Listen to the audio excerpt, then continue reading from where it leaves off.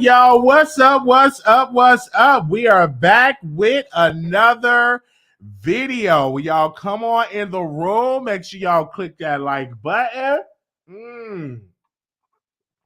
Drank my Red Bull today to perk my energy up. Didn't drink one yesterday, but absolutely. And we have been doing videos all this week. So y'all come on in the room. Make sure y'all click that like button. I got on my black gold shirt.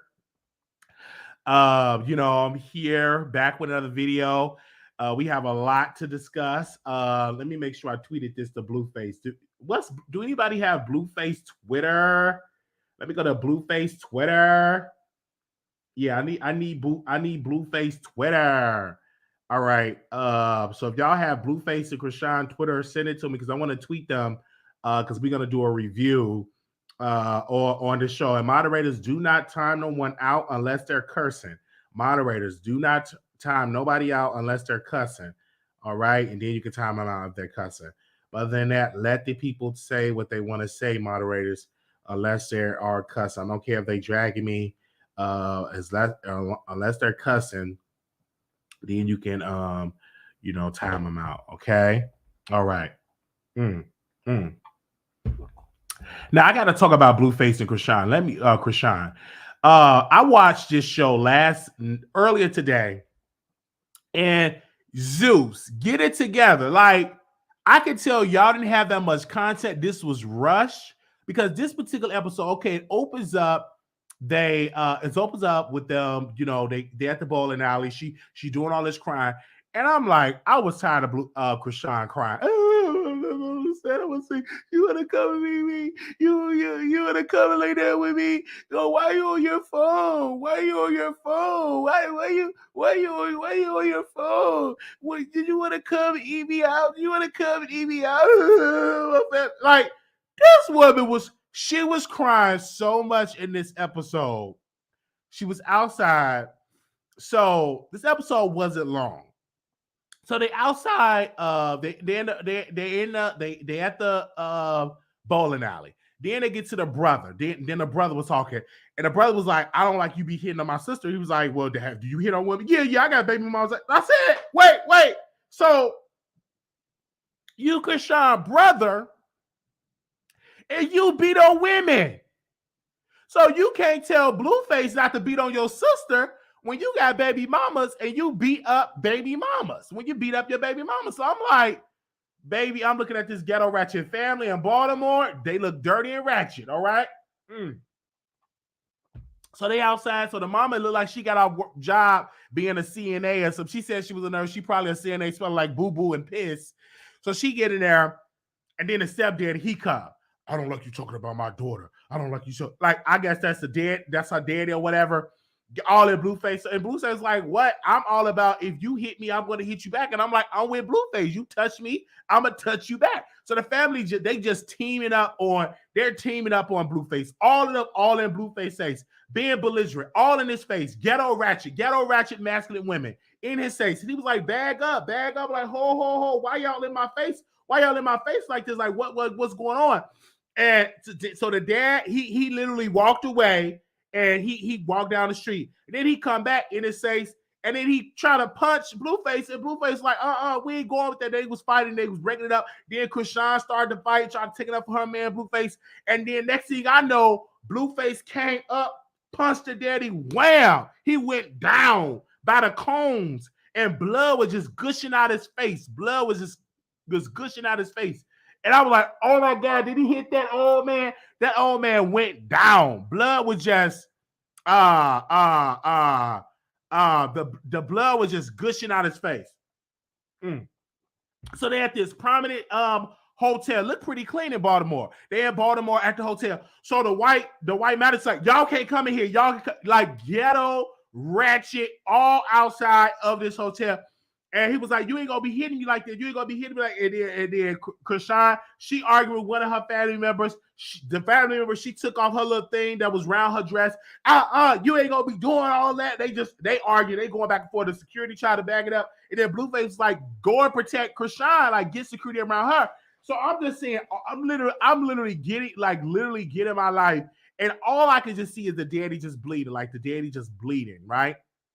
Then it goes into Chrisean, like, I don't understand. I got a lot of niggas that be on me and all this type of stuff. And y'all and Blueface is in Vegas. You ain't in Vegas. You just want some pussy. That's why you in Vegas, because you want pussy and all that. You ain't got a lot of me. You lie, bro. You lie. Like, when I tell you, and before that, Blueface made a tweet and it made me wet.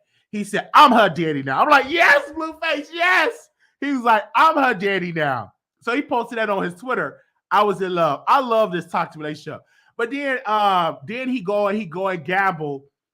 He's in Vegas. And she was like, what do you mean? You just going to get some pussy. So, and then he goes to the part where Chrisean, she go and meet with her attorney in some type of storefront. And he was like, well, I can't get this down to a misdemeanor. And then she leave that. She was crying. Majority of this episode, between the ghetto ratchet of her family in Baltimore, Maryland, Blueface was crying. I mean, every time, all I could see, a tooth was missing, and she breaking down in tears. And I'm just gonna be real with you, like, she cries so much, like, it ain't even cute. Like, I don't even know if she cried, they make love and she be crying, because she is so clingy. And that's like a turn off, being that clingy. Like, I get it, have your space, I have my space. She's extremely clingy, and she just sitting there, and she was just literally just crying, like boo-hooing. And she's like, you ain't, let's go to the hotel. Let's go to I just said, why are you on your phone? You've been on your phone all day. And Blueface was like, I haven't been on my phone all day. I just got my phone. So they're just going on. I'm here for the show. I just wish the show had a little bit more time. It looked very rushed. Because they taped it very fast, because that fight just happened a couple of months ago. So it was like, really, the episode was just her trying to meet her family and then a fight. And that was it. And so I really love it. I talked to Mr. Plummer and I said, man, I give it 2 thumbs up. I just wish it was a little longer. I'm really, really loving Blueface. I think that he's amazing. I think he's an amazing entertainer. And I was just having a conversation with somebody that said, Blueface is like literally, and I know people ain't gonna like this, but he is the today generation Tupac. He is the today generation Biggie. Like, his rap skills, he can rap. His aura, his sex appeal is definitely like, I would tell you, he is definitely like today generation of Tupac. And I think if him and Jay-Z were to get into a battle, I really, really, really believe that, he can really beat Jay-Z in a battle. And that's just my humble opinion. But as of right now, like, Blueface is definitely in my top 5. He's definitely, Blueface is definitely in my top 5 as top 5 entertaining rappers. Blueface definitely in my top 5, if not my number 1. So I love Blueface. I love Chrisean. Make sure y'all go check out the episode. Is on Zeus, episode 2. You can really get them episodes because it's not that long, it's not that lengthy, and it's not too many characters. It's mainly focused around Blueface and Chrisean. So yeah, I definitely I love them both, man. I give them like literally 2 thumbs up. And I know a lot of people ain't gonna like it, but I give it 2 thumbs up. It was really a good show. All right, so now we on day 7 of the trial, and I'm gonna get my recap and then read some tweets. So I was watching other people recap of this trial. Now, mind you, that everybody was talking about this witness that the prosecution had that call 911, Mr. Kelly, and I'm gonna give you a recap of what really happened. So it was in his driveway, and he said he saw 2 men and 2 women. He said he saw them all fighting, and he said he saw a woman with a flash, and then he said he saw Tory, and they tried to make it so one of my clients. He said no, Tory was shooting, and he said he really thought it was a flash came from one of the females. But then he said that after the shooting, they were beating up one of the women. She was on the ground in a fetal position, and they was like beating up this woman on the ground. Oh, and I'm just listening to this whole entire testimony, And so the prosecution was like, listen, like in the 911 call, you didn't say that Tory, you didn't say that it was a woman firing shots. You were saying that it was a man that's fighting women. So in the 911 call, your story kind of changed when you're talking to the DA. I'm sorry, when you're talking to the defense attorney, that's when your story started to change. And so they had went back and forth with that. And then the defense, they tried to keep asking questions. And the guy was adamant and said, hey, the short guy was doing the shooting. Now, mind you, this is the neighbor in a predominantly white area, and was giving his response. And he, white folks, they get very distraught when it's black violence. They, oh my God, they was playing like the gunshots. He had to take a break because all of this ghetto ratchetness was literally in this man's driveway. He said, I was so afraid for my son. I guess the gunshots was definitely was giving him, shock and all of that. Then I go to Nick at Night. She talk about this this entire story, and how the guy thought that they was going to throw him in the river, and they was going to have like this whole ordeal, and he thought that they was beating the woman up so bad, and it was going to throw her in the river. Now, mind you, none of Kelsey's testimony said, hey, I was fighting Meg. None of Meg's testimony said she was fighting Kelsey or that she was fighting Tory. None of that really came up. And this makes sense that Kelsey says she wanted immunity, that she wanted some type of immunity because she didn't want to admit that she was beating up Megan Thee Stallion. So it makes sense. I believe this witness is very credible, and this was supposed to be the defense star witness, and I don't think they was expecting him to say Tory Lanez was shooting. I think they wanted him to just say the woman was shooting, but he kept saying, no, Tory was shooting. He was mad. He was angry. All of that. They wasn't expecting that. And this is yet again that this trial, this is 50-50 because, man, between Kelsey testimony, how she didn't flip, between Megan testimony, but now this neighbor, then you got EJ. This can go either way. And I know they got a part 2 of this, and they're going to break down a part 2 of his testimony.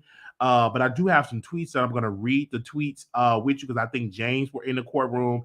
He's a reporter for the LA Times. I'm definitely going to read his tweets for you guys, and I'm going to go to the blogs. All right, he said the prosecutor has also rested his case with the option to reopen if they track down additional witnesses, presumably Justin, right? So they're still looking for Justin. All right, let me read this tweet. Other notes, a juror was excused, and it was not the coughing juror or the woman who was in the elevator with Tory Lanez. I have no other information on what happened here. All right, on cross, Kelly tells the DA, Alexander, he believed the girl fired the first shot, but then challenged her with the 911 call transcripts where Kelly supposedly never made any mention of a woman shooting. Court broke for lunch there. All right. On redirect, they got Kelly to acknowledge he previously said he saw Tory Lanez wrestling the gun away from Kelsey. It looks like he was trying to take the gun from the other girl. Kelly previously told the defense investigator per the lawyer's question. All right. Kelly also went into the bizarre narrative lining up with no other testimony where he said he saw 3 people beating up a 4th woman. He thought that was going to kill her. He said, I saw flashes. I never saw the gun. I don't know. I never saw a gun. It was like just flashes. Kelly said not long after saying he told investigators they were both shooting. Not sure if there is any wording issues, but I'm sure how no one sees a shooting without seeing a gun. At some point, the attorney asked to take his own witness as hostile, and second time he's done so on of the 3 witnesses he called, and judge said he cannot. Wow. Kelly a bit all over the place witness. The flashes didn't come from him. He said, referring to Tory Lanez, I believe I saw the girl shoot first. I don't know if she was shooting, just thought it was fireworks, he said later. Kelly tried all parties involved in the fight, but paints Tory Lanez as extremely agitated. The defense attorney, George, keeps bringing up an interview Kelly did with the defense investigator where he did say one of the girls was the shooter. Now he's saying he saw flashes. Kelly never heard he never heard anyone say dance B, but describing women crawling away from the car bleeding. He told investigators previously two people had a gun. Today he said, "I never saw the gun. I just saw the flashes. Wish he thought came from a woman." Kelly said he heard what he had first believed to be fireworks. Then he saw a muzzle flash. Confusedly, Kelly said he both saw the muzzle flash coming from one of the girls, but also saw about the same time the smaller gentleman, Tory Lanez, got out of the car. Kelly said he was woken up by arguing and looked out his window to see two girls fighting, Megan Thee Stallion and Kelly. They were pulling the hair and hitting each other. It was quite violent, he said. Okay. And this is what he said. We spent the entire morning with defense witness Sean Kelly. So this is really something, you guys. So now we have this witness was a neighbor. They was in his driveway. I'm assuming they was in the man's driveway, and he witnessed it all from his house. And wow. So this is definitely something that is going on. Wow. So I want to know, did this change any of y'all mind? With this witness, I don't believe that the defense attorney was expecting this witness to say what he said. I don't think so at all. According to other people that was in the courtroom, I think Armand said this in his report, that the people that was on Tory Lanez's side was saying, "Oh no, stop, rest." Defense need to rest because they feel like that witness pretty much blown the case. And he said, from his observation, that Tory Lanez was over it, that he was upset. That's what he said.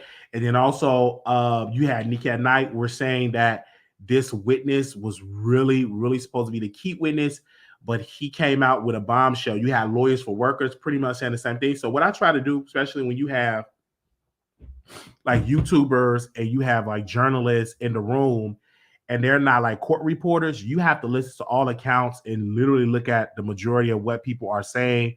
And then you just take it like that, because I don't have the transcripts and I'm definitely not in the room. So I have to like listen to all of them. And when it comes to stuff like that.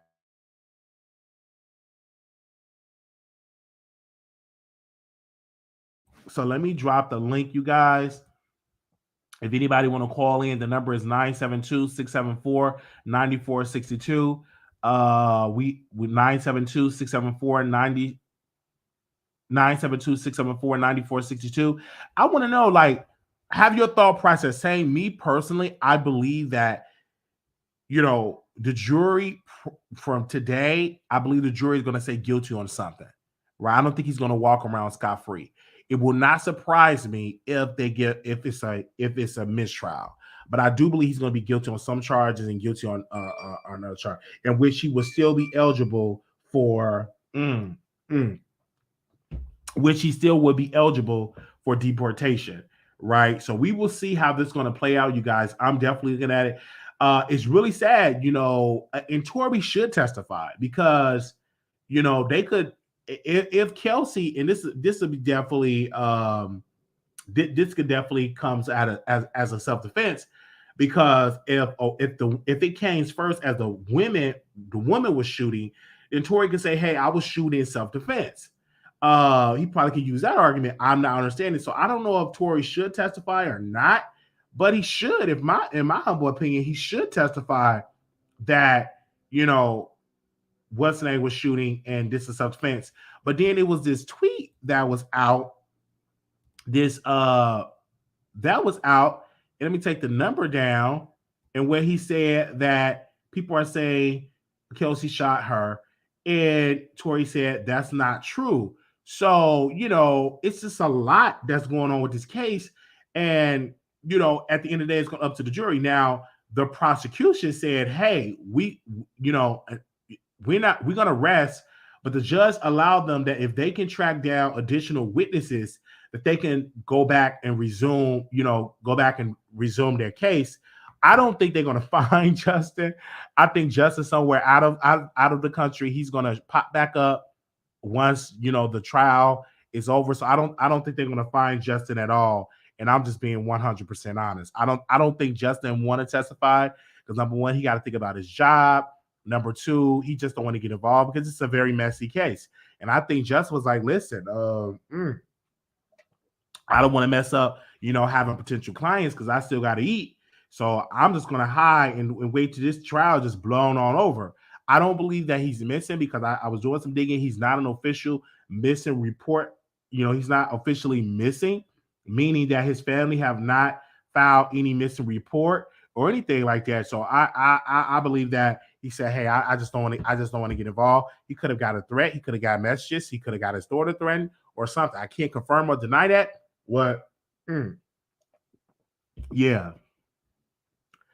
They said, so I really, it looks like Tory gonna have to wind up testify. This week. Oh, hold on, we got a caller. Hey, you live on the Wiley Show. This is your favorite call-in person, Auntie Chris. Welcome. And yes, last week I said that Megan was beating Kelsey pretty bad. I'm sticking to my story. She's beating Kelsey pretty bad. There was a tussle in the car, and the gun accidentally went off. I really believe that's what happened. Kelsey, she may have shot, or maybe Meg tried to pull out the gun, and the gun, because she got, it's supposed to be in the foot, shot downward towards the ground when they were tussling over that gun. That could have happened. And then Tory shooting in the air, because it didn't say he shot down at Meg and told Megan to dance. The witness didn't say none of that happened. It said Tory shot frantically in the air, which means he was trying off, or somebody like, hey, cut this stuff out. And so it could have been Meg accidentally shot her own self, and maybe when she limped over, maybe everybody was going there to her like, hey, what are you trying to do? You trying to kill Kelsey? You trying to do this and that? So maybe how that story sort of came about. But I really do believe Meg and Kelsey were in a very heated fight, and Meg pulled her hair out. She scratched her up. She drug her. She was beating Kelsey up so bad that Kelsey was trying to reach for that gun, and Megan's like, no, you ain't reaching for this gun. Let me get this gun. And the gun, and Tory had to go and pull. And this is the reason why that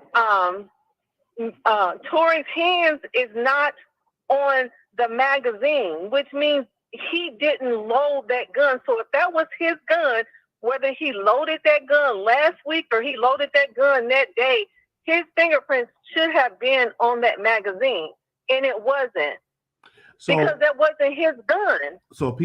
They said it was Go ahead. So people are saying in the chat, this lady don't know what she's talking about, because clearly the man said that Tory was shooting.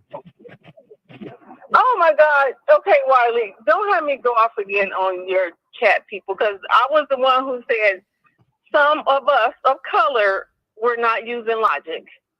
Now, come on, people. Let's go back to class 101, logic. If you went to high school and you was in the 11th grade, you probably was in a class called logic. And in that class, they probably taught you how to use your common sense and how to logically think things through. This is the only logic there is. They were in a fight, and the witness testified to that fact that they were in a fierce fight.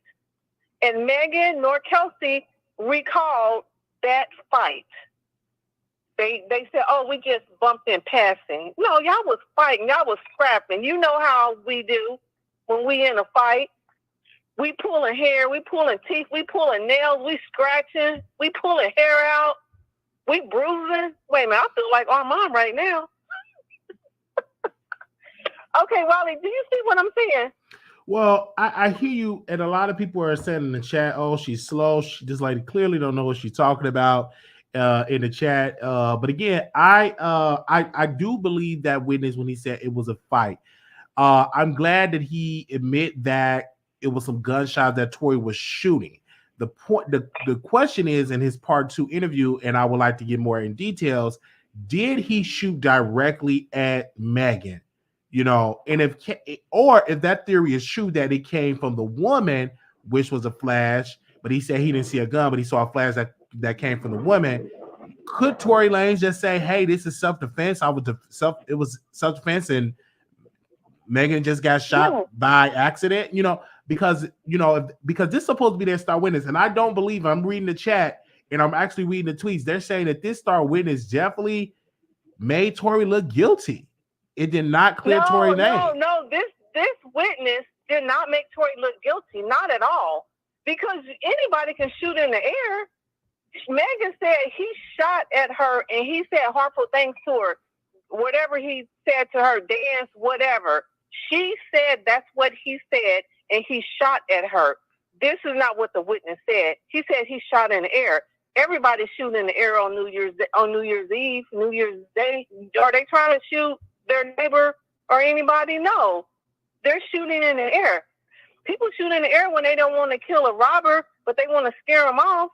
You can't just shoot in the air and say somebody's directly trying to shoot you. And Megan lied. She lied. So you guys have to really use logic. I believe that gun went off in that car and it shot downward from the fight, and Meg probably shot her own self, and then Tory shot in the air.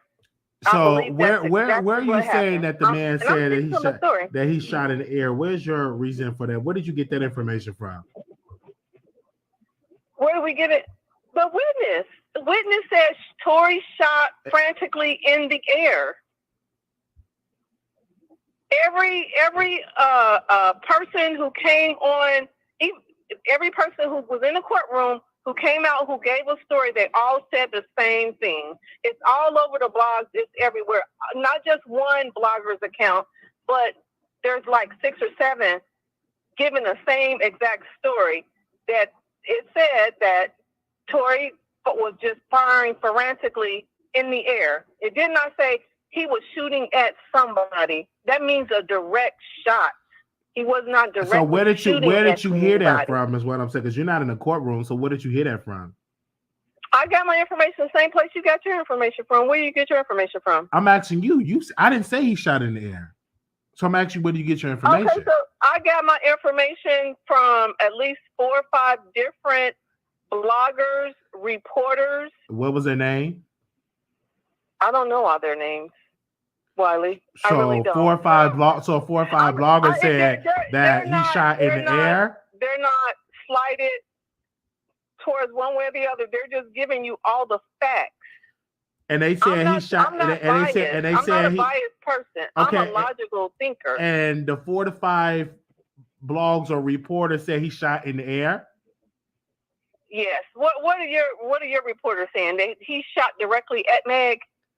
No, I never heard no one say that he shot in the air. Is what I'm trying to say. He said he was frantically shooting everywhere in the air. Okay, he shot in the air. He didn't. That guy today did not say he was shooting directly at Megan, which that's what Megan said. We got to go back to what she said, and this is why the state of California picked up the case, because she said he shot directly at her. Okay. And that's not what happened. Okay. Her feet was already bleeding when he was shooting in wherever he was shooting in the air, whatever. Her feet was already bleeding. She was headed over to wherever that driveway was to sit down. Her feet was already bleeding. Okay. So we gotta really start thinking logically. He said he shot in the air. He shot in the air. He didn't shoot at nobody's house, so that means he didn't shoot straight ahead. No, I'm actually whether the witness testified. Did the witness testify, yes or no, that Tory shot in the air? Did the witness testify and say that Tory shot in the air? Yes or no? Yes, he did. Yes, he did. There was no other way for him to shoot. If he would have shot on the ground, the man would have seen a fire shot from the ground. Because when you shoot on the ground, there's going to be fire. There was no markings of any gun being shot on the ground, and it was shot in the air.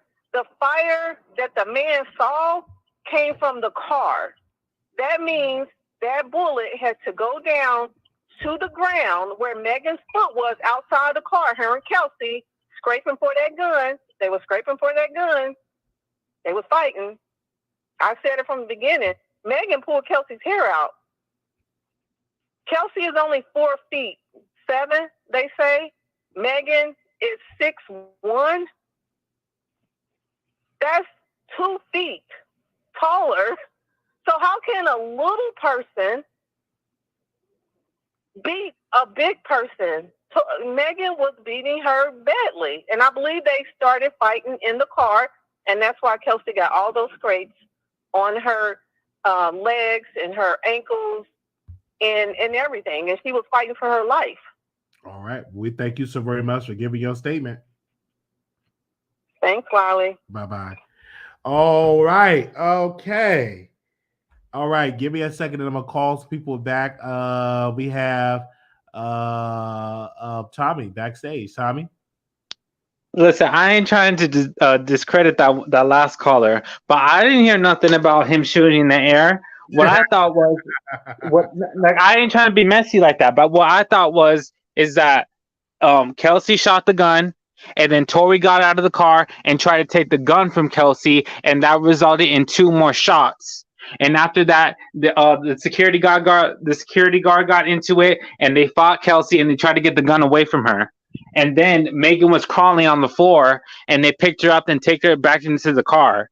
That's what I got from it. I didn't hear nothing about Tory shooting in the air. And then I heard that, according to the people in the day, that two men and a woman was beating up a woman on the ground, and she was in a fetal position, and he thought they was going to throw her in the river. Did you hear that? No, I didn't hear that. That's juicy. What? Mm-hmm. Yeah, so they were saying that he witnessed 3 people jumping on this one woman in a fetal position, 2 men and a woman, and he said he thought they was going to throw her in the river. That's what the witness testified. Well, these witnesses don't know nothing. If I'm being honest, because the first witness said that he thought it was fireworks. I'm like, what? How do you know it's fireworks? That was very strange to me. Come on. I know a difference between a gunshot and a firework. Come on now. That's why he was saying, he said he thought they was going to throw her in the river. He thought it was fireworks. He said the flash came. He said it looks like the flash came from the woman. And then Tory, he said, well, Tory, he said, yes, Tory was shooting. And then the prosecution was like, in your 911 thing, you didn't say anything that the flash came from a woman or anything like that, right? You didn't say that. You didn't start to say that once you start talking to the defense. And so what the prosecution tried to paint, that you were coached by the defense to say, hey, it started with a woman, and then Tory started shooting. And I don't even think that witness even said that part to the defense, because he said on the stand that Tory was shooting. Right. And that was my thing with that witness, because he kept backpedaling, and then he said it again, and he kept backpedaling, and then I think it was the prosecution said, I'm trying to build a foundation with you, and you keep going back and forth. That's my issue with a lot of these witnesses. They're acting like they know exactly what happened, but they want to be backpedaling when they're in court. You know what I'm saying? Absolutely. But we thank you so very much, Mr. Sami. All right, thank you. All right. Hello, can you hear me? Yeah, can you hear me? Okay, yes, I can. Wiley, first of all, I'd like to say this. Thank you again for covering this story. And you know what? Milagro Graham deserves a lot of credit. I hear a lot of people repeating what she has stated. She came out of the courtroom. She gave a very good word by play in terms of what happened with the witness on the stand. She had 2 other people with her. And I have said this to you before, I think it was with the talking faces that wanted to speak to me when I made the comment, and I said, you know what, seems to me that the people that had more of a reason to, or more of a motive to commit this situation, to do the shooting, had to come from Kelsey possibly being upset with Megan. And because I remember Talking Faces wanted to talk to me, and I had hung up, and I didn't get a chance. And I don't think you could have allowed me to speak to her. And she said, you know, she didn't feel, you know, that could have been the motive, because the fact they were used to going behind one another. Well, as I said before, one of the first people to tell you, no, Kelsey was very shocked by what happened. And I think when that fight took place in that car, it got extremely heated. And I just like to say this too. When we go back to the story about EJ, I think that's the stylist. They asked him a question while he was on the stand about, did he see a gun? And I think that he did say he saw something similar to that, or something about the fact of him seeing something similar. And he also stated that when he placed those bags in the car, and when he placed them in the back, when he placed them in the trunk area, they were located, I think, somewhere else in the car that he did not even place them. So when this whole fight came about, I think when Tory revealed to Kelsey exactly what was going on, that Meg was, you know, their relationship behind her back, I think she was very shocked by that. And I think when that happened, it got very heated in that situation. And when it got very heated, that's when I think they got the fight away there. Because remember, I mentioned to you about they found the nail, like broken fingernails in the middle of the street. And I also said to you about where the bullets were. There was no bullets that was around the the truck or where they were located. That there was another bullet that was all the way in somebody else's yard. I think that all came from the fact that when they got the fighting, just think about this. And Malongo Graham said this, and I think this to be true. If Kelsey was the one with the gun, she would be the one to know where it was. And according to the witness, he said it was a woman that he saw that fired the first shot. Now, admittedly, he did not say when he first gave his testimony anything about a woman. But when they asked him, he said, mind you, he was so startled by everything that was going on in his neighborhood and shocked by it happened, he probably had to take a moment about this. So he's saying that, okay, but he said the first shot came from the woman. And I think that might have shocked even Tory that this was even happening. He probably like, look, y'all can fight, but shoot, no. So I'm pretty sure they probably tried to grab the gun from her. And what got me is that I always ask that question. With Kelsey stating that she had been hit or Tory had hit her, or whatever the case may be, I always wonder why that charge was never brought up. Something's wrong in all of that, too. So I think there's just certain things here. It's hard to say that Tory is the one that is the shooter. And there's so much reasonable doubt. I don't think the person on the stand, when he said about Tory shooting, and how the other three shots that came, at that particular time, he said he thought it was fireworks. He couldn't really tell what that was. And we also don't know if he had somebody else's hand was on that gun and he's trying to take the gun. We don't know that. There's nothing to clearly identify to us who had that gun and who was, but they did clearly identify that the woman, Kelsey, made the first shot. So that's all I want to say, Wiley. And I think we need to give some great credit to Malongo Graham. I didn't watch her today. I watched Nika at Night. I think she did an incredible job. She was live on YouTube. Giving us a breakdown of it. I think I'm definitely giving credit to as well Armand Wiggins. I think he did an amazing job giving a breakdown as well. Lawyers for Workers, I think he did a wonderful breakdown as well. I did not catch Milagro today. I didn't catch her, but I did catch those other individuals and stuff like that. And I heard that Milagro got mad at Nick at night because Tory was looking at Nick and he was getting turned on. And I guess she got mad because Nick is there. And I think Armand said something. Everybody wanted a piece of the pie. They was like trying to throw shade at Nick. So there's a lot of stuff going on. But again, I looked at Armand commentary and I looked at Nick at night commentary. I'm sorry, I didn't mean to interrupt you. I think I thought you paused, but you didn't. You said, what else did you say? No, I said that I give commentary to her because she gave beautiful commentary. Well, I'm gonna say this, Nick. I tried to watch her yesterday, and the reason I give Milagro's been there every single day. You know, people may disagree with however they might feel about her, but I am very much into professionalism.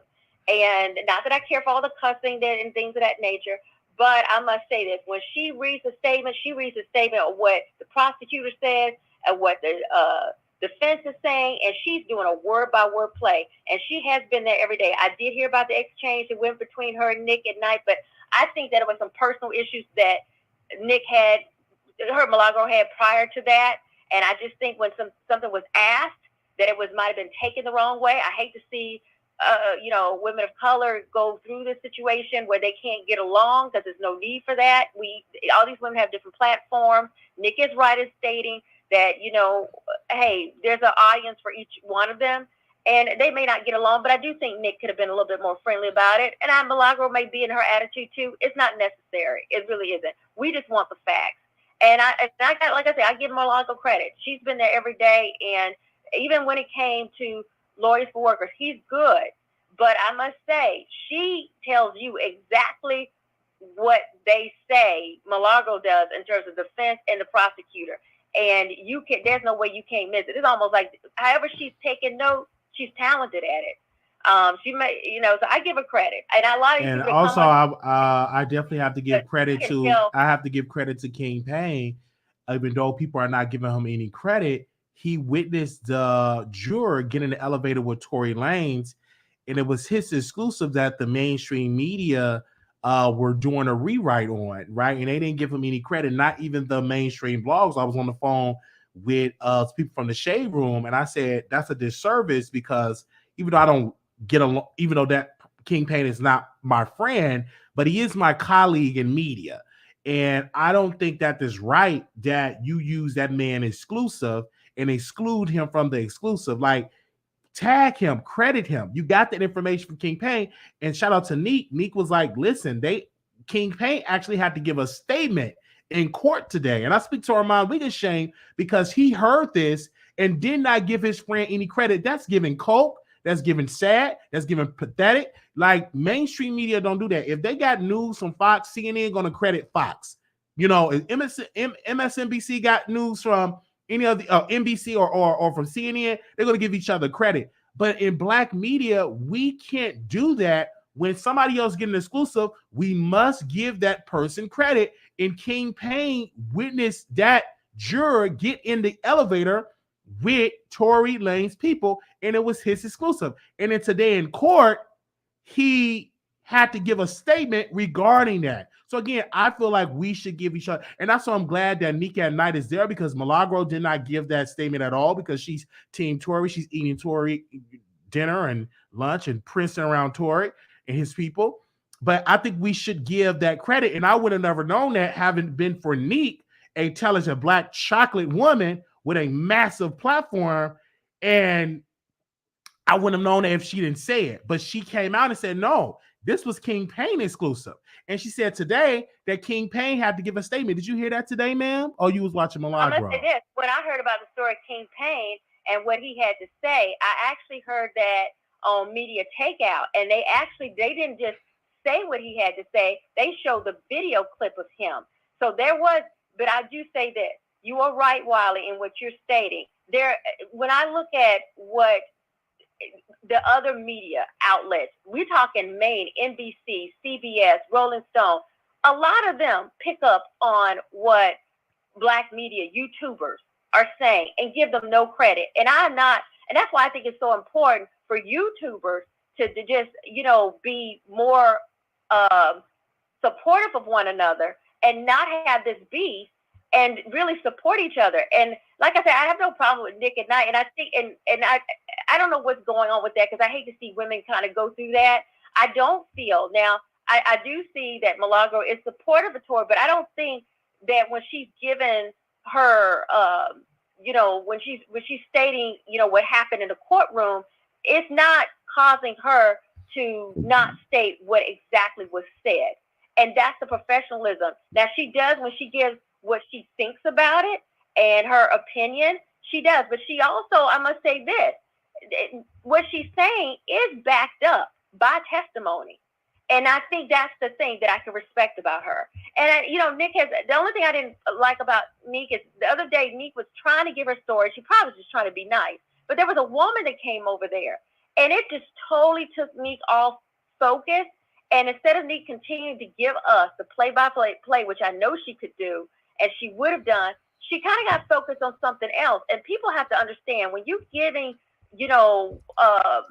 when you're stating what has happened in court, we really don't want to deal with your distraction. We want you to professionally tell us what is happening, and whatever opinion you have, tell us that later. If anybody comes around, please let them know. Look, I'm taking care of something. I think that's like. But that comes from being a seasoned person in this game. Like, you gotta be focused. Like, I tell a lot of YouTubers when they doing their commentary, don't read the chat, because I've watched a lot of commentary. And they'll read the chat and get totally thrown off of what they're talking about. Oh my gosh, like they didn't miss their whole point because they just read the chat. You read that later, but give us the tea first. So that's how I agree with you on that. But again, I have to give credit. Armand did an excellent job. Street TV actually came on our show a couple of times. He did an amazing job and actually having experience in covering trials, actually working with the defense. And I've learned him just by going live. He hit the link and he came on the show. He's done an amazing job. And then it's another young man, can't think of his name. If y'all know his name, he got the raggedy teeth. But he got the suit on. He get to the court all early. I can't think of his name. If y'all have his name, let me know. He give good reporting as well. Yeah, and I think it's great that you bring up all these names, because I have seen a lot of Street TV. Huge fan. He's a professor. He's got an extensive amount of experience being in the courtroom, and he did a great job on your show. And you know what, Wiley, I hope, one of the things I saw, and I was going to just tell you this from a business standpoint, when you do these shows like what you did with Street TV, it'd be a good idea for Street TV to just play whatever the video is on their channel, and you do the same thing like you did on yours, because it opens you up to a whole nother audience. And I think that would be a great idea. Like when you have these people and these, on your show, and they also have, their own channels that they have, or their own websites or whatever, to allow that, because it was a great interview you did with him, and you were very focused on it.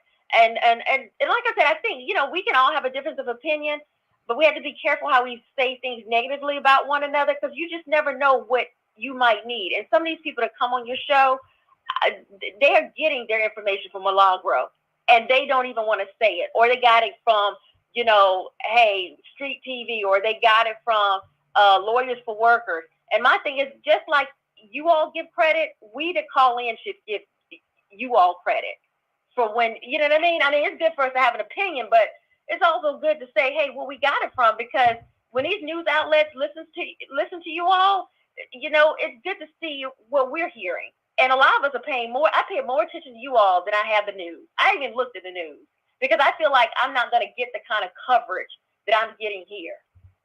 I'm just not going to get that in-depth coverage. And it's not going to be as fun as it has been listening to you. All right. Thank you so very much for calling in. You're welcome. Bless you, Wiley. Thank you for having the show. All right. Thank you. Okay. I know people are calling in. If the lines are heating up, we will call you back. I do have someone that is backstage. Child, please. Hey, Wiley, can you hear me? Yes, ma'am. Okay. You were on that call and I started driving. So I think Tory shot Meg. I just think, it's going to be difficult to convince the jury, but hopefully from the witness from today, maybe that has changed the jury's mind to see that Tory did this. I want to back up a minute. I'm really disappointed that last caller used the word professionalism related to Milagro's commentary reporting on this case, because unlike Street TV and some of the other people that you name, Armand, Nick at Night, all of those people, they will report the story and put very little of their opinion. professionalism means you're not doing all that cursing. She'll say what one of the witnesses said on the stand, and then she'll give her opinion on why that didn't make sense. And I think if you're a reporter, you should come across, or if that's what you're trying to appear as, you should come across as objective. And she doesn't do that. But these are the last few things I wanted to say. For all the people that don't believe that Tory shot Meg, I really wish I could get answers to where is his bodyguard and driver? Like, don't you think that Tory would be doing everything he could to get that guy to, come testify? And then the other thing, I can not get out of my head that Kelsey that night took out a phone and sent a text and said, Tory shot Meg. I don't know how that doesn't even sway you a bit. Mm-hmm. And I think what happened was everything what that the witness today said. And by the way, he never said air. He never said anything about about shooting up in the air. He motioned his hands when he started talking about Tory. He motioned his hands in a gun position and kind of waved it above his head, but he never said that statement. I'm very shocked how people are calling in and like adding to the story things that the witnesses did not say. But I believe what happened was that Kelsey and Meg were fighting, and I think Tory, at that moment, after him going back and forth with Meg, at that moment he was like, "Oh, let me put this B in her place," and she's fighting my girl Kelsey, and I think that Kelsey, now I understand why Kelsey needed immunity.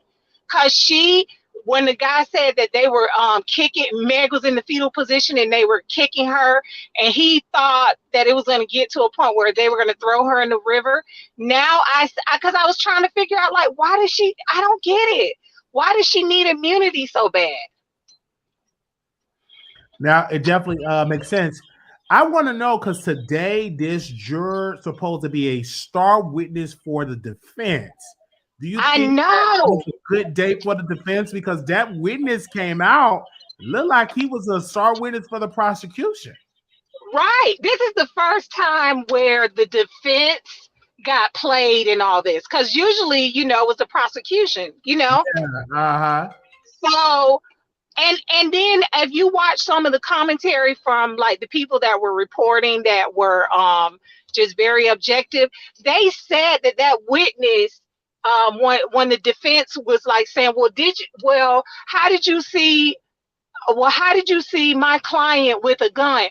They said that witness was insistent that no, I saw he had his hand and he was motioning like how Tory, he said the short guy, he had his hand moving. He was showing how he was moving with the gun, and he was very insistent. So I know people are saying like he was all over the place, but I've seen like 3 people that have reported this, and they all say that the witness was like, no, he shot the gun at about. And then they said, well, was it a gun? He said, well, I didn't see a gun, but he had it, and he showed how he was holding his hands. It was in a position like someone holding a gun.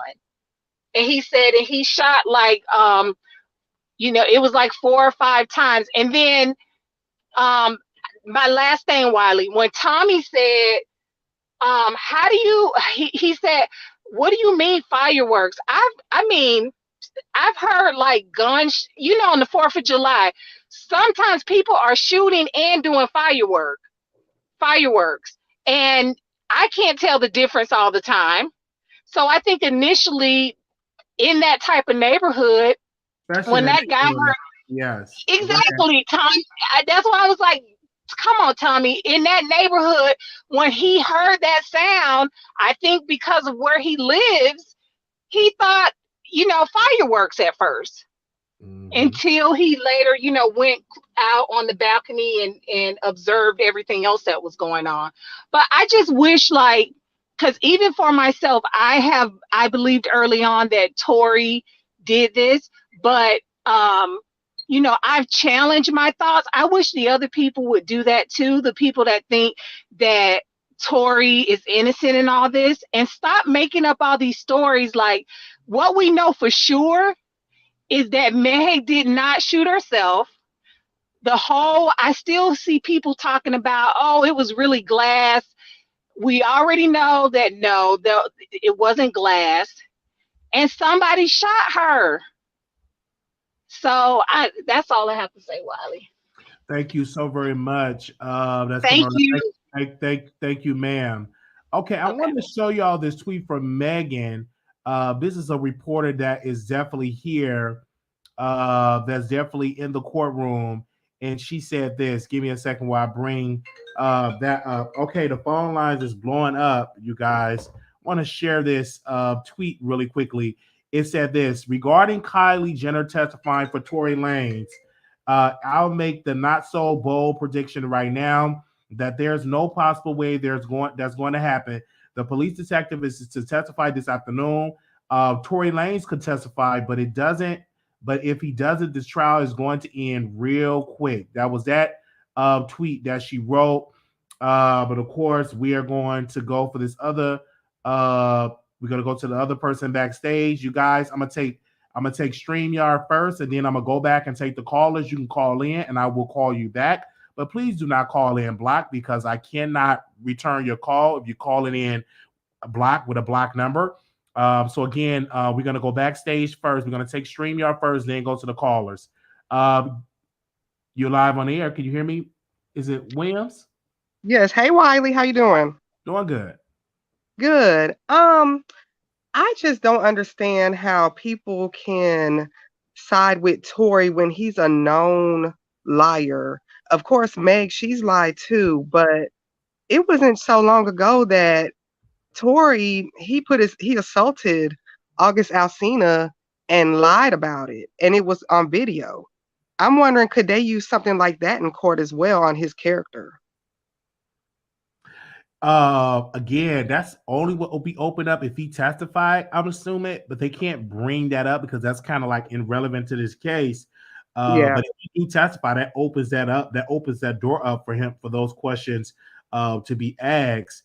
But this witness that actually testified, he definitely said a lot in this trial today.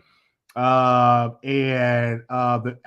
reporter is saying Kelly also went into a bizarre narrative, lining up with no other testimony, where he said he saw three. Let me go to this thread, and I'm going to show y'all. Let me screenshot so y'all can read it for yourself. When he said lining up with no other testimony, where he said he saw three people beating up a fourth woman. He thought they were going to kill her.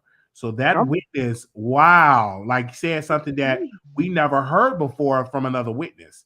So, there we go right there. So again, this trial got a lot of twists and turns, and today it looked like the defense got played by their witness. Yes, it's crazy. And I wonder what's going on with the bodyguards and the driver. Like, it's just not right. It's just giving real darkness to me. I don't know. It's just, I hope that the bodyguards and the driver, I hope that they're safe, because who knows what could happen. I don't know.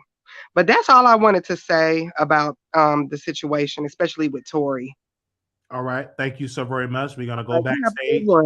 Thank you so very much for calling in, because I think it's your first time hitting the link, if I'm not mistaken. Yes. Well, welcome to the show. Thank you, and hope you subscribe. I love you, Wiley. I love watching your show. Thank you so very much. Okay. We have a super sticker. They said Milagro is a biased mess. She has no professionalism. Calling Megan. Let me make sure I read their super sticker. Calling Megan all kinds of B's. Is it true she's sleeping with Tory and his daddy, allegedly? That is what GI had to say, sending a $4.99 super sticker. All right, let's go backstage. Talking Faces, you're live on the air. Hey Wiley, how you doing? Doing all right. So Wiley, this was another time when we actually got the truth. And what this witness says, if you think about what Kelsey said in her audio interview and what Megan said, they really line up together. This man said that he saw Tory shooting the gun about 4 or 5 times. He said Tory was, I think, he said over, he was in the car, but like outside of the car. So that's standing on the board, like over the door. And that's when Megan went down. All of you people that are trying to say that Kelsey shot the gun or whatever, the prosecutor tried to make him read his statement again so he could remember. He said, the night of the incident, you said nothing about a girl. You said a guy, a short guy was doing the shooting. Let me tell you what defense do. When they interview a witness, they give you a scenario and they'll tell you something like, could it been the girl with the gun? Could the girl been the one with the gun? Did you see the shot shoot closest to her? Did the flash go off by her? This is the kind of thing that they will say to a witness to try to confuse them or get them to change their story. And then they start to, kind of start to think, well, maybe this and maybe that, especially this long out. But the night of the incident, when he was interviewed by the police and the investigators early on, he said it was the guy doing the shooting. He said it was 3 people fighting one person, which was the girl, which was Megan. He said, even if you want to go with this whole premise that you say, which I think is crazy, that Kelsey shot the first 2 shots, Megan didn't go down. Even if you want to use that scenario, she went down. The man said, the witness that was looking said, when Tory was when he was in the car outside over and he shot, and then that's when Megan went down and cried. He also said that Tory was angry. He was so mad. He said, you couldn't hear anybody else but Tory. He was screaming and yelling so loud and calling them all kind of names. He was angry. Also, another thing, people with this whole theory about whether it was Megan or Kelsey's gun, it's clear who gun it was. Before the incident even happened, before they even got out the car, according to Kelsey, Tory threatened to shoot her, and he motioned in the front seat to get the gun at the glove box, but he didn't go in there again. That tells you Tory knew it was a gun in the car. Once everything popped off, when supposedly Megan and Kelly were fighting, and I don't even know if I agree that they were fighting Megan, because the reason why is on the stand, the guy says he could see the tall person, but he couldn't see the other 2 little people. So if you couldn't see the little, you could just see the top of their heads. How do you know that it was Tory and Kelsey? It wasn't Tory and Kelsey fighting and not Megan, because he says later on where he saw all 3 of them attacking Megan. So Tory knows the gun is in the front seat while they're fighting. Kelsey says in the audio, she said she don't know how Tory climbed over in the front, but he was in the front. Tory gets in the front. He gets the gun out of the glove box, okay? While they're fighting, maybe he shoots 2 warning shots, because I think he shot all the shots. Then later on, when the shots were fired, that's when Megan kind of veers off by herself, and then Kelsey gets back in the vehicle a little bit. Tory is over the vehicle, coming out of the vehicle, and he shoots Megan, and she goes down. The gun being under the bags. Well, after he shot the gun, when he was in the front seat, what did he do? He tucked the gun under the seat, under the bag. All along, Tory is the one that knew the gun was in the car. No one else. Tory shot Megan. This man says it on the stand. This was a bad day for the defense. If all those jurors needed was another person, to me, besides Megan, that says that Tory shot her. This man on the stand today, that he said he saw the man with the gun shooting at Megan. He don't know how many shots, and you shooting everywhere. That makes sense. Megan says she turned around, she saw him, she goes down.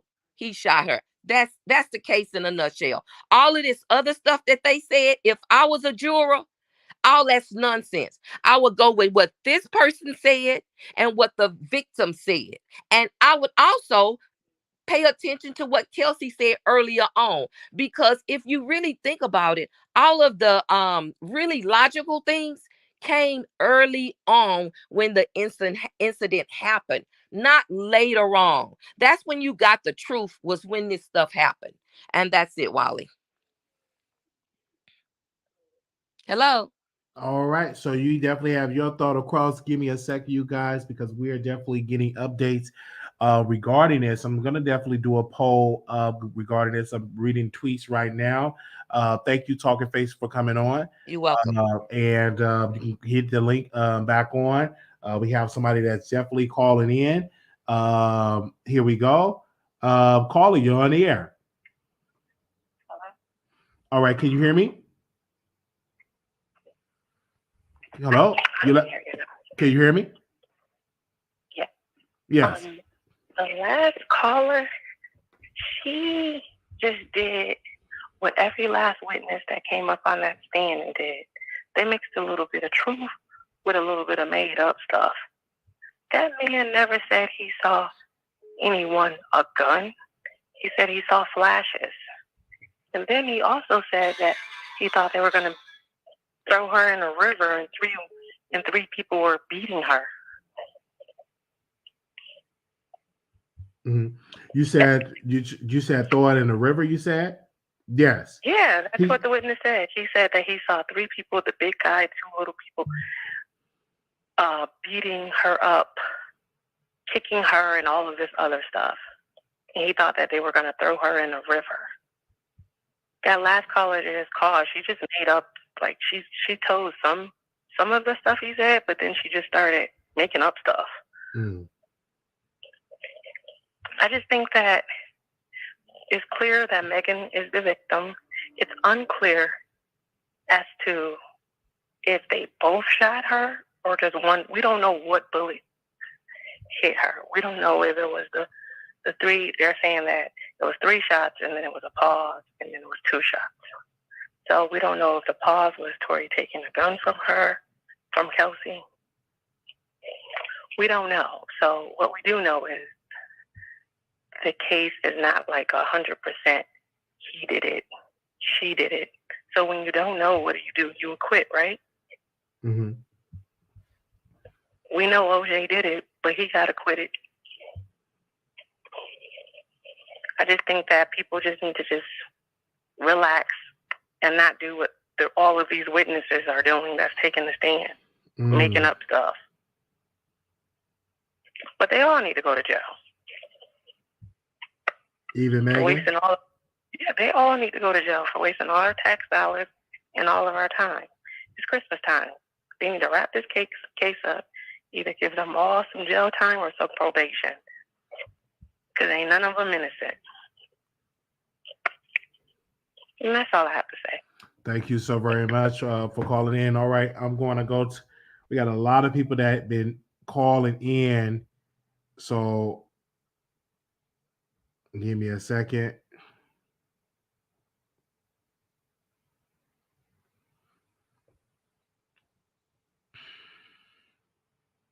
All right, I'm going to take the callers. Where's my pen so I could not call the same people twice? Oh, here's my pen right here. All right, make sure you pick up the phone, y'all. Hey, you live on the Wiley Show. Hi, Wiley. Hey. Hey. Thanks for taking my call. I just first want to state, I don't think anybody is right with their thoughts or opinions, or wrong. We all have our thoughts or opinions. For me, every day it just seems to change based off who, is up on the stand. 1 minute I'll think Tory did it, the next minute I'll think Kelsey did it, then one minute I really don't know. That's why I'm very interested for this case to hurry up and we get a verdict. But the attorney Mo Gangit, I did see a clip of him earlier, and he was describing what a witness saw. And just based off that witness saying that, and you guys can correct me if I'm wrong, I won't be offended. I thought he said that the witness said that he saw a female with a gun shooting, and then he saw Tory shooting in the air.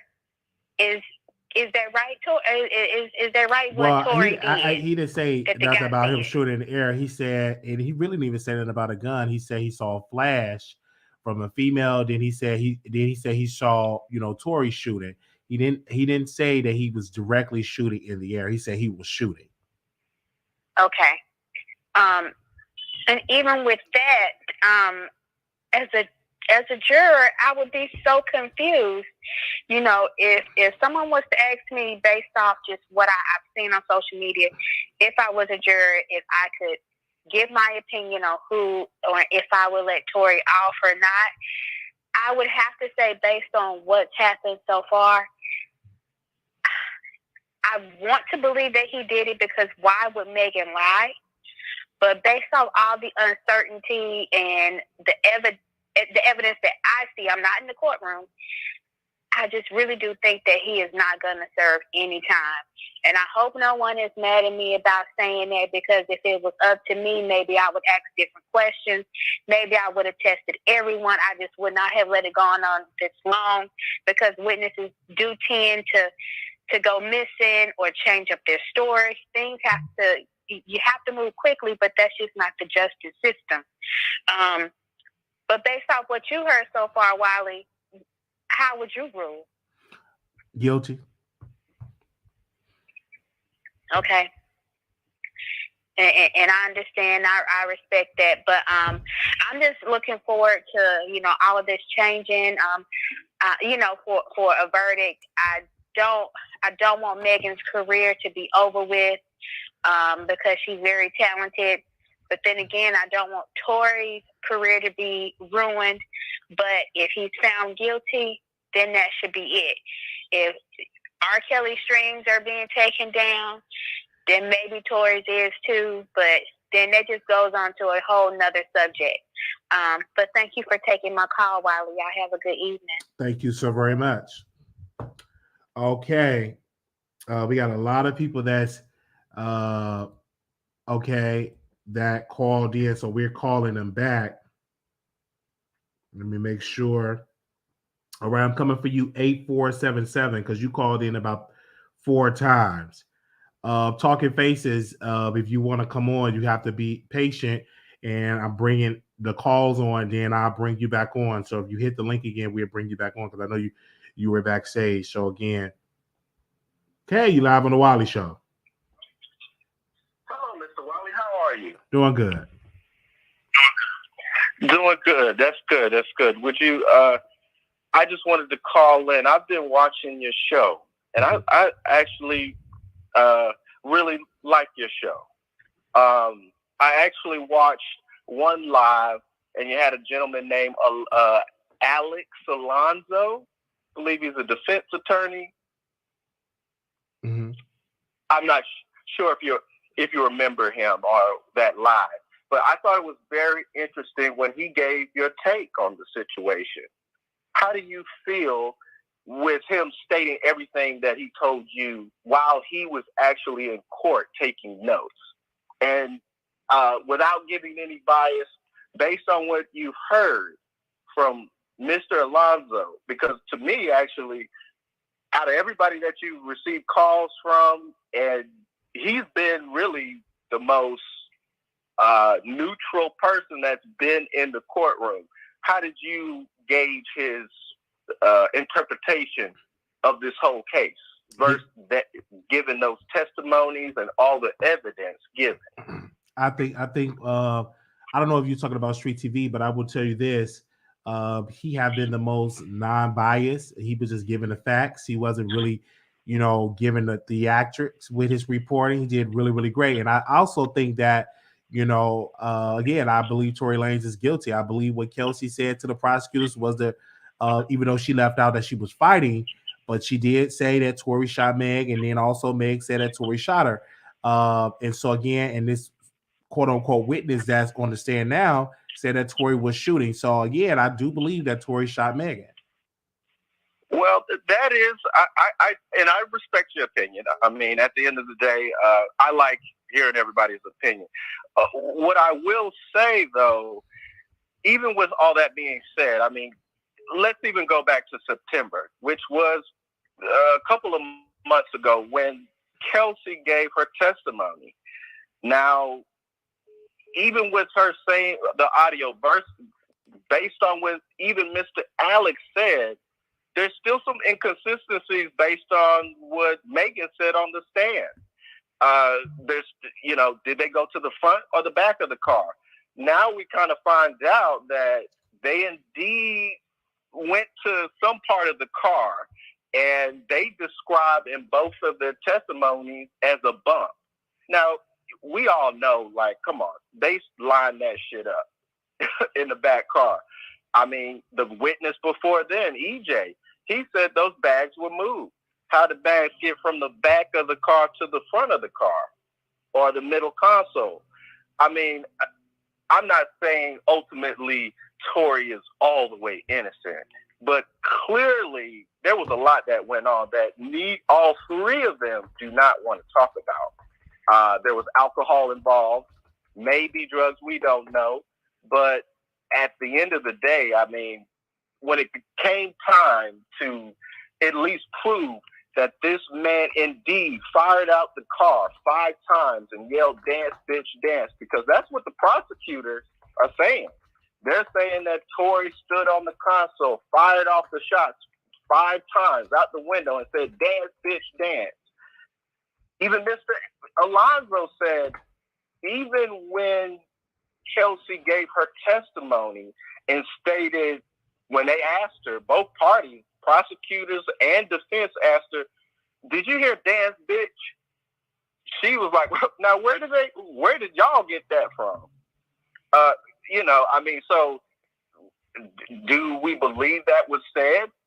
And if not, then what really kind of went on that night?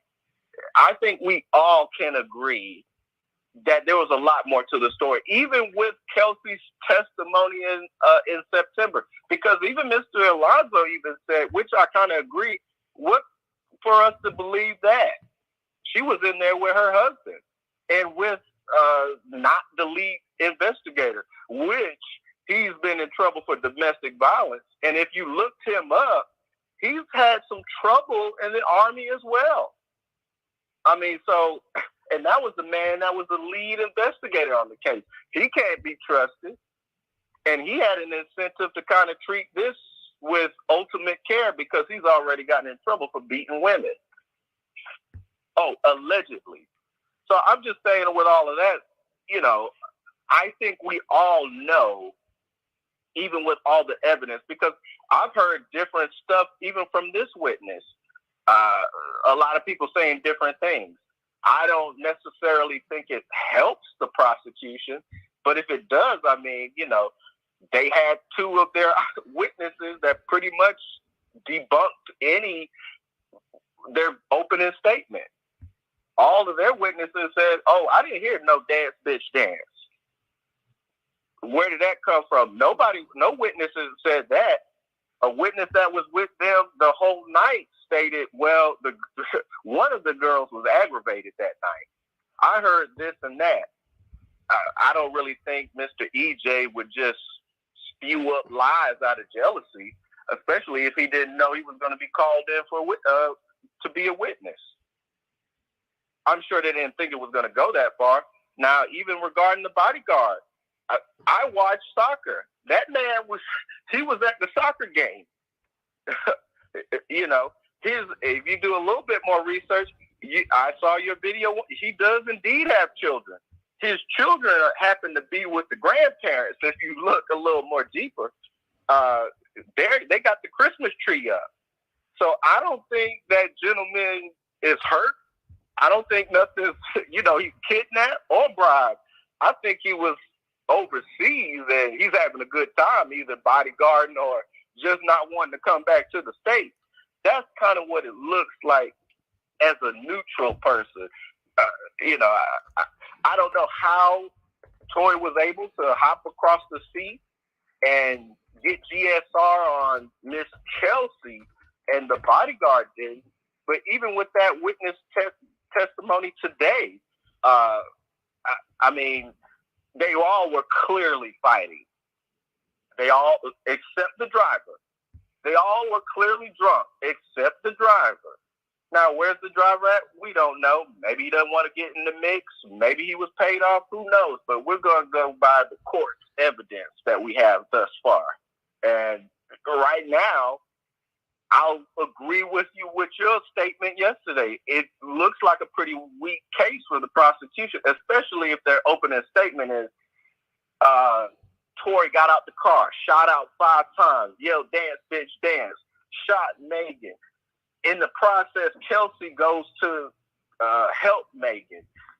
Tory gets out the car, and he starts beating on Kelsey, pulls her hair, breaks her necklace, something in which Kelsey wrote in her diss track before the September statement and was like, oh, nah, mentioning all this, alluding to that fight. It's just a lot of circumstantial evidence and a lack of evidence. And, I mean, you got to look at it like this. Now, granted, if that man indeed grabbed that gun and shot that woman, he definitely needs to be in jail. No questions asked. I have a mother. I have women in my family. You send his ass to jail if he did indeed shoot this woman. But if I had a little brother and he was in this situation, and you're going to sit here and tell me, well, his DNA ain't on the weapon. We already know. Is it his weapon then? You know, but there's four other people's DNA on that gun. We can't really exclude that, even given Kelsey's testimony, because like we figured out, her husband was there. There wasn't a real, and one thing that the defense did bring up that which was a good point. Did you just come here because you knew we were going to accuse you of the crime? She alluded to that answer, but I mean, we kind of know. I mean, she made that statement in September with her husband that she's married to. Now, I'm pretty sure he doesn't want her to get in trouble. So, that kind of debunks anything that she's saying. And she wanted to not even testify.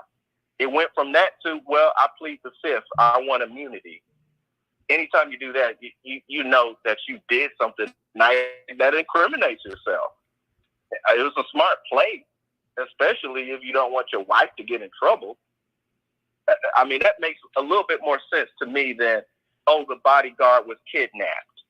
Oh, well, she gave that statement in September. Well, yeah. And if I was a jury, I'd be like, okay, yeah, that's a believable audio. But she's getting up here. She's not really wanting to answer questions. It's just her statement up there is saying that they did indeed get out the car. But that's not what she said in the September statement. She didn't mention anything about them two getting out the car and bumping each other. Anybody that heard that in the courtroom, whether it doesn't matter what color you are, what background, we kind of know, oh, y'all drunk. So my thing is this. So I want to say this. Megan Thee Stallion was shot. Do you agree to that? Absolutely. I absolutely. Who do you believe shot? Who do you believe shot? Who do you believe shot Megan Thee Stallion? Do you believe that Megan was shot by Tory? Yes or no? I cannot 100% say that man, given what I was given, without even being straight up neutral, I cannot say 100% that Tory shot that gun 5 times and yelled out, "Dance, bitch, dance." And after he shot her, that he immediately went to beat on Kelsey. And then after that, they got pulled over by the police. So they got back in that car. All right. Well, thank you so very much. Thank you, caller. Thank you, Mr. Wiley. Thank you so very much for calling in. giving your statement about that. No problem, Mr. Wiley. I appreciate it. So if you was on the jury, you would say guilty. If I was on the jury, Mr. Wiley, and after everything I've heard, we're going with everything so far. Absolutely. What would you pick? Guilty or not guilty? There's just too much circumstantial. It's just too much doubt. I would definitely go not guilty. All right. I would go not guilty, and that's not right, me being on Tory's side or anything like that. Thank you, caller. So, thank you so very much, sir. Thank you, Mr. Wiley. All right, bye-bye. Okay, we asking people questions. Okay, I got a. Let me see. Okay, because he had called in a lot, and he had a lot to say. Anonymous, I can't bring you on because you are anonymous, so I can't call you back. You know, because you are anonymous. So I can't bring you back. Okay, let me go to 0507, and then I got another person. So I got two more callers, then I'm going to go backstage and bring the person that is backstage on because I know the phone lines have been ringing off the hook. Can y'all like the video, please? We got 500 people watching. Click that like button. If you're on your mobile device, click the like button. If you're on your television, go on your phone and click the like button. Welcome to the Wiley Show. Can you mute me in the back? Hi, Wiley. Okay. I gotta turn my thing off. Okay. I'm about to. Oh my God. Cut it off. Hurry up. Yeah. No, turn all the way off. No. We live. Make sure y'all like the video. We got 500 million people watching, so we need 500 million likes. Yes. Yes, all right, like the video. All right, thank you. I was talking to the chat. Welcome. Thank you so much. I called the other day. I'm Melissa Moore from Washington, D.C., and I was telling you that I think Chelsea did it. Uh-huh. It was about a week ago, last week. And now I'm still with the same story. I really think she did it, but she didn't mean to do it. She was trying to get Megan off her because they were fighting. Remember what that man said today? Yeah, he said they were fighting. Let me make sure, because he did say they were fighting outside, and I'm gonna make sure I get the transcript of that call. But go ahead, ma'am. Yes, the guy today on the balcony said he seen two women fighting, and then the man jumped on her or something. Yeah, he said he saw two men and a woman jumping on a woman in a fetal position. Yes. Yeah, I think they did fight Megan because Megan was beating Kelsey up. And remember, Tory was going with Kelsey first. So that's when he was trying to protect his woman. I think that's what happened. Megan and Kelsey started fighting first. And Kelsey, that's why I was saying, I think Kelsey did. I'm sorry to say that. I'm so sorry. But I think she did get that weapon. And, but she didn't point it at her. She was trying to get her off of her. Like, how'd she do that, though? Oh, she ran to the car. Okay. I do think Chelsea, I don't know how Chelsea did it, but I think she did it. And then that's why Tory said he was trying to protect his woman because he was trying to get Megan from giving her out. Because remember, she had alopecia. She had alopecia or something. Megan tore up and pulled that hair out. And then Monogro Graham said she looked cute in her picture when she was got locked up. But that's because she hid what Megan did. Mm-hmm. I think they really do love each other. They love each other. Like, she loves Kelsey. Kelsey loves her. And they didn't want to talk about the fight.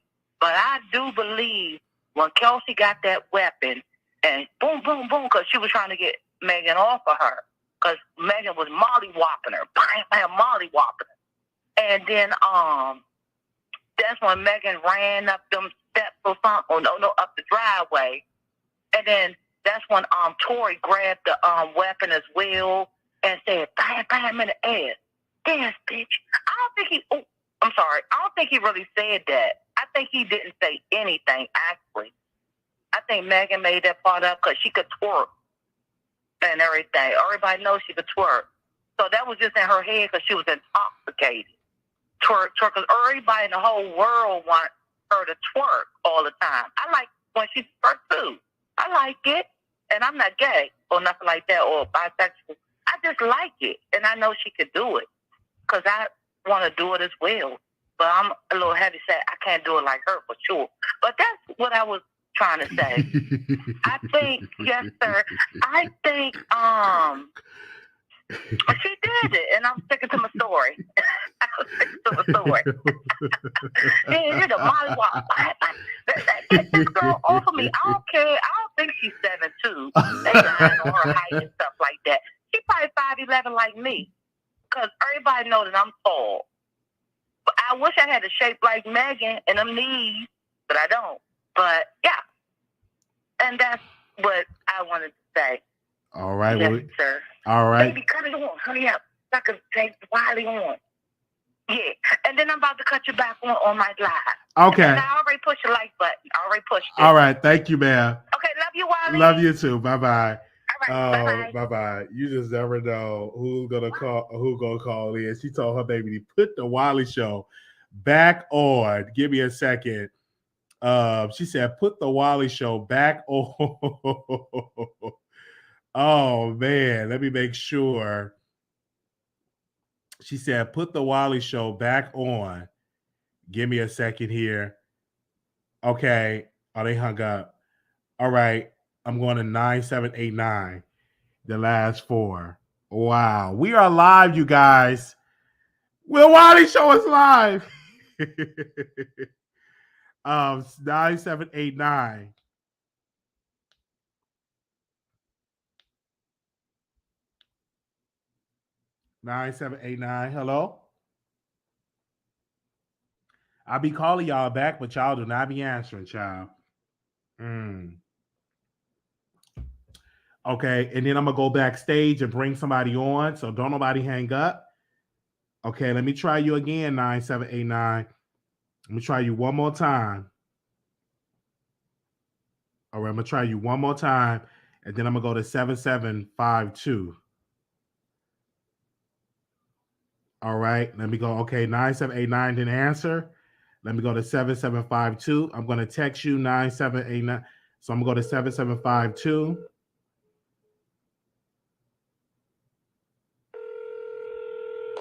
We are live. Hello. Hey, welcome to the Wiley Show. How you doing? I'm good. How are you, Wiley? Doing good. Well, my opinion on this case is that all of them had played a part. And I think all of this is just a hot mess. And everyone is lying because everyone is guilty.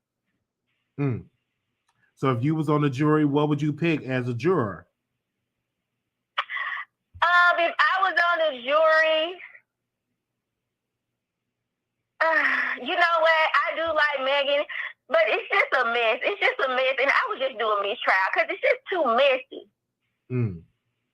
Where you calling from? Calling Mississippi? South Carolina. Oh, wow. Okay. You said it was messy. Yeah. It was messy. Everything has been messy through this entire trial. Megan lied from the beginning. Kelsey been lying. So she been switching up her story. It's just a mess. Everybody said that you can't pull a Tory Lanez, so that's why you calling it messy. What? They said you can't pull Tory Lanez. That's why you calling this messy. Well, I know you trolling because I be watching all your lives, and you have people on your lives, and you be making up stuff to get them triggered so they can go off. So you look better than Megan, is what you said?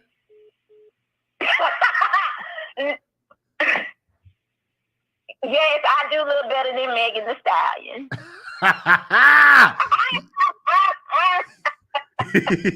Yes. I am a hottie, but I'm not that type of hottie. Okay. That she is, because she just. All right. All right. You called it from South Carolina. Yes, South Carolina. All right. Thank you so very much for that. I don't know if you're single or in a relationship, but I'm going to let Tory Lanez know you had his back. I don't have Tory Lanez back. Oh, you don't? Okay. Who backed you? I think he's guilty. Okay. I think Meg is guilty, and Kelsey, and the guard. All of them are guilty. Every last one of them. Wow. Oh, yikes. So if you was on the jury, it would be a guilty verdict. It would be guilty, and I want to bring Kelsey back so I can get guilty because she knew they were fighting too, and Megan did too. The security guard, he didn't went missing, but he know exactly what happened. They didn't pay him off. I don't know who paid him off, Rock Nation or whoever. I don't know who did it, but he know exactly what happened. And the only honest person throughout this entire trial has been EJ. All right. Well, we thank you so very much. Calling in from South Carolina. Okay, bye. Bye-bye. Wow, she called in passionate. Okay. Wow, this phone is Hello, you live on the Wiley Show. Hello. Yes, welcome. Hey, how you doing, Wiley? Hey, I want to make sure I read this tweet. Trial is on afternoon break after Sean. Hold on, can you hear me? I'm reading the tweet really quickly. Trial is on afternoon break after Sean Kelly finished testifying. The first witness of the trial took the stand again. A police officer confirmed he didn't ask Kelly who he thought the shooter was when the lead attorney testified, Ryan Stroger. So again, caller, you are live on the show. How you doing? Hey, how you doing, Wiley? First of all, I love your show. Well, if I was a jury, that was your question to everybody, I would just dismiss the whole case because to me, all of them was drunk, high, and at the meantime, they know already what happened. So it's like a waste of time. So I would just dismiss the case. What do you think? So if you was on the jury, you were found not guilty? Yes, I would say, yes. I would just say not guilty at all. At this point, to me, nobody's guilty. Mega do have shot, but she's so drunk and so high that she don't know. She act like she don't know, but I believe all of them know what exactly happened. But for us, to what they telling us, it's switching and twisting and stuff like that. At this point, I will just dismiss this case and charge everybody to pay for the jury and pay for the whole court system. Because this is like a clown. That's like circus, to be honest. Too much liar, too much twisting stuff, too much of everything but the truth. Where are you calling from, caller? I'm calling from ATL. Oh, ATL. You're originally from where? I'm from Panama country. From when? I'm born in Panama country, yes. Panama? Not Panama City, Florida. Panama country. Okay. Welcome. Noriega. It sounds like you're from Jamaica. No, honey. I'm a Latina. Oh, you're a Latina. Yo hablo español, yes. Oh, you're Afro-Latina? Yes. Oh, welcome. Okay. Hola. Hola, ¿cómo está? I love your show and I love you. Don't change. All right. Thank you. Being the same person. I love you. Bye-bye. Bye-bye. Oh, man. Okay. Man. All right. Okay. Man. All right. We're gonna go backstage. We got somebody backstage. Talking Faces, you're back. And I want to bring something up. You were actually on the show with King Payne when he talked about he witnessed a juror on the elevator with Tory Lanez. Yes, and I brought that up to you. And I thought that was odd. And he said that the person he said that he was watching He tried to get on the actual elevator. And he said Tory Lanez's bodyguard put his hand up and told him no, he could not get on the elevator. And the juror that they said that he said it was the juror that they said wear the crop tops and you can see her thong, the young lady that is looks racially ambiguous. They say they think she's black, but she looks racially ambiguous. Yes. You said you could see her thong? That's what he said. He said the people in actually No Jumper came on one of these shows and he said, yeah, that you could see the girl's thong. That's what he said because of the type of clothes she wear. The juror. Wow. Okay, you said he had a thong. I want to read this tweet really quickly. The detective testified about his interview with Kelly. He said he couldn't tell who was holding the weapon. He also said that he spoke with Megan 4 days after the shooting when she first told him that she has been shot. Okay. And I guess that's the detective that is testifying for the defense. And so, yes, I want to say again, you were on the show with the exclusive for King Payne. Yes, I was. And Wiley, let me say this too. People, when you think about a court case basically consists of witnesses of an incident and sometimes the victim of the incident. The defense is going to bring witnesses on to make you believe the opposite of what the prosecution wants you to believe. That is what their job is. So in a case, there's always going to be truth and lies. And there's going to be chaos sometimes, like in this case. What the juror's jobs is to weed through the truth, weed through the lies, and to come up with what you believe that they proved and what actually happened. So, Wiley, the question that you are asking people, if I was on the jury with all the lies that I think that have been portrayed in this case and the chaos, when I look at this case logically to myself as a juror to do my job logically, I have to say for myself that I think they proved he did it. There might be reasonable doubt for some people because every individual is different. But for me, I believe that they proved that he was the shooter. I do not believe for 1 second that Kelsey shot that gun. Listening to all the things that have taken place up to now, I don't believe that there is no proof that Kelsey shot the gun. Even this Kelly guy, as I stated before, if you go back to his original testimony the night of the incident, and then I think 2 or 3 days after the incident, even on the 911 call, he said he saw the guy with the gun. He said the guy was the shooter.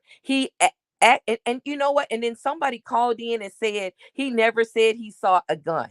No, he never said he saw a gun. But we know there weren't fireworks. We know that Megan was actually shot. So use your critical thinking. If it's not fireworks, he didn't shoot with his finger. There was a gun involved. So let's not play stupid here. We know this man had a gun because we know Megan was shot. So all of this glass and other stuff, y'all, come on now. We have to stop that madness because that's madness. The woman was shot. She didn't shoot herself. Also, he said 3 people was attacking the one woman. We're going to just act like we did not hear that as well. And then he also says the lady that was shot kept kicking. She kept kicking. You know why she was kicking? Because they carried her partially across the street because she didn't want to get back in the vehicle. Let's not pretend. Let's go with what was actually said in the case Throw out the bad shit bad stuff that you don't believe. Just use your critical thinking and think logically what happened. If you were actually a juror, not all of this, we just coming up with trying to figure out what happened. Just think about the things that they have reported in the case, because this is how it happens in all cases. There's going to be people that come up and lie to confuse you, because that's what they're supposed to do. That's the defense's jobs. So you people that are saying it's just so much chaos, we just need to throw it out. You know what? If we did that in every case, nobody would ever be really found guilty, because there's always some people that come up and lie and try to start chaos. Because like I said a long time ago, this was the goal all along, was to bring all of this stuff in here and confuse everybody so that you could say, oh, well, I don't know who did it, we just need to do a mistrial. I don't think there's a mistrial here. I think All there's right. actual evidence here that Okay, says that hold on Tory one did second, it. Talking Faces. Thank you so very much. Let me bring a caller on. Okay, Caller, bye-bye. you live on air. Hello, Wiley. Yes, I just listened to your caller, and this is the caller that's been calling in all week, trying to paint Tory Lanez as the shooter, and she wants to talk about facts. So since we have more information that Kelsey and Megan has been hiding from the public, let's talk about facts. Fact number one, Tory Lanez did not climb across a car from the back seat and shot Megan Stallion, dance, be dance. That did not happen. Lie number one.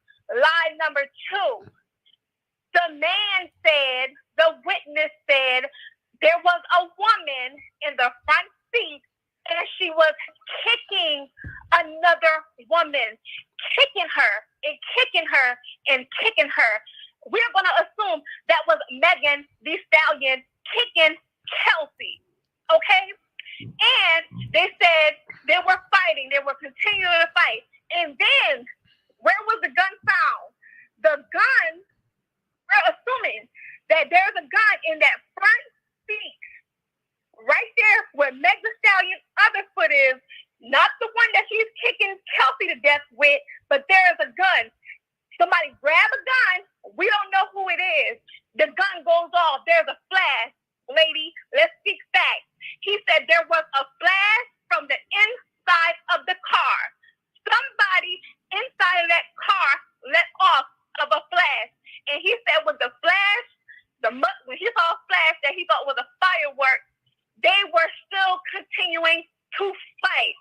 Okay, finally, Tory Lanez get out the car. The bodyguard is out the car too. Kelsey and Megan still fighting. Then Kelsey goes back to the car to grab something. What does Kelsey go back to the car to grab? Probably another gun. Probably another gun, because he said that's when you hear the 3 shots go off, the pause, and then the other 2 shots. I'm assuming Kelsey shot those 3 shots, tried to shoot Megan, and that's when Tory tried to wrestle the gun from her, because we can't say that he fired a gun 5 times, Meg Thee Stallion, to shoot you, because the facts are his DNA was not on the gun. I don't care what the witness said. We're dealing with the evidence here. We're dealing with the evidence, and we're going to put it together like a puzzle to make it make sense. Tory Lanez did not shoot no gun 5 times to shoot Meg Thee Stallion. And when they said that they said that the bodyguard was the one who was holding Meg Thee Stallion, why? And he was so aggressive. Why do we think that man was holding Meg Thee Stallion so aggressively to the point that she couldn't walk, because her foot was messed up at some point? Because when she was kicking Kelsey, there was a flash from the inside of the front seat. The next thing you know, everybody's outside of the car. Everybody is fighting. Kelsey go and grab something. Shots go off 3 times. Pause 2 times again. I'm assuming that's when her and Tory Lanez are struggling for the gun. Why is that bodyguard manhandling Meg Thee Stallion? I bet you there was another gun involved. That's why those girls did not want to tell us about the shooting. The witness said the flashes from the gun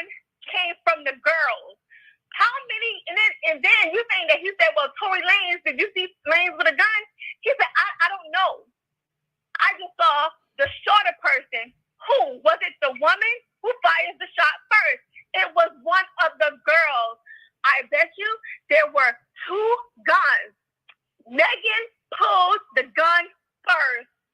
That would prompt Kelsey to go get the other gun. There were two guns involved in this case. Now the question is, where's the other gun? Because Tory Lanez DNA is not on that gun that I'm assuming him and Kelsey struggled over.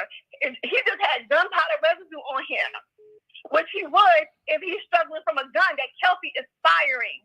Why did it look like Meg Thee Stallion and the bodyguards, the people was manhandling her?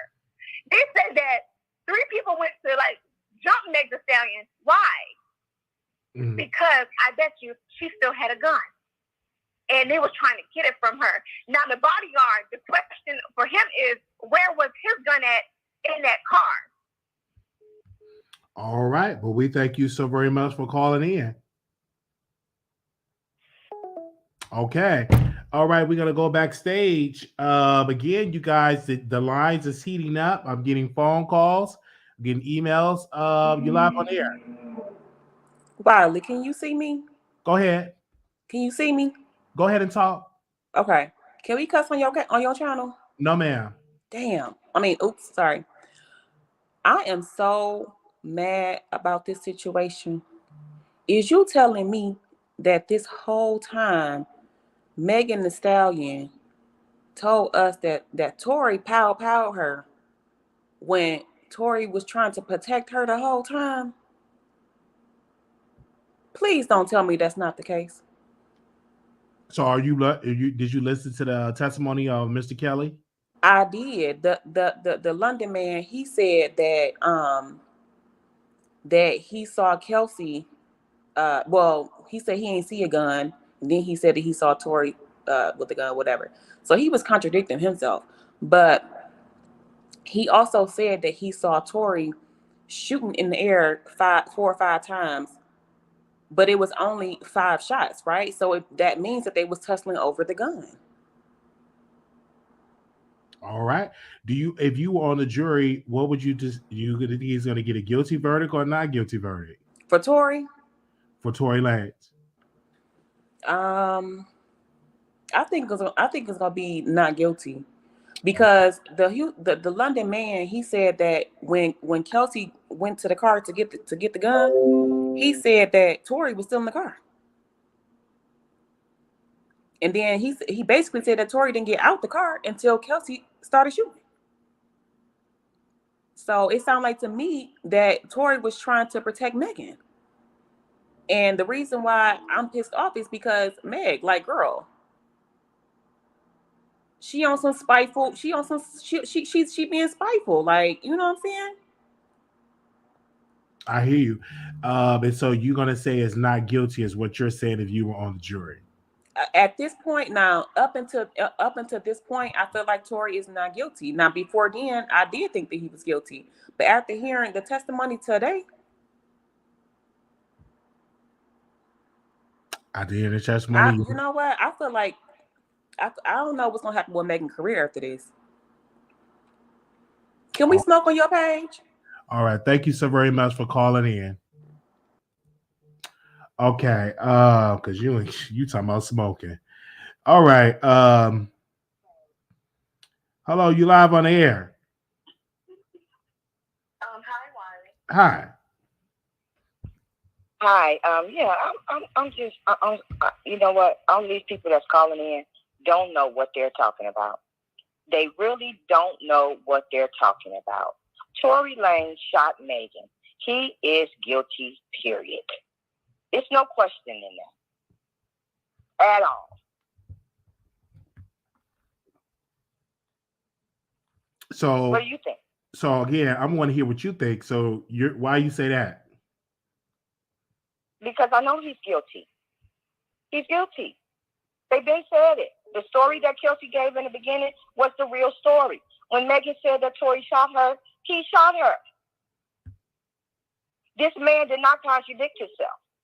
He said that Tory shot 5 or 6 times. So if you, I don't see the argument.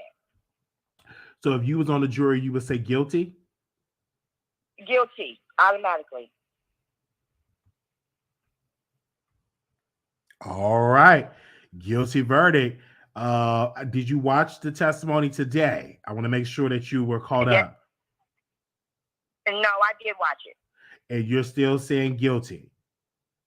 Yes. And I'm still saying guilty as well. Thank you so very much, ma'am, for calling in. You're welcome, Wiley. Have a great day. Okay.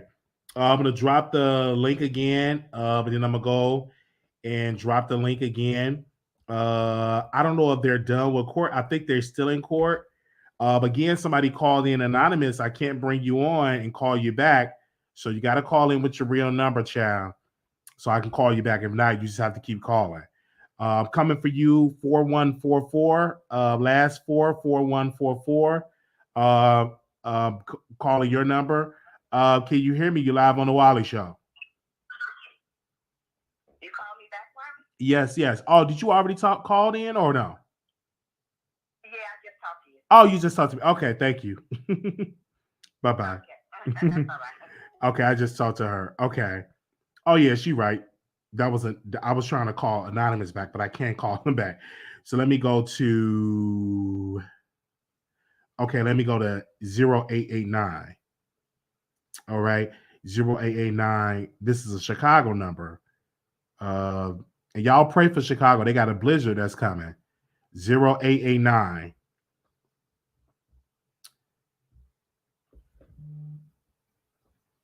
Hello? I think they hung up. Okay. Let me try again. All right. I don't know. Somebody keep calling in anonymous, and I can't. Every time I pick up the phone, it drops.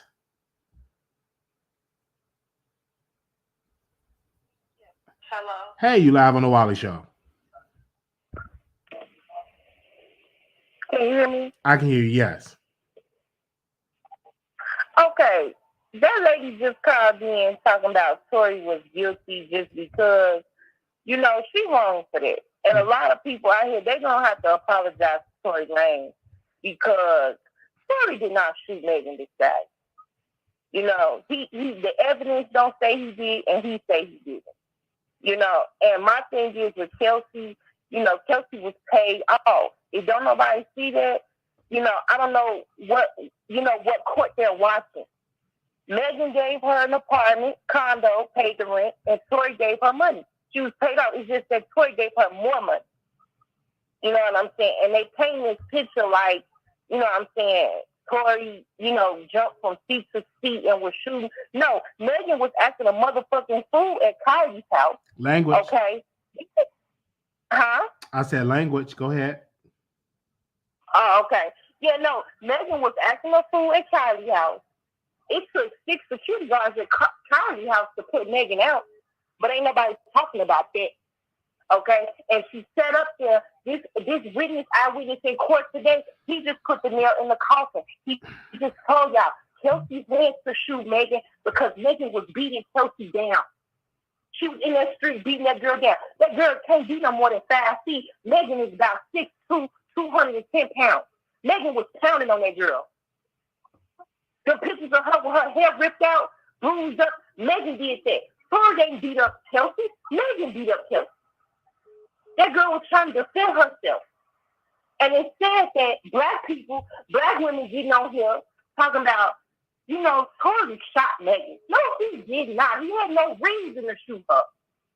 Only person who had probable cause to shoot her is Kelsey. That's why Kelsey shot her to get her up off her. I don't know what y'all talking about, man. I don't know. You know what I'm saying? Why people come up on your platform like they not watching the same case. You see what I'm saying? I hear you. I definitely hear you about it. And so again, if you were on the jury, what would you pick, guilty or not guilty? First of all, Tory is not guilty. Okay, all charges are going to be dismissed on him, and I guarantee you that. And this is coming from Gristo, and I know what's going to happen. Okay, his lawyers, they know what they're doing. Megan, she wants sympathy. She wants sympathy, and that's just not right. Tory is not guilty on 100% of those charges. He's not. That man did not do that. And I hope people apologize to him and sympathize with what he's about to go through because he too is gonna face black glass. You know what I'm saying? Because people been saying, you shot nigga. And he barely can defend himself. Until this man came out today and said what he saw Kelsey doing, which was shoot Megan Thee Stallion. And like that one lady, another lady you had on your platform, sir, she just said it's probably 2 guns in play. I believe so. That's another good point. Why it might be 2 guns in play because I just don't know why Megan wasn't walking around with security like Tory is. So what's your Kylie house? You still need your security? You know what I'm saying? But I believe they was wrestling her for that gun. Megan beat Kelsey. She beat her senseless. You know what I'm saying? And if don't nobody feel bad for Kelsey, they wrong. Because Megan was drunk. She wasn't, like EJ got out there and said yesterday, when she get drunk, she take on that persona of Megan Thee Stallion. You know what I'm saying? She was, blurring out. You know what I'm saying? Blacking out, like some people say. You know, so Megan, that's why her and Kelsey not friends. If y'all read between the lines, I'm gonna call you my friend, but as soon as this whole ordeal happens, we not friends no more. Mm-hmm. Come on now, does that make sense? You know what I'm saying? This you my friend. But Kelsey, Kelsey had to defend herself because Megan was beating her to the ground. Megan tried to kill her. She was dragging her and some more stuff down the street. And that's why she's sitting up there in court. They both lied. First of all, if y'all know this, Megan been lying the whole court. She lied, said she didn't have a sexual relationship with Tory Lanez, which you know was a lie, because now it came out you did. Then you talking about she went back to Kylie house to get slippers, which you still was barefoot. So where was the slippers? All right. Okay, where was the slippers? You know what I'm saying? Okay, that's 2 lies right there. Okay. That's 2. You know, the third one, hold on. The third one, you talking about, she said, Tory, he was cussing them out back and forth and all that. At first, Tory wasn't even in the conversation because y'all left without Tory. You know what I'm saying? Y'all went back to pick Tory Lanez up because you didn't want him there having sex with Kylie Jenner. Let's keep it real. You know what I'm saying? That's what it was. But I feel like people are wrong trying to sit up here and say this man guilty or something. He ain't even done it. And the evidence say he ain't done it.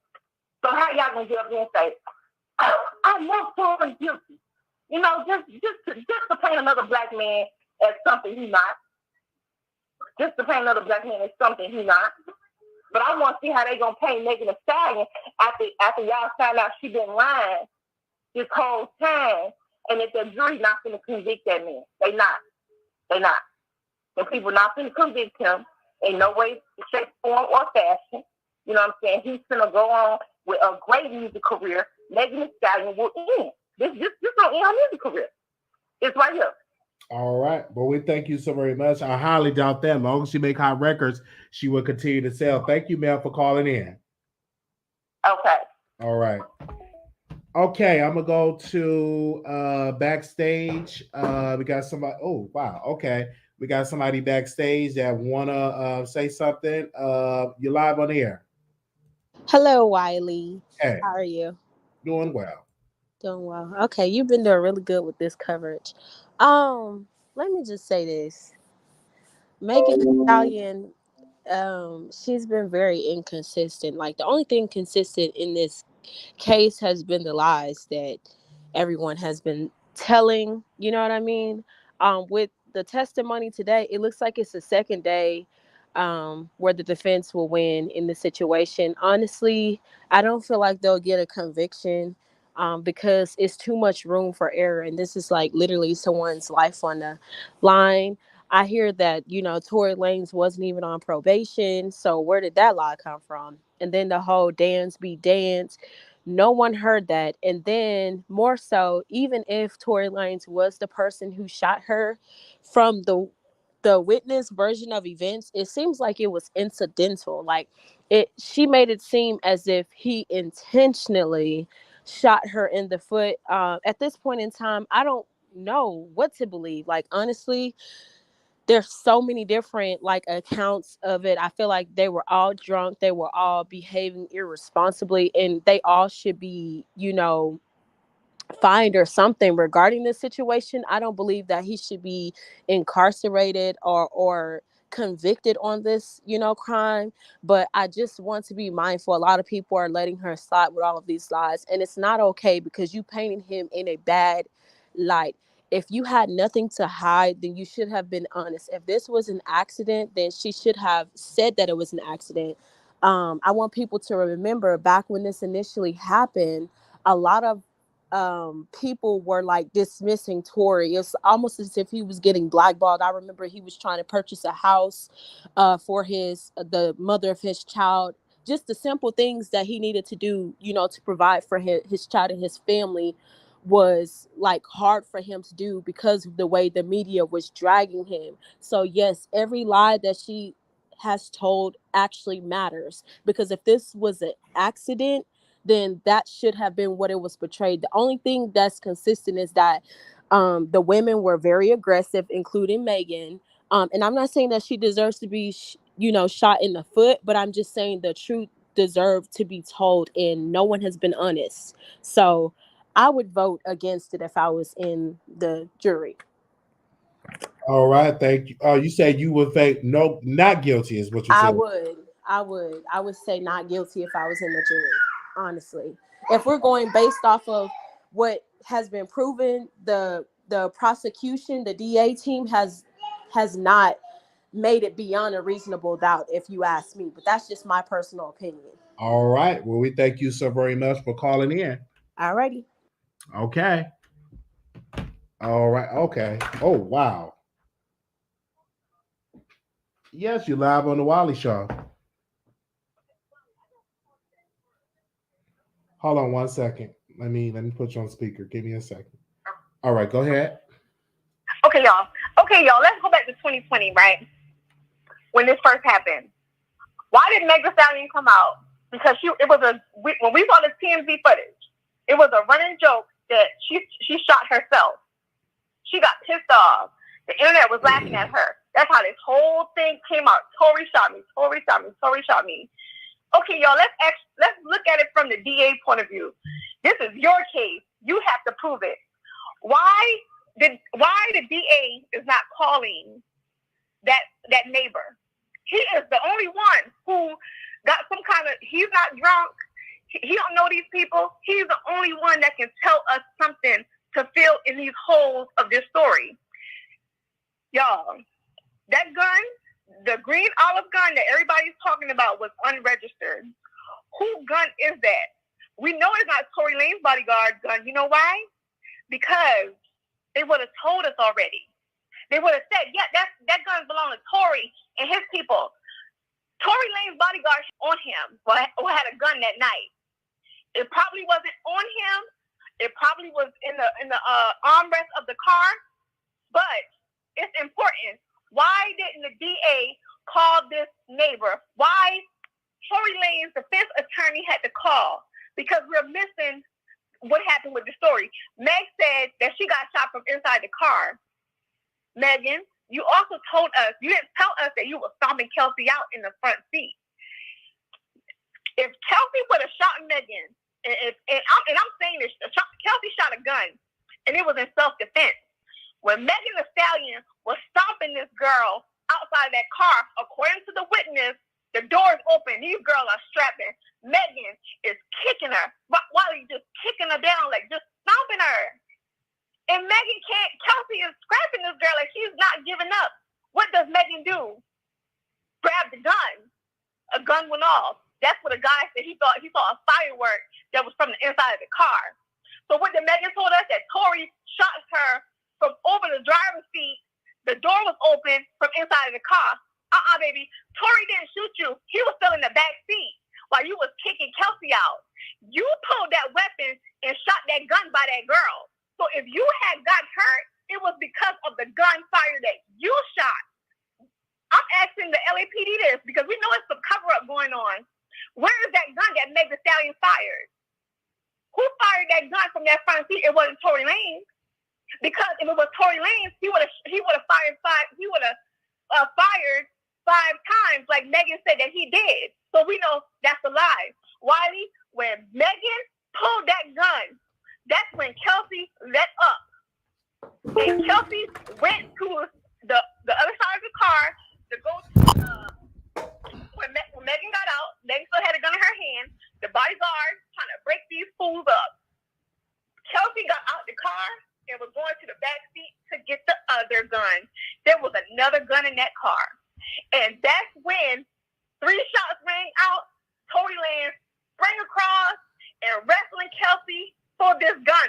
The bodyguard is still like manhandling Megan. And y'all gotta think Megan is a victim. It says she crawled to the driveway. Why did the witness say that the bodyguard, everybody was jumping on Megan? Because Megan still had a gun on her. Megan still had the gun.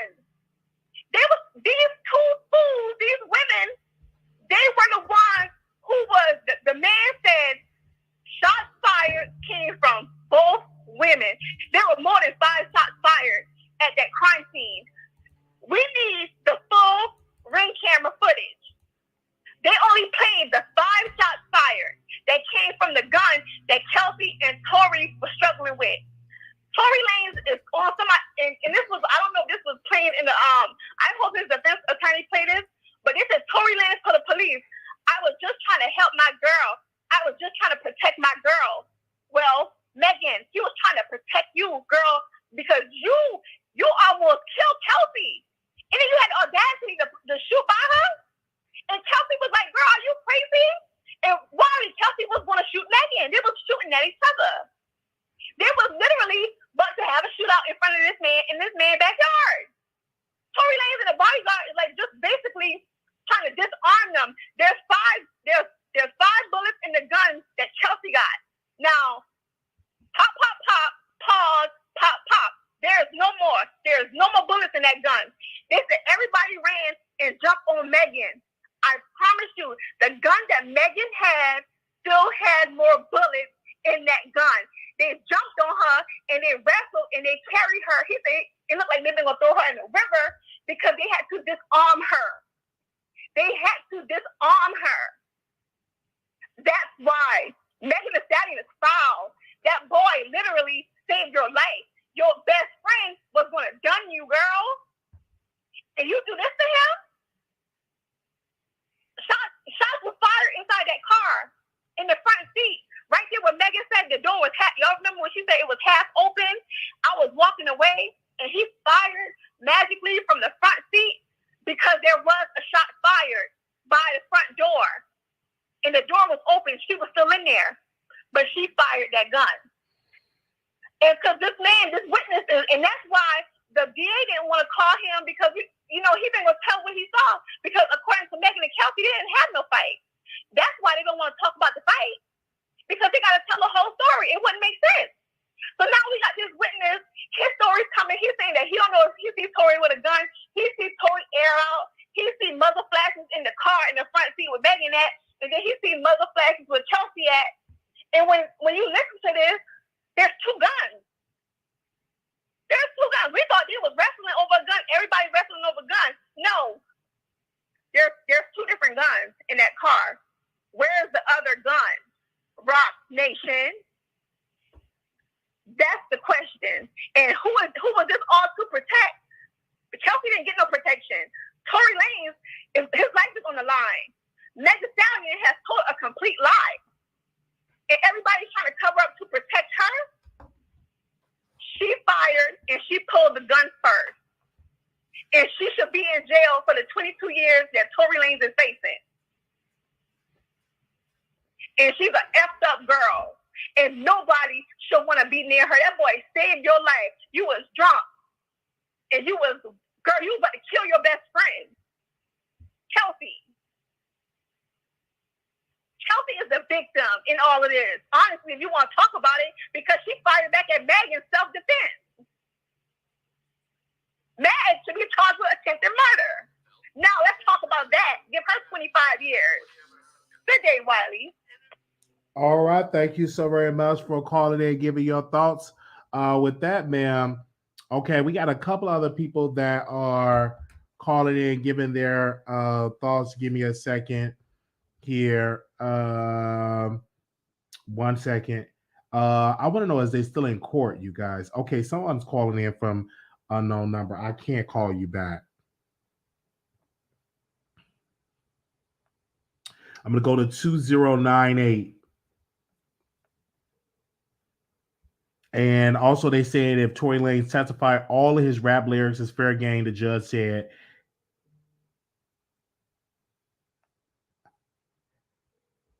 They said all of his rap lyrics is fair game and his tattoos is fair game. Can you hear me? Hello? All right. 8. Okay, let me go to 8050. I'm going to 8050. I mean 0850. I'm sorry. Hello? Can you hear me? I can hear you, Wiley. Can you hear me? Okay, yes. Let me put you on speaker. Okay, yes, I got you. Can you hear me, Wiley? I hear you, yes. Okay. First of all, I'm afraid for the future of the Black culture. When I listen to your callers that call in, they're delusional. They have no discernment. They hear what they want to hear. First of all, okay, Tory shot Megan. We know that. We have eyewitnesses that said it. Even Megan said it. And then all this dance stuff, that's irrelevant because, like everyone wants to point out, Megan was really drunk. So all these inconsistencies that people are talking about, of course there's inconsistencies. People were drunk. But she does know she was shot. And she does know that Tory shot her. So all that other stuff is just, it doesn't mean anything.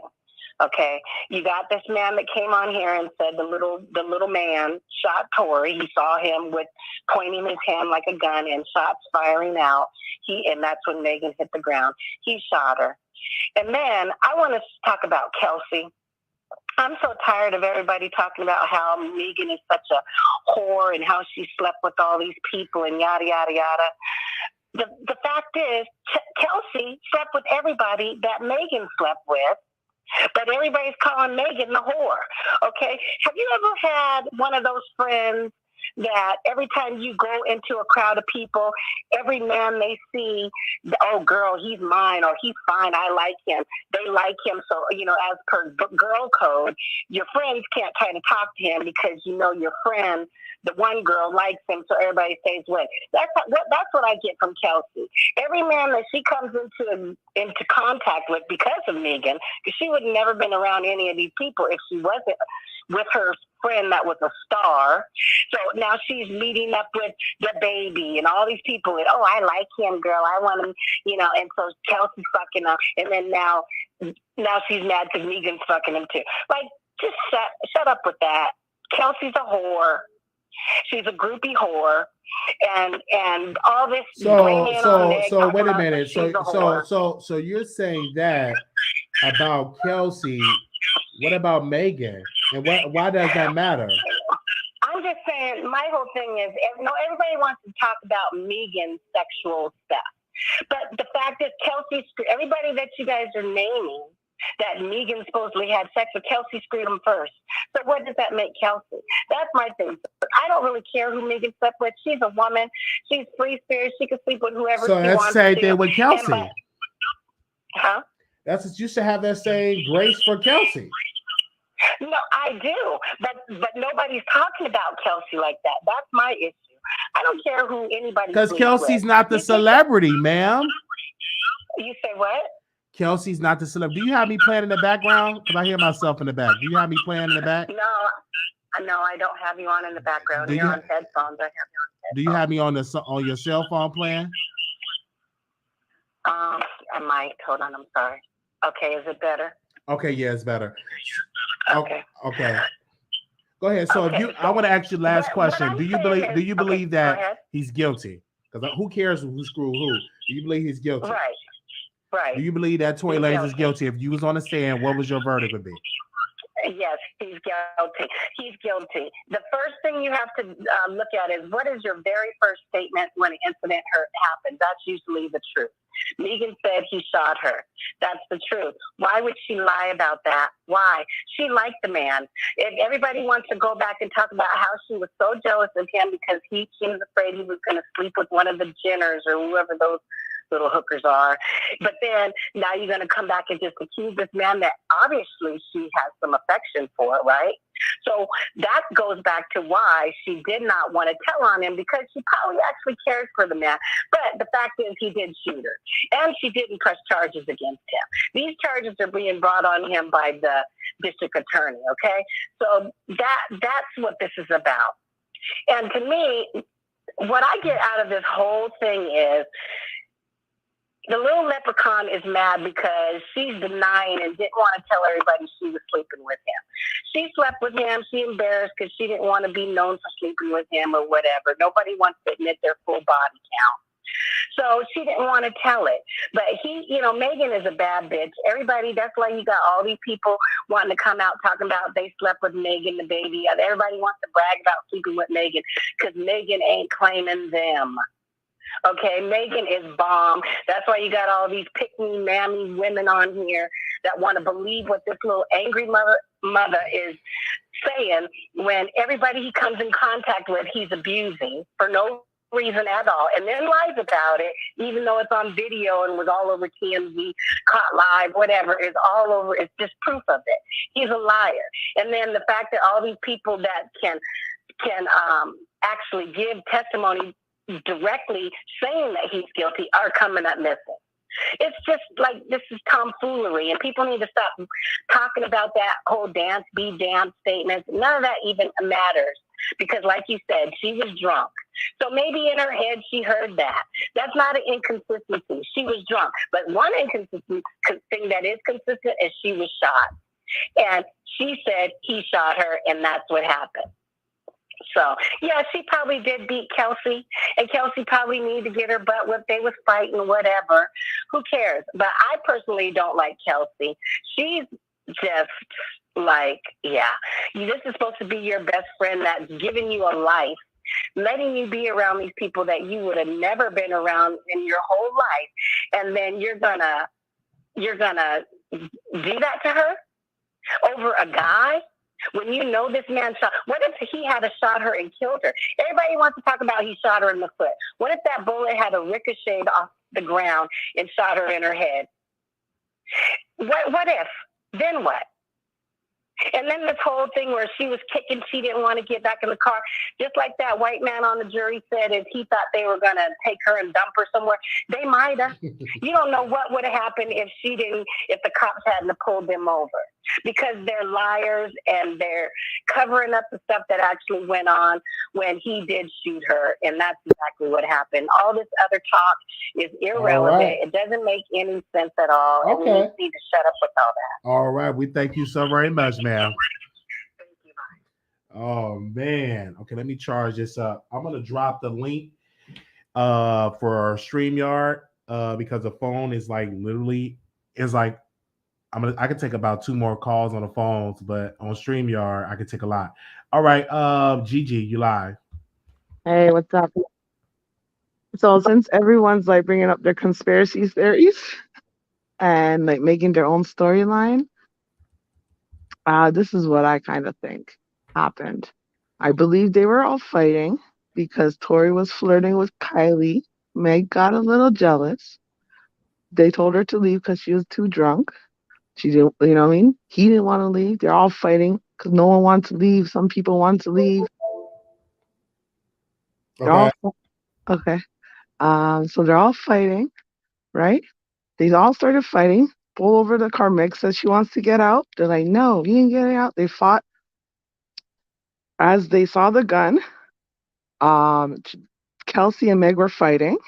Tory went, beat up Kelsey because it was said that he did beat her up, fought Megan. They were fighting as he was trying to go for the gun, and Kelsey was there. The gun went off, right? didn't hit her in the foot right away, because if that gun hit her directly in the foot, there would be way more damage.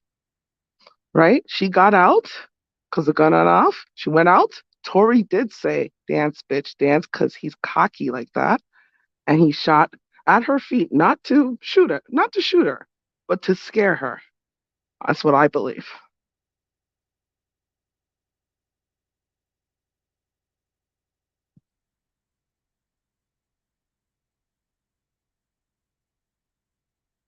Sorry, if you were on the jury, what would be your verdict? Okay. All right. All right. Okay, let me go to this other call. Give me a second here. Oh, excuse me. I'm gonna drop it, and y'all let me know as they done with court. All right. Let me see. I think we got okay. All right. Gigi, you're back. If you want a jury, what would be your verdict? Well, it would be guilty, but not for like, it would be not attempted murder or anything like that. It would just probably be guilty with firearm possession and all that stuff. All right. All right. So you say guilty. I just want to make sure. Well, I don't know how this court system works, but he's going to be charged for having a unlicensed firearm, all that stuff. Yeah. Okay, no, I was saying, like, if you were on the jury, if you were on the jury, what would you pick, guilty or not guilty? If I was on the jury, I would pick. I would say guilty, because he shot at her. He had the gun. It's his gun. All right. I just want to make sure that we get that point across. Thank you, Gigi. I think this is your second time. I think this is your second time calling in. Yeah. Welcome to the show. Hope you subscribe and like the video. I will. Oh, wow. Okay. Thank you. Protect Black woman. Black woman, you got to realize men pull guns out on us all the time. All right. Well, we thank you so very much for calling in. I'm all about protecting Black women. All right. Good night. Thank you. Right. Thank you so very much. Okay, you guys, my phone, I'm getting, because of so many calls, is literally, I have to restart my phone because this phone have been blowing up, you guys. So let me restart it, because I have to use my other phone because they have a better speaker on here. And when I tell you that, it was another call that I do want to bring on, I do have the StreamYard as well. So you can hit that link if you're trying to give your point across. All you got to do is click it. It connects directly to your phone, and you get to come on the air. Okay. So I would suggest you do that as well if you are in the building. If you can see that, make sure you like it. We're not going to be very long. I'm going to try to extend it for about 30 more minutes, because I was trying to see if we got some more information from the courts. And then I'm going to come back live tonight to give a response on that. Also, too, if you see right there about the interview, we said that allegedly they're saying that Tory might take the stand, and I think he should take the stand.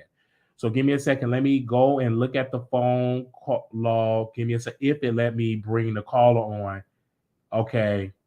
It ain't even let me bring. Wow. It's not even letting me bring. So what I'm gonna do is, let me email myself the link, and I'm just gonna text y'all the link, and y'all just have to hit that, because it's not even letting me click on there. Okay, let's see. I'm gonna do my other phone. I don't know if y'all gonna be able to hear.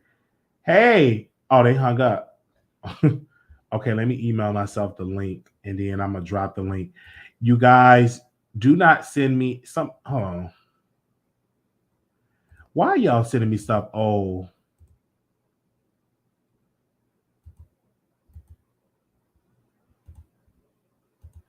Y'all sending me stuff that I've already seen. I ain't mad at you. Okay, so what I'm gonna do is I'm gonna text y'all the link. Because right now, I guess there's so many calls, I can't even click on the thing to bring nobody on. I guess y'all then blew out the lines. So give me a second, you guys. Okay, let me go and check out, and so I can go and get that. Okay, here we go. The truth, can you hear me? All you got to do is unmute your mic. Yes, go. I can hear you. Wow, I didn't expect to get on so fast. You guys can hear me? I can hear you. Yes, ma'am. Okay. I had kind of a comment and a question. So and you could correct me if I'm wrong, but I did hear that the witness today, the Kelly guy, he did say that he actually did identify Tory as the shooter, and he pointed to him in court. Um, that's what some people are reporting that and I think I did see like a video of him or a picture of him actually pointing to Tory in court and identifying him as the person with the gun. And I'm also hearing that he said that he believed that initially it was coming from Kelsey, but he said that he never saw Kelsey with the gun. And I think there's a difference between saying, I believe something happened versus something definitely did happen. So I could say I believed all I want. It doesn't mean that it actually happened, but he verified that, yes, he saw Tory with the actual gun. I think a lot of people are kind of spinning this. Oh, well, he said that Kelsey had the gun and she fired the shot first. He said he believed that this is what's happening, but he never saw her with an actual gun, but he saw Tory with the gun. There's a big difference in that statement. But all of the covers that I've been seeing on YouTube would have you believe that he identified Kelsey as the shooter, and that's not what he said. He said that the flash came from a woman. That's what he said. He said Yeah. he believed the flash started with a woman, and he saw Tory shooting as well. He said started with a woman, he saw that Tory was shooting. This is a white man. Let's be clear. This is a white man in a predominantly white area with money, and these are black violence. So he probably never seen that type of violence in person unless he's seen it on TV and you hear gunshots. So you could be in shock.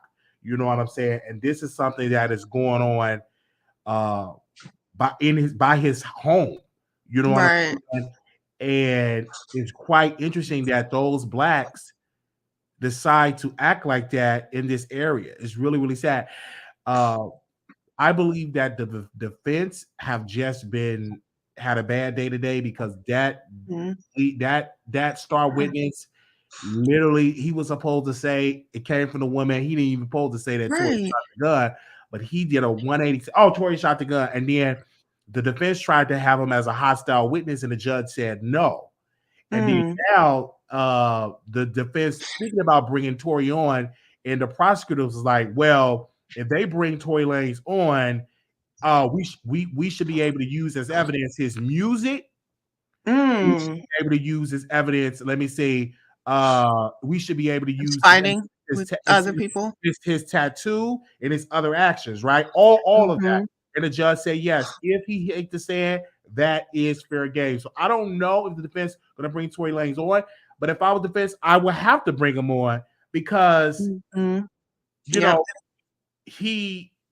because that witness said, well, the flash came from the woman first. So if I was Tory, I would say it was self-defense. Kelsey shot the first shot, and Chelsea can't be charged because she have immunity. And I defended myself, and Megan got hit by accident. So I think Tory should take the stand because that witness pretty much gave him an out to say, hey, as self-defense, I retaliated with a weapon and it hit Megan in her pinky toe. Right. But I think if he does take that approach, then that would be him also changing his story because the defense's story so far has been Kelsey was the shooter. So now it would almost seem like, I thought you guys are saying Kelsey was the shooter. Now you're saying he also was the shooter, but it was in self-defense. I think you're right. I think this new witness, which was supposed to be the defense's witness, surprised them. And they probably were not expecting him to identify Tory as the shooter. And I'm wondering what happened in the interview with him. Did they not capture this information from him in the beginning? I'm going to be 1,000%. They should have captured that. Again, that made the defense look weird. And from Armand Wiggins' testimony, I'm sorry, not testimony, but from his commentary, he said he figures that the defense was like, they was thrown off that this witness just and was so adamant. Tory was shooting, and I don't think they were expecting him to say that. Wow. And then when a prosecutor was saying, with him saying all the women was shooting, the prosecutor came back, well, sir, in your original 911 transcript, you didn't say anything about that. And you didn't even tell the defense that a woman was shooting. So this, you guys, I don't know. Let me make sure I check the documents and we can check in and all of that. I don't know if the defense is going to rest today or who else they're going to actually have. I have heard because somebody called LAPD and they said he's not an official missing person. We're talking about Megan Thee Stallion, former bodyguard. The prosecutors have sent officers to his home. He's not there. We had a producer was saying his daughter is at the grandmother's house, but no post. I've checked today. There's no post from a family member saying, "Can y'all help find my dad? He's missing." Nobody have said anything like that. And from my contacts with the LAPD, when people are saying that he's not an official missing person, so meaning that if he's not an official missing person, that they made some contact with him, and he just ain't going to testify. He's not missing. Because at the attorney tried to come out and paint this picture, that he's missing. No, he just didn't testify, but he's not missing. Right. That makes a lot of sense. If he was missing, his family would have filed, and they would have been, hey, where's my son? None of that. You can't find a shred of that because he's not an official missing person. So we're gonna, and the prosecutor, they're saying, hey, we're gonna rest, but if we can find additional witnesses, meaning Justin, because Justin is such a powerful person, because Justin, according to what he told the prosecutor, that Tory apologized for shooting Meg. But they can't use that statement because he will have to testify to that statement. So right, he's still alive. Now, if he was gone and if he was deceased, then I think that they can bring up that testimony and say, okay, this is what he said when he was alive, but he's still living, so they can't use that statement as evidence. So, and the prosecutors really, really need him. They need him. It would be really, really great to have somebody else collaborate, because that would be Kelsey, her original report collaborating that she texted the bodyguard and that Tory shot Meg. Then Tory said, then Megan said Tory shot Meg, and then that bodyguard would be like the third person to collaborate that Tory did admit that he shot Megan Thee Stallion, but he ain't testifying. So, and then I thought the defense was really going to have a witness and really be strong, and he wasn't that strong for the defense. So again, this can go either way, but I'm hunching on today that they're going to say guilty on one of the charges. He's not going to walk away scot-free. Yeah, I don't think so either. I don't think so. I mean, earlier in the week, I was kind of 50-50, because personally, I think that he did do it, but I thought he was going to get off. I thought he was going to walk, but after today, I'm not exactly sure. I'm not sure. And so I'm just giving my reason about it. I'm reading the comments, and I was actually on Bingo today, and they were having a debate about this whole case, and they're saying that pretty much people are saying that Megan is a liar. And I was on somebody's Bingo last night, and I said, I don't care how much sex Megan had with whomever. Right. It's about who shot her. But I know. See, all of that information about what happened at Kylie Jenner's party and her being drunk there, I don't really see that as being relevant to the actual shooting, like what happened during the shooting. I really don't know why the judge even allowed that, why he made that permissible in court, because it's just, I mean, it's just extra information that's not needed. I mean, I get they're trying to demonize the main witness, which is Megan, and they're trying to they're trying to assassinate her character. So I mean, there's a part of me that does understand their approach. And yeah, because their job as the defense is to create so much chaos and doubt. So when that jury going in not guilty or can't come up with a verdict and give a mistrial. So that's what they're getting paid top dollar for. So I would expect them to trash Megan, to trash her sex life. She's getting trashed in the media, because you have to understand, this jury is not, they're not locked up in a hotel. They're going back to their homes. So you don't think the jury is looking on their cell phones or looking on the media? You know what I'm saying? Even though the jury don't look at the media, don't read about this case, but these are human beings. So you don't think they're reading this stuff? So that's what is really, really going on. So they are they trash Megan Thee Stallion, and and now Megan is on defense. She did an interview, and she said, my boyfriend, is embarrassed about my sexual escapades. He's embarrassed by this, and she's embarrassed by this. And, because she have definitely been trashed.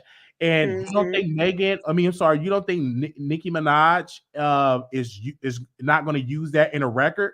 So, she got to deal with that, and she got to deal for her career. This is really, really sad. But in my humble opinion, what Megan should have done, she should have kept all of her people on payroll. And I think they would have had a better loyalty with her, because not only fired Issei, she fired Kelsey, and she fired the former bodyguard. She should have kept all of them on payroll. And then if she wants to let them go, she should have let them go after the trial. But I would have kept them on payroll, because maybe they would have been singing a different tune when it came for trial day. I think Tory and his team definitely out-strategized her. She was not thinking at all. I think Tory and his team, they have carried this out in the court of public opinion, and they have had a masterful, what I feel is a masterful, crafty propaganda machine / smear campaign that has been very successful via social media. Absolutely. And Tory has been very strategic in what he did. Was he got a black woman like Milagro Graham? He cuddled with her and said, hey, I want to give this lady a podcast. And hey, 2 words, Milagro Grahams. He called his father, hey, do an interview with Milagro Grahams. So he and this lady, not only is she talented, but she's loud, and she's chocolate. She's a woman, and she's dark-skinned. And so it takes another woman to criticize another woman. You will receive the message more. And so she's literally everywhere. And so what Rock Nation should have did, they should have been cuddling up with bloggers. They should have been cuddling up with media folks and giving them some type of push, because Tory did a hell of a job before he was gagged to pump up Milagro. And then guess where Milagro is sitting in the courtroom? She's sitting with Tory Lanez people, with the family. Wow. So I'm not surprised. If that's not sending a signal for court of public opinion, I don't know what is. And the media, they say it's only one person that's reporting on this case and leave it with Tory Lanez people. That's directly at Milagro Grahams. Oh, can I say something about that? I used to actually watch that channel, and after this whole Meg Thee Stallion shooting, I haven't watched since then, because just the pure disgustment that I have from actually watching Milagro's channel, it is very disappointing. Like, I cannot even fake like I am supportive. And I used to Cash App, donate, everything, but the obvious way that she has tried to smear Meg Thee Stallion after this shooting, it's been utterly disgusting and disappointing, and it makes me embarrassed to even admit that I even at one point used to watch her. Like, seriously, I didn't even know about the ties to Tory. Like, the fact that she is sitting over with the defense team. What profit a man to gain the whole world but lose his soul? And a lot of people, they don't care. And so that's what it is. And and he did a great job teaming up with DJ Academics, and they're on Team Tory. What Megan should have done, Megan did mainstream media, but she should have came on the Wiley Show. She should have came on these YouTuber show, so she can have some allies to defend her when it comes to court of public opinion. And that's another smart thing that Nicki understand. She started to cuddle with Milagro. She started to repost Armand, and they started to switch up against her and start defending her more, because she understands the power of social media. Though we give credit to Gayle King and all of those, but if you're trying to sway Black Twitter and to sway the court of public opinion on social media, you need to be getting kind of dirty and going to social media. And that's something that Megan Thee Stallion did not do. And Tory is reaping the rewards because he made sure that he propped up Milagro and made her a household name and actually said, okay, daddy, I can't talk to her because that's just too obvious, but you can. You're my daddy, and you go on her show. And there is a big difference too. Like when I look at the mainstream media, like the ABC News Post and the CBS Post, their coverage of this trial is very different from Black YouTube. Absolutely. Like they've seemed very fair, but when you come onto Black YouTube, it is a whole different story. It is Meg's a liar. She slept with these people. She's a slut. Meg was the shooter. Like, I'm like, the mainstream media is reporting this, right? The white people, they're reporting this, which seems to be a fair coverage versus what Black people are doing. Because I think that the difference, because mainstream media, they are reporters, and these are commentators, meaning that you have the freedom to ad-lib the theatrics and all of that. I don't think they would be successful just giving quote unquote the facts. You have to, for your audience, oh, she's a liar, that B is this, she a hoe, you know, you got to add all that in. And it's all about who is the loudest of them all. And Milagro have been doing a hell of a job because she be with her people for hours and hours and hours and hours. And if you listen to all of that propaganda, you picks up her spirit. And so when you go and talk to Milagro Brown's people, they defend her, they pick up her spirit, the dragon, they got her energy, because that's why you have to be careful who you're around. The same thing with children. If your children around, you have a good child, but if he start hanging around gangbangers and thugs, what do you think going to happen to your child attitude? He's going to pick up that spirit. The same thing with her audience. They pick up her spirit and they get this same type of delusion, because that is what she's throwing down their throats for hours, days on end. She would spend on average 12 to 14, 16, 17 hours on social media driving down their throats that Tory Lanez is innocent and that Megan is such this trash. And she have done that for Cardi B and others. She even did it for Nicki, but she saw that Nicki got a fan base and she switched on and she started boosting up Nicki, and now Nicki started to cater towards all. But if you constantly stay on a platform, constantly, the secret is be on this sucker 24 hours and just constantly out that narrative. Somebody is going to be attracted to that message. Because her audience members are being radicalized, but I heard that she was like taken off of Twitter today. Twitter took her down. I also think that's Rock Nation doing that, because they're doing a massive reporting on her Twitter, and she can say hello and it get reported. So she getting from the hotties and from Rock Nation, but it's kind of too late because the lady is so strong. She's popping up on Instagram. She's popping up on other channels. She's popping up with DJ Academics. She's everywhere. And she used to beef with DJ Academics hard. That's why I was surprising. Like, what? But once she get the phone call for Tory Lanez, hey, calm that down. You know what I'm saying? From the daddy, right? And now she's good with DJ Academics. Now she want to shake her breast in front of DJ Academics. So that's how that goes. She's married. It does. That's who cares if she married. You know what I'm saying? She's supposed to be married, but it's the same woman that was in the shower taking phone calls. What married woman be butt naked in the shower taking phone calls? So that is what she does, and she's very loud in what she does. Wow. Do you know if the jury is majority white? I believe the jury is majority white. Yes. Okay, that's the only chance that we have. Because Black people have lost their mind over this case. You know, it definitely is. And it would have to be a Black woman accidentally getting the elevator with Tory Lanez. Like, this is definitely something. And I don't know if they're going to resolve this or not, but this is what it is. And I don't even know, like, they're saying that she's married or not married. this woman is obsessed with Tory Lanez.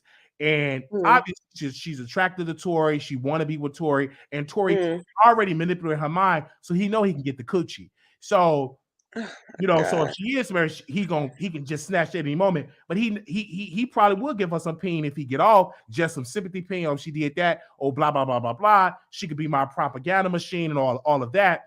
But it was an insult because when she came out of the courtroom, she was like, "Oh, that's my brother. That's my brother. That's my brother." What? Oh, And Tory Lanez kept walking, didn't even respond to her, and she got embarrassed because I'm just as loud, ratchet and ghetto. I took that on Instagram, and what did she do? She was shocked, she was offended, and she was embarrassed. And she went live to respond to me because she got embarrassed. And then she said out of her mouth, "Wiley, you better ask him where I'm sitting at in the courtroom, who and knowing who." And that's when you know that she was sitting. I don't know if she was on the daddy lap or whatever, but she said it breathing all on Tory Lanez, sitting on his side of the courtroom. I'm so disappointed in Millie. Like I really am. Cause I really thought she has this thing that she used to do at the end of her podcast where she would talk about, little black girl, you're beautiful, little black boy, you're enough. This is the saddest projection of that. Like that's so disappointing for you to sit up here and act like you're for the protection of like black people, but you sit up here and wage this war campaign against a black woman just to protect someone who is a thug, really. Someone who has had multiple And physical altercations with people. This is not the first time she defended a problematic black man. She did the same thing to Kaylin Walker. Kaylin Walker came on her show. She dragged the victims. She posted tapes all on her Discord of Kaylin Walker having sex with a minor and didn't regret it, didn't recant or nothing. She said he's guilty, he's innocent. I said, no, that man is guilty. And she would get on the phone, she would get mesmerized with her. She would say the same thing. This is my brother, this is my brother, this is my brother. I've rarely seen her defend black women, but when it comes to problematic thug, gangbanger, gangsters, men, she's 1000% on their side. And she makes a hell of a public PR person for problematic black men. Wow. It's sad. It really is. I mean, I don't even know what to say. I know I stopped watching her once she started this whole Meg coverage because she was one of the ones saying that Meg wasn't even shot. She had a whole science lab kit up there showing she wasn't shot. She said it was glass. She put it out there and she kept reiterating blah, blah, blah, blah, blah. And I heard that Armand in the courtroom was saying that Millie was saying on her breath, like, stop. So that's why that comes from that. And in Milagro, she don't like when you are loud at her. Because immediately what she does when I criticize her, oh, I'm gonna hit you. She get aggressive. She can't take criticism. She can't take when she was embarrassed. She looked like she was spilling out of her clothes because the way how she was dressed in the early days of court, looked like she was just ready with no panties on, like she was ready to go, like she was dressed for the strip club. Once she got criticized about her dress, and I wasn't the only one that said it, they said it on Dennis Byron and everything. She went to the store and said, "Let me cover up," because it wasn't working. She looked trash, and people were taking pictures and blasted all over there. On TikTok, they blasted on Twitter, on Bingo, and they blasted it on Lipstick Alley, and they did a whole thread with thousands of people, and it said "Surviving My Radio." But once we posted, because I am a black man, because I'm loud, she couldn't take it. Right. Wow, that's ridiculous. But I always say, we think that people are getting away with this, but I really don't think. I mean, even if Tory does walk, I look at this as like the R. Kelly trial all over again, right? If he does walk, he's just going to be even more emboldened to commit these sort of crimes, and eventually it's going to catch up to him. We shouldn't let this whole thing happen all over again. We shouldn't let this R. Kelly like thing happen over again where black people are just in denial about the degenerates in our community. But it seems like it might be going in that direction. But eventually, I think Tory's going to slip up, and he's going to overplay his hand eventually because he's going to be emboldened. He's going to be even more out of control. And so All we right. can just sit back and say, I told you so. All right. Thank you so very much, ma'am. All right. All right. Thank you. No, thank you. Okay. All All right. right. Bye-bye. Bye-bye. Hello, sister. How you doing? You're live on air. Yeah. What's your beef with y'all sound like some haters. Why y'all hating on malagograms like that? Well, number one, I'm not a hater. Number two, I'm doing the same thing she doing by being critical. Because when she's critical of Megan, have you ever said in your mouth that she's hating on Megan Thee Stallion? Nah, you're right. I haven't. So I'm doing the same thing. I'm just criticizing her. I'm not a hater, just being critical. Well, I'm just saying because like it's making it now. I don't watch her often. I do like because she's a beautiful black woman. But when she does her commentary on the case with all her notes, it doesn't seem like she's being biased as far as like the notes that she's taking down. It seems like she's giving it from both sides. But I mean, they have people that, that's team Megan, team Megan, team Megan, and they paint the narrative that Megan can do no wrong, just like the woman earlier who said that Kelsey's a, HOE. And you were like, well, what about Megan? Like, if Kelsey's one, then Megan is too. Like, you know what I'm saying? Everyone has their perspectives of everything, but she was wrong about the she was wrong about the Kaylin Walker thing, though. Like, she was wrong about that. But I'm just saying, like, y'all going in on Miss Milagro-Grams. I mean, I don't know in detail everything that you're referencing because, like I said, I don't watch her as much as like I watch you. So I don't know, like in other instances, if she's defended black men over black women. And if she has done that, then she's absolutely wrong. I did hear you mention before that she wanted to fight another YouTuber. She wanted to fight Neek, and she was being aggressive with Neek, and then she said she wanted to fight me. But then she embraced a black man or a mind that called her a B. So again, that's her history. She promotes. If I was like Dragon, call her B's and dirty B's and H's and W's and all of that, I think she would embrace me. But I'm critical. But she embraced problematic black men. She have a history of embracing. I can guarantee you her man that she with problematic. I give her baby daddy was problematic. And she's attracted to problematic thugs and gangsters. Nothing wrong with it. I have my whole urge of liking a thug. Right. You know what I'm saying? But she's one of those black women that if her daughter say, "Oh, my dad touched me," she would defend the man and say, "You a liar." Oh, Wiley, you think so? She's one of those type of mothers. If her daughter would say, "Papa touched me in my inside part," she would say, "No, you're a liar," and she would take the man's side. She's one of those type of black women. I can guarantee you that 1,000%. So why does she want to fight Neek at night? Because she's very unproblematic. I think that she's jealous of Neek because Neek is a black woman. And I talked to a lot of black women. They said one thing that they say, they have a challenge. They get along with men better than get along with women. Mm-hmm. And that's when Neek was upset. And because Milagro is upset at Neek because Neek came there to report on the trial.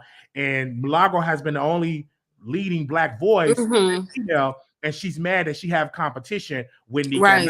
One, Nika and I look good. Number two, Nika and I have been connected in the industry. And number two, Nika and I definitely is a good mother around her kids, and she know how to take breaks. Milagro doesn't because she be on the internet. So I don't know when she have time to she's all on the edge of chasing around Tory. So that's that jealousy that comes around. And then her fans boost it up as well because she feel that you shouldn't be allowed in this space. And I think Armand said everybody trying to get a piece of the pie.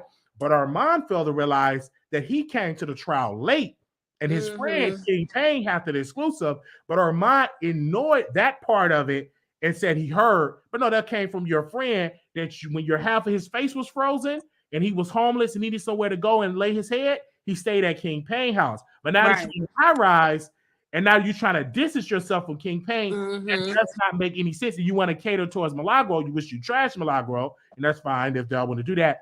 And so Neek was explaining that. And so I'm here to say this.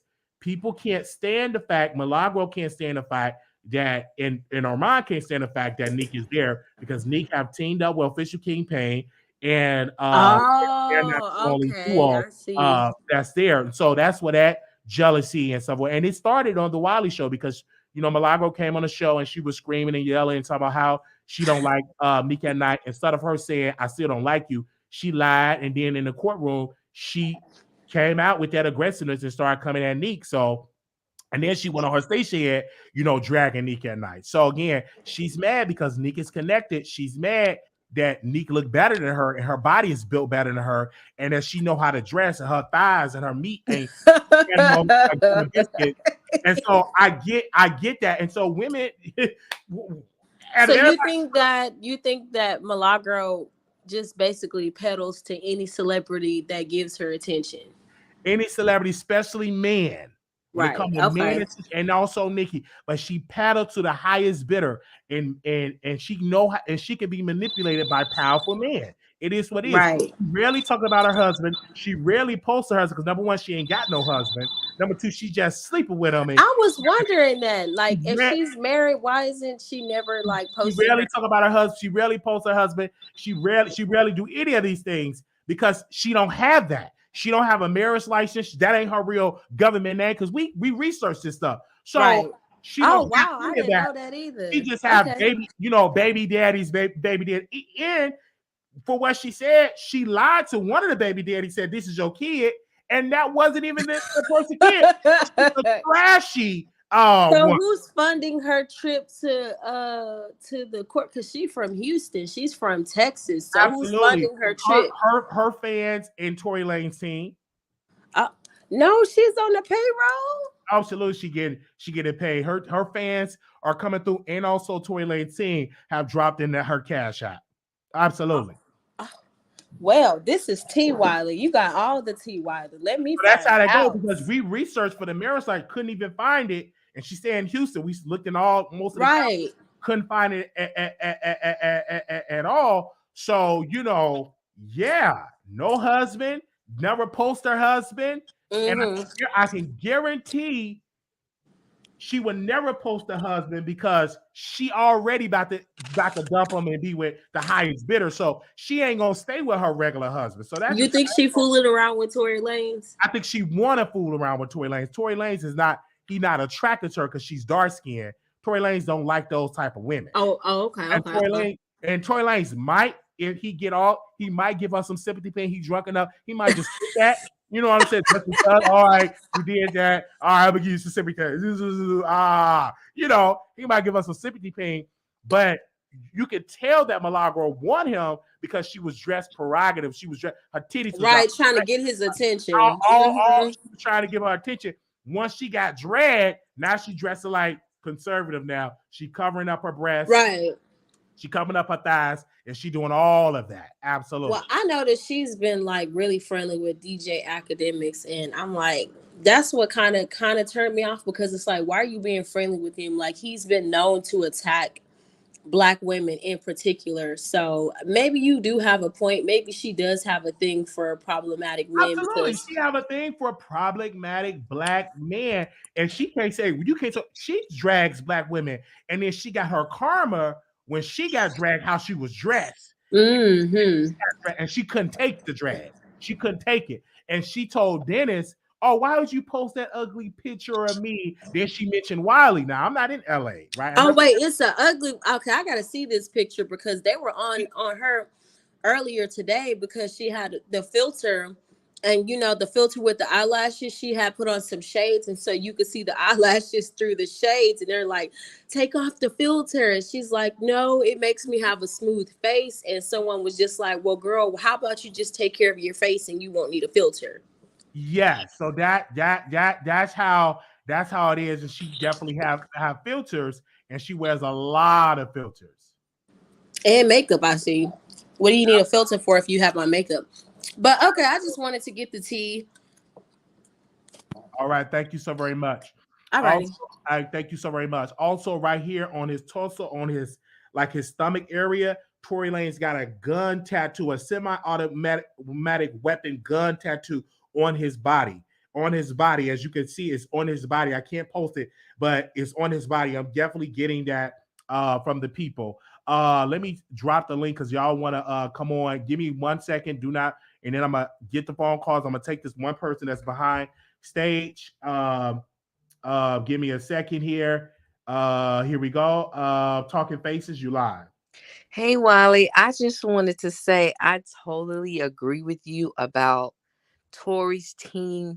They started working earlier to get the narrative on his side. And the reason that I think that Megan, fired everybody, Megan didn't press charges and wasn't going to. They wanted this to go away. But I think Tory and his people knew that the state was not going to let it go away. So that's why they started, with their campaign to try to portray Megan a certain way. And Megan wasn't thinking about that. And I can understand why she wasn't thinking about that, because she had got shot and she was hurt and it was traumatic. You could tell that that was a very traumatic experience. I think it was traumatic for Megan and it was traumatic for Kelsey as well. So Megan wasn't thinking like that, and Tory was, and so he had the upper hand. And for the people that says that, they gag ordered Tory was able to talk all 2021 I think it was 2021 February up to February. I think 8 months. 8 months Tory was able to push his narratives before he got the gag order. And so Megan was clearly, people have to acknowledge, she was clearly not trying to pursue this. She wanted it to go away. But the state had a different agenda on that. And so she wasn't pushing her narrative. And I think Rock Nation did give her bad advice. And I think they did do a disservice to Megan, because they never should have let Megan do the Gayle King interview. And also, the only reason Megan even went on social media because people were clowning her so bad. And the press was so bad on her, she wanted to defend herself. That's the only reason she went on social media. I personally, I feel bad for Megan, because no matter who you want to say Megan was sleeping with or whatever, that still is not deserving of you being shot. And Megan still is the victim. And I'm just embarrassed for all these Black women out here that wants to just, paint Megan as this bad person, even if you feel like she's done some bad things or whatever. She didn't do anything to you personally. You know what I'm saying? And as for Milagro Grams, Wiley, I understand why you feel the way you feel. I do watch Milagro, and Milagro is a Tory Lanez stan for sure. She is that. But I can separate her being a stan for Tory Lanez, and then I like her commentary on other things. But she does not like Megan. She really does drag Megan to the 25th power. So she is not a Megan person that she likes, period, or whatever. She's on Tory's side. But I do believe that in her reporting, I have listened to Milagro, and she is fair when it comes to the documents and the people's testimony in court.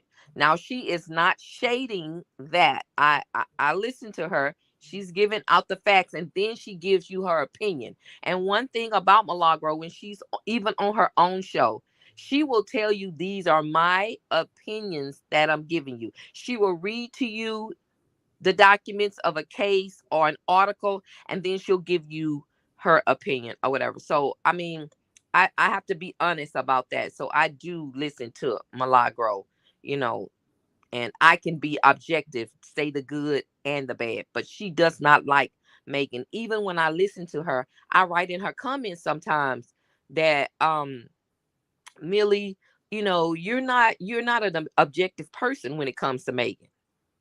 And she's never blocked me or anything when I'm in her comments watching her show, and I talk about Tory Lanez as well. She's never blocked me. And trust me, I say a lot of things in the comment about her covering of Megan Thee Stallions, because she's just unfair when it comes to Megan, and those are just the facts. She really is. All right. All right. Bye-bye. Bye-bye. Thank you. Okay, because the phone line just blowing off the hook. Oh, okay. Give me a second. Call back in, Anonymous. It usually okay. Let me go to 0880. Give me a second. Wow, we've been on here for 3 hours. Can you hear me? This is Wiley. Hey, welcome to the Wiley Show. Oh, you called me back. Hey, Wiley. How you Yes, doing? welcome. Yes, this is Baltimore. I didn't call you or cut you out today. I just called to tell you, first, I wasn't even interested in this Tory Lanez and Megan Thee Stallion trial until you started covering it. And you are doing an amazing job of covering it. And if people who you wouldn't think is looking at you is looking at you. I'll say that. So I just wanted to call you and tell you that I'm proud of you. I ain't call you to fuss you up today for talking about us, okay? Thank you so very much. You're welcome. Are you going to apologize, though, for calling us dirty? Thank you. I can't apologize for that. All right, Roger. All right. Thank you so very much.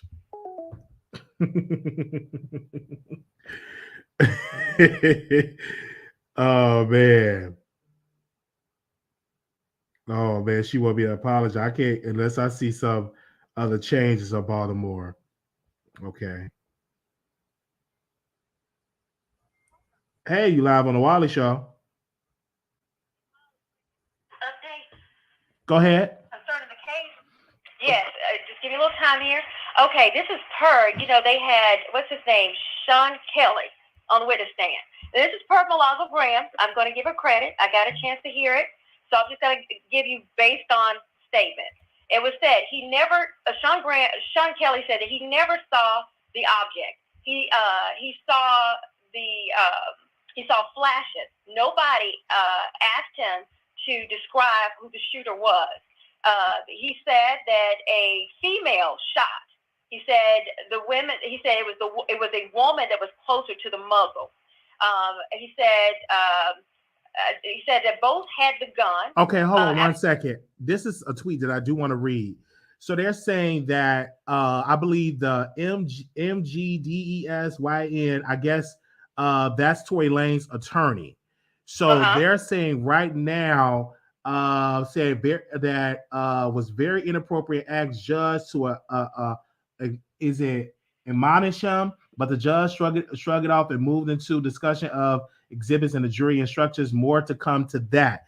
Then there was another tweet that I want to read of here. Bot said the attorney said to him after cross-examination of Sean Kelly, the neighbor, he said that Tory Lanez's attorney has been murmuring under his breath and regularly calling him names such as an idiot and also something much more offensive in chambers.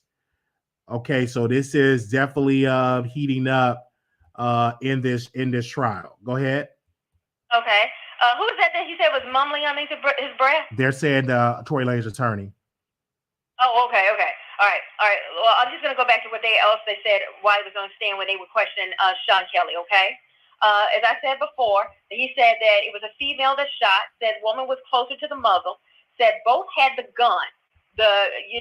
In terms of a male and female. After the gun shot, he said he saw a struggle.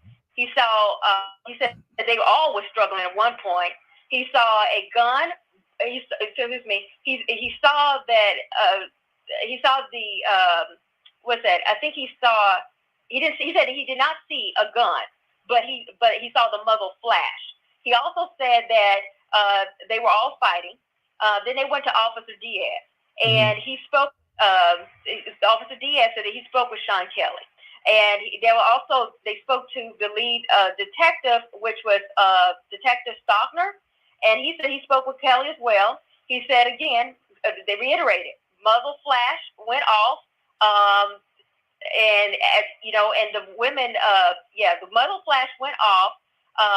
the women were fighting. Yeah, the women were fighting with one another. He said that nobody but Megan said that the beat dance beat, but her.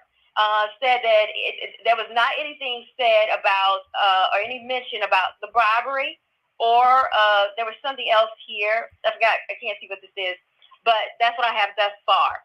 So the reason that we're having a problem, I don't think it's the idea that nobody wants to convict or Tory if he's guilty. But the thing about it is this: you have to think about the case overall. And the case is that character has a lot to do when you're questioning a witness. And Megan's character, as well as Kelsey's character, anybody who's involved in a case like this, we can never ignore a person's character. So that kind of goes to tell you, and I just like to say this. People might think I'm being critical, but that whole thing about Hot Girl Summer and saying certain lyrics and hanging around with this person and sleeping with everybody, eventually all this stuff catches up with you. And as you can see, these people don't really stand their ground when it really comes up to this. You think that we as women, we want to stand up for Megan. We get she lost her mother. She lost people that love her. Here she is, this young woman out here trying to deal with this world. And we want to defend her. But we can't defend, and I say this again, we can't defend you if you're not going to tell us the truth, or you're going to live by code. And I'm sure Rock Nation has something to do with this whole thing. But, there are people out here, a lot of us as women, we're fighting with one another because the fact there's some of us that says, just forget her character, forget what she is. She was shot. But at the end of the day, we are hearing right now there was a struggle. This man is saying that he saw all of them struggle. And we're going to blame Tory. It sounds to me, the first one he said that he saw near the muzzle was a woman. Now, this explains why we saw Kelsey had the gun residue on her hand, and the fact that it was on the did they identify that it was on the cartridge? That's why they didn't see. Somebody else said this on the call. That's why they did not see Tory's DNA or something on that cartridge. So that he wasn't the one that loaded the gun. The gun it was not his. And not only that, let's just say this: the person that actually had the gun, they're going to know where that gun is. And if you got one thing you got to talk about too, Kelsey and Megan said nothing about them fighting. We almost thought it was Tory out there beating the living daylights out of Kelsey. It comes to find out when you hear what he has to say, Sean Kelly looking above his balcony, which he has a very great view here. He is basically saying that he is seeing them just scrap it out in the middle of the street. So that explains the broken nail. So I just think we should just deal with the facts. I mean, as much as you might want to take up for someone, you can't. To me, it's just about hearing the facts of the case. Milagro Grahams may have whatever. I'm not concerned about it, but I agree with Talking Faces. I think that's her name. What she said, and I said it before. Milagro is very good about stating what is happening play by play, and that's where I got this from. I was not in that courtroom, but the girl does such a good job. And she tells you who's talking and who's speaking. And then she does, just like Talking Faces said. She'll say, well, I'm going to give my opinion. I do not like the cussing. I just wish she'd stick to it. I wish she wouldn't care about the filters. I wish she would if she would just add a little bit more professionalism to this thing, she would do an outstanding job. So that's what I have to say. Wow. I just thought I'd help out a little bit because I know you're trying to do the show. So all right. Thank you. Both. All right. Thank you so very much. You're welcome. Bye. Bye-bye. Okay. Call from. Okay. To accept, press 1. Okay. You live on the Wiley Show. Hi, Wiley. Can we at least agree that Kelsey had gunpowder on her and Tory had gunpowder on him as well? So why can't we just believe that they both shot at her and we just don't know what bullet hit her? Was it the one that Kelsey did? When the one that Kelsey shot at, or the one that he used? Like, can we agree on that? Well, according to the report, that both of them did have that. That's what there was the expert testimony. I don't think we disagreeing on that.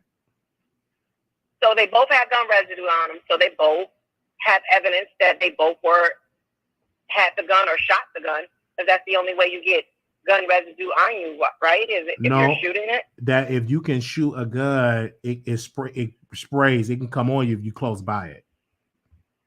Oh, so the missing piece of evidence is to figure out who had the most gun residue on them.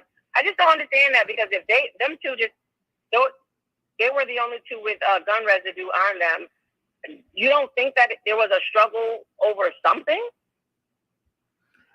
I just feel like mm-hmm. just feel like with Kelsey changing her story and with Tory Lanez not saying much, I just feel like they both had a part in it. I'm like, why would you even have to take the fifth or ask for immunity if you had nothing to do with the gunfire? Like, if you know that Tory did all the shooting, if you know you didn't shoot that gun, now she may have shot the gun, but just didn't, aim it at Megan. So do you think? I believe that's the reason why she wanted to take immunity, because she had a part in shooting the gun, and may not necessarily mean she shot at Meg. She might have shot in the air. Who knows? To scare her, because she's a small girl, and now we do know that they were fighting, and we do know that from Kelsey's bruises and her bald spot in her hair that she was getting beat up by Megan. Megan is not jumping out of a car to bump somebody. That's not happening. EJ said that she gets very aggressive when she's drunk. She was getting aggressive towards Kylie Jenner. So it's not hard to believe.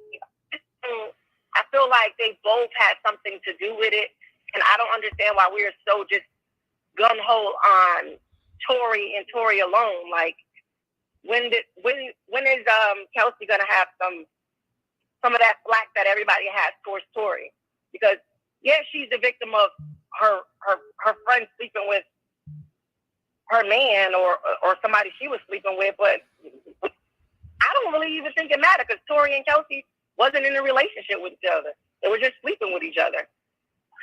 I just feel like they both had something to do with it, and I don't think that we should just be focused so much on Tory and Tory only. This is how okay, you're wrapping me up right about now. I said okay. Go ahead. I just feel like we need to just be fair and put the blame on Kelsey and Tory, and not just Tory alone. Okay, thank you so very much for calling in. Okay, because she was saying the same thing over and over again. We got your point. I think she said the same. Oh, so they out of court. Okay, so they out of court. Okay, let me answer this phone. If you say the same thing over, you said your point. Okay. You live on the Wiley Show. You live on the Wiley Show. Can you mute your TV? It was my other phone. I turned it off. Okay. But I was gonna say, okay, what is astonishing to me is that we even having a witness come out and say that they saw Tory shoot 4 times, and then the defense saying, so do you think that he took the gun out of their hands to try to basically be a savior? That man straight up said, no, that motherfucker was busting. So it's just annoying to me how you still got Black women trying to place the blame everywhere else except for who we're talking about. As far as Kelsey, the last Black woman, I'm just like, girl, no, we are going to focus on Tory Lanez, because at the end of the day, Tory Lanez is on trial. When Kelsey is up and she's going on trial, then we will focus on her. But no, we do not need to shift and point our focus on somebody that's not even on fucking trial. At the end of the day, you have evidence. What is it called? GSR saying that Tory has GSR. You have a witness, Meg, saying that, hey, Tory shot me. You also have Kelsey's claim in September, and her text message saying that Tory shot her. Obviously, there's more to the story, and Kelsey could be involved, could be. We don't fucking know. At the end of the day, she's not the one on trial. And then you have the defense, his witness, coming up saying that, no, Tory was busting shots abusive. And not only that, him, his bodyguard, and Kelsey, what did he say? It looked like he was jumping Meg and stuff like that, jumping a girl and stuff like that. Listen, as far as who lied, they all fucking lied. Because at the end of the day, Language. y'all want to focus on saying that Meg and her history, but what about Tory Lanez straight up coming out lying to y'all and his audience and to the black women that's coming up here, still trying to defend him? Remember when he said that there was no shot, there was no shooting, nobody got shot? That is the biggest lie of them all. So as far as who's fighting, who's not, okay, great. But at the end of the day, you got 3 people saying that this man shot this woman, including the witness that his team came up to, like, asked to be up on the stand. So I'm like, it's just so freaking annoying to me because, and it doesn't make any sense. Like, y'all are really trying to place the blame everywhere else. Y'all want us to talk about somebody else. No, we finna talk about the MS that's on trial right now, who has 3 people coming out saying that he is the shooter, and he's also the person that's like right now, like he could be like he is facing some hard times. And with the witness saying that no, I saw him, he was busting them shots, he's going to jail. That's who we're gonna focus on. If y'all don't like that or whatever, then maybe y'all need to like log off. But we're gonna be talking about the person who's on trial, not the people who are not on trial. And I just feel like people are just trying to deflect because they know in their heart that they're wrong. They probably feel bad about saying that this woman lied about stepping on glass and all this other stuff, and maybe breaking your heart that this black man is the banger when it's not that hard to believe because this man also has a history. Meg has a history of being promiscuous. This man also has a history of being violent and hurting people. This man is also the same man that's facing a lawsuit next month of a pregnant woman because what he's like, it was a hit and run and he kept going. That man doesn't have any integrity. And y'all steadily want us to talk about other things that have nothing to do about this damn case. It's about who shot us, and 3 people are pointing to that much MS, including the witness. And that's all I have to say. I hope you have a good day. All right, thank you. Wiley. Thank you, man. Bye. All right. To 499, Love said the eyewitness stated that I just want to be clear. I never saw a gun. I just saw flashes. That is the point. They're out of court, you guys. So again, I'm hearing rumblings from Armand Wiggins and people actually in the courtroom saying that Tory Lanez might testify on tomorrow. Oh, this is going to be good. Yes. You're live on the air.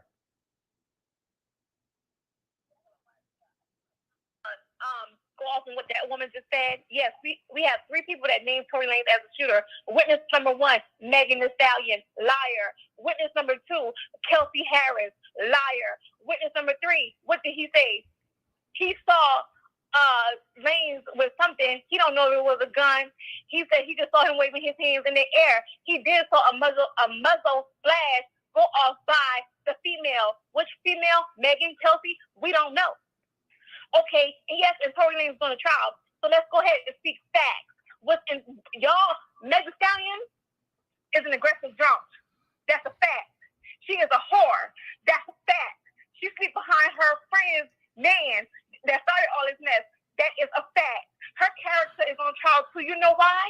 Because she was the one who made these allegations, okay? She got up on stand and perjured herself. She told a story that did not exist. Okay, based on the facts, the evidence of this case.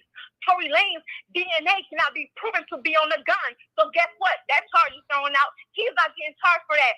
Tory Lanez did not shoot Megan Thee Stallion because he said, why? Because she said he did it? What Kelsey said don't matter. You know why? Because what Kelsey told the prosecutors in September, she came back under oath and told the truth. When they dumb self gave her immunity and she was honest and said it was a lie. She didn't see Tory Lanez with a gun. She don't know where he got a gun from. Did Megan get shot? I don't know. Did you shoot Megan? No. Where did the gun come from? I don't know. Okay, so these are the facts. Okay, Megan Thee Stallion is a liar. All this happened because of her. Why didn't she want to talk about the fight? The fight. Motive. Okay? Who had motive to do what? Megan said that Tory pulled the gun 5 times. Okay, Megan, if Tory Lanez shot at you 5 times and 1 hit you, how did Kelsey get gunpowder residue on her? Oh, girl, we're not crazy. This witness said that he saw two women in the middle of the street like some hood rats, brawling in the middle of the street, fighting. One of them fools pulled out a gun. The muzzle flash was closer to the non-victim female. Who is that? Megan. Okay? Because what he said was you was beating up Kelsey. Okay. Where was Tory Lanez going on? He was in the car. So he will not be found guilty, but Meg Thee Stallion will always be found guilty of being a alcoholic, drunk woman. Whore. Good day, Wiley. All right, thank you so very much. Also, I want to read something really quickly. Okay. Let me drop the link on here because I just got word from one of the reporters. I'm gonna definitely drop the link really quickly. Give me a second. I want to read this really quickly. For the Nancy is a reporter, and she said that the jury's in here. It was a gun case when they were out of the courtroom. Defense said it was a gun belonging to the mother of Tory Lanez's child. That his diversion lasted 2 MOS. Diversion is not probation. Defense lawyer argued. Judge said they will give the jury on instruction to clarify. So I don't know what that means. I'm not a lawyer. We have any lawyers in the chat can really break that down. I will post that on the screen so you all can see that tweet that I just read. Give me a second, and I'm gonna go back to the phone lines. If you're hitting the link, you need to stay on the line, and I would definitely bring you on. So if you hit the link, don't hang up because I want to bring you on. Okay. So I'm going to share this so you all can see that tweet. I don't know what the MOS, what do that mean? I don't know. Okay. Let's go back to the phone lines. Okay. 0865. I'm calling you back. 0865. Hello, can you hear me? Hey, Wiley. Hey. Welcome. Boy, now you know I was going to call back on that. Okay, I'm not going to do too much because obviously the last caller, she felt hit by what I said. So I'm not even going to do this because at the end of the day, it's not my life on the line. I'm not on trial for banging somebody. But I will say that, sis, you need therapy. And I will also say that if Meg will forever go down as a drunk liar, Tory will also be going down as somebody who shot somebody. And regardless of how y'all feel about it, some of y'all may not know what his charges are, but a lot of this stuff is going towards him. That's why when you have people in the courtroom, they said that the defense looked like they were SHIT-ing themselves when their witness went on the stand. So regardless of however she may feel about Meg, because girl, you probably had your best friend mess with your dude, girl, that's none of our concern. Yes, were they two women fighting? Yes. But however, some gang banging short man syndrome, who's supposed to be the leader, mind you, he's the man of this situation.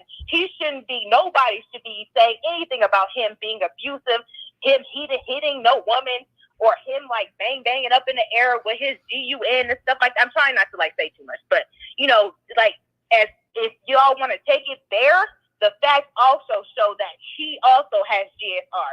Many witnesses, and if you want to call Meg a liar, okay, let's go to that witness.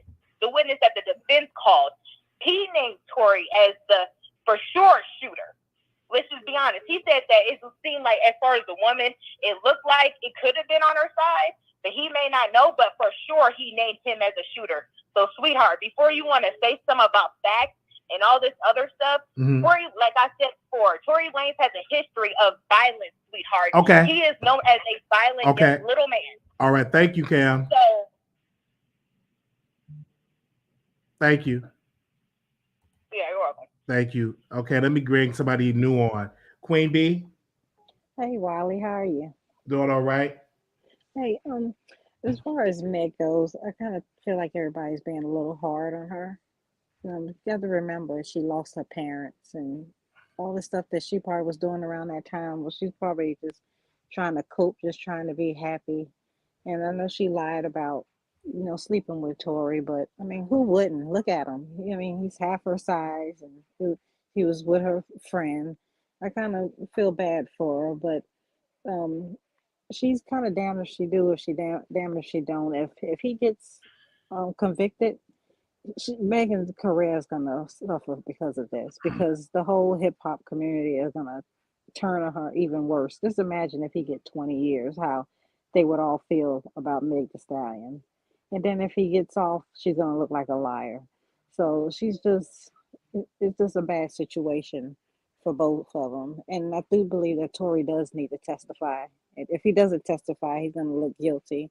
And the witness today, the man that said that the girl shot first, well, they've messed it up for the prosecution, because now the jury is gonna wonder, well, which one of the shots hit them. So I'm kind of thinking this is gonna be a not guilty or a mistrial. But if he is found guilty, I think her career is gonna suffer. And I don't like the way she's made this into a man versus woman thing, because we as Black people, we have so much of that going on online right now. And for Meg to play into that, and like you see it in the shade room comments, it's really divided us. And then the women who are on Tory's side are getting bashed, and the men are getting bashed for being on Tory's side. And it shouldn't be like that. You should be able to have your opinion on what's going on without being called a man hater or a woman hater. We need to stop that. But thank you, Wally, for letting me speak. Thank you. Thank you so very much. All right. We're gonna go back to the phone lines, you guys. Wow. Okay. I see somebody is keep calling in, so we're gonna call you back. Again, if you're calling in private, let me put myself on camera. I can't call you back.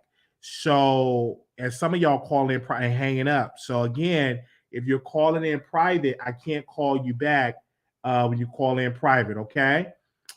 So just so you have to just keep calling in.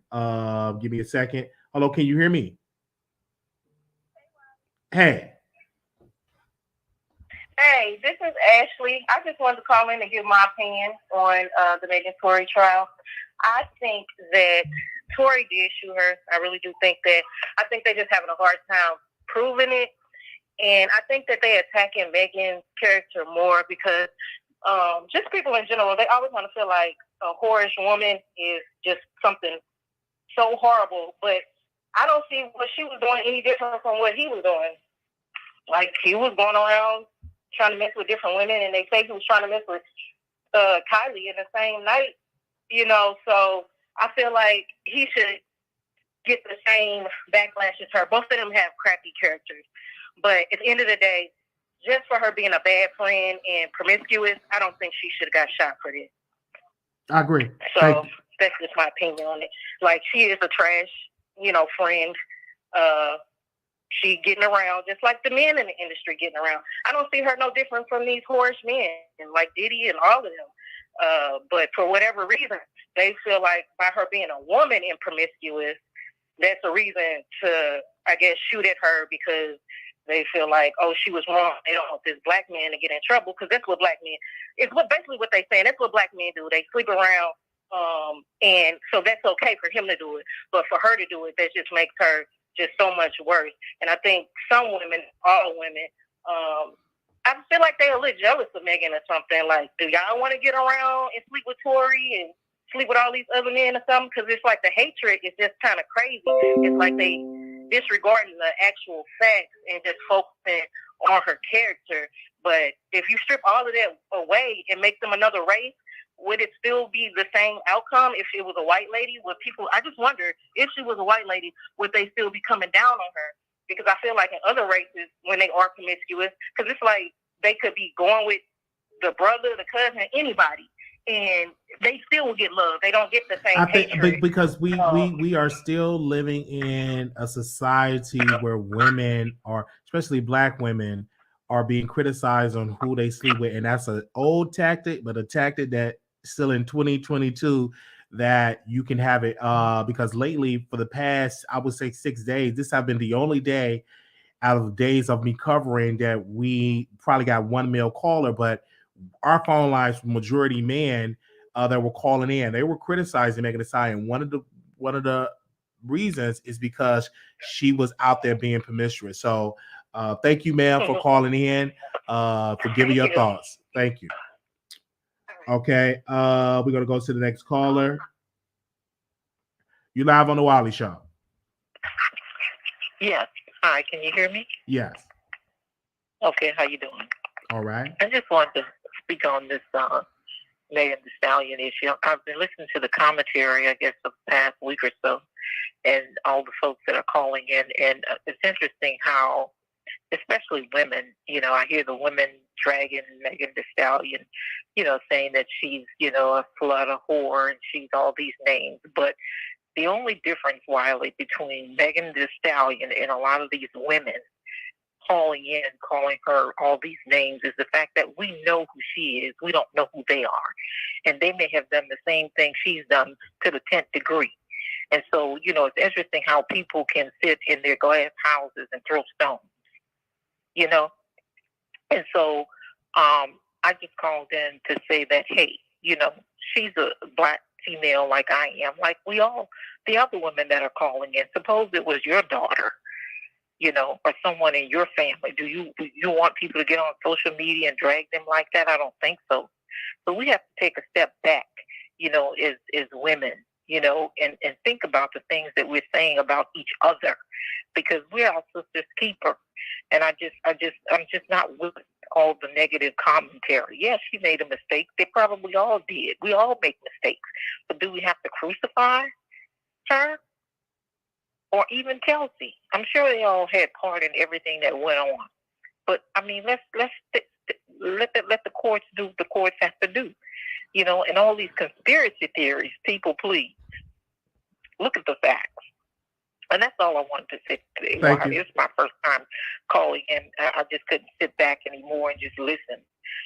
Well, thank you. Hopefully you like the video and subscribe. Thank you for calling in. And hopefully you call in tomorrow. Absolutely, I will. Thank you so much. Thank you. Bye-bye. Okay, we got a super, thank you all so very much for the super chats for coming in. Somebody said, additionally, we must not exclude our own biases, but the change you want to see in the world.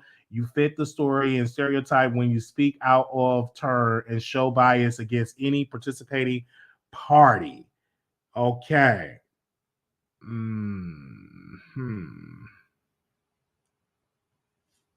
All right, let me go and bring this call in. Wow, we've been on here almost 4 hours, child. Make sure y'all send like this video, child. We have been on for this is what, day 7? Yeah, day 7. And by average, we've been on for about 4 to 5 hours. 6152. Can you hear me? Yes, you live on the wire. Go ahead, ma'am. Yeah, I just feel like people are really being hard on men for no reason. Like, why they're not giving towards the same energy or stick around with his best friend? Like, he knew they were friends. And I feel like Tory is guilty, but people are jumping to Tory's defense because Meg's promiscuous. That's crazy to me. Yeah, I feel you on that. And I think that, they should. But again, that's why women like yourself, y'all got to be calling and defending y'all woman. You know what I'm saying? Yeah, I agree. And I just don't like how a lot of the black women are calling in defending Tory. First of all, you were not there. You do not know what happened. So if you don't know, just be quiet. Even if you feel like she's guilty, even if you feel like she's lying, why you got to speak on it? This is another woman. You don't know what happened. So why you coming to the defense of a man when this woman is saying she's been shot? You know what she was going through 2 years ago, losing her mother and her grandmother. Maybe she was drunk and acting a little crazy. I mean, she was dealing with a lot, like the lady said before. Maybe she was a little out of hand and a lot of stuff went on. But what reason would she really have to lie about who shot her? Like, what would be her motive, I feel you on that. Thank you so very much. That's pretty much all I had to say. Absolutely. Thank you, ma'am. Bye-bye.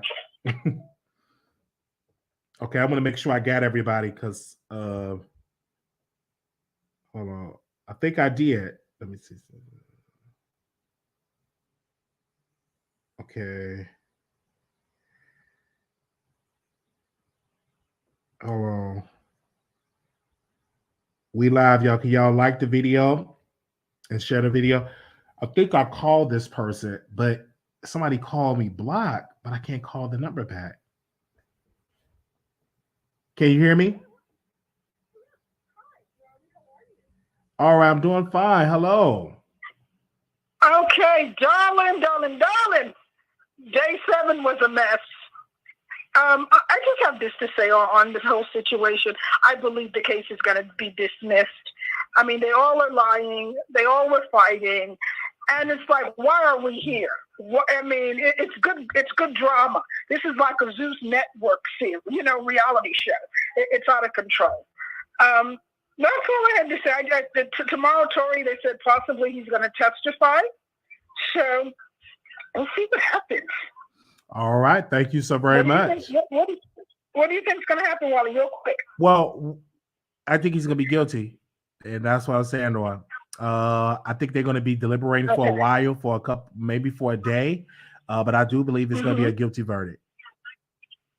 Yeah, because she was shot.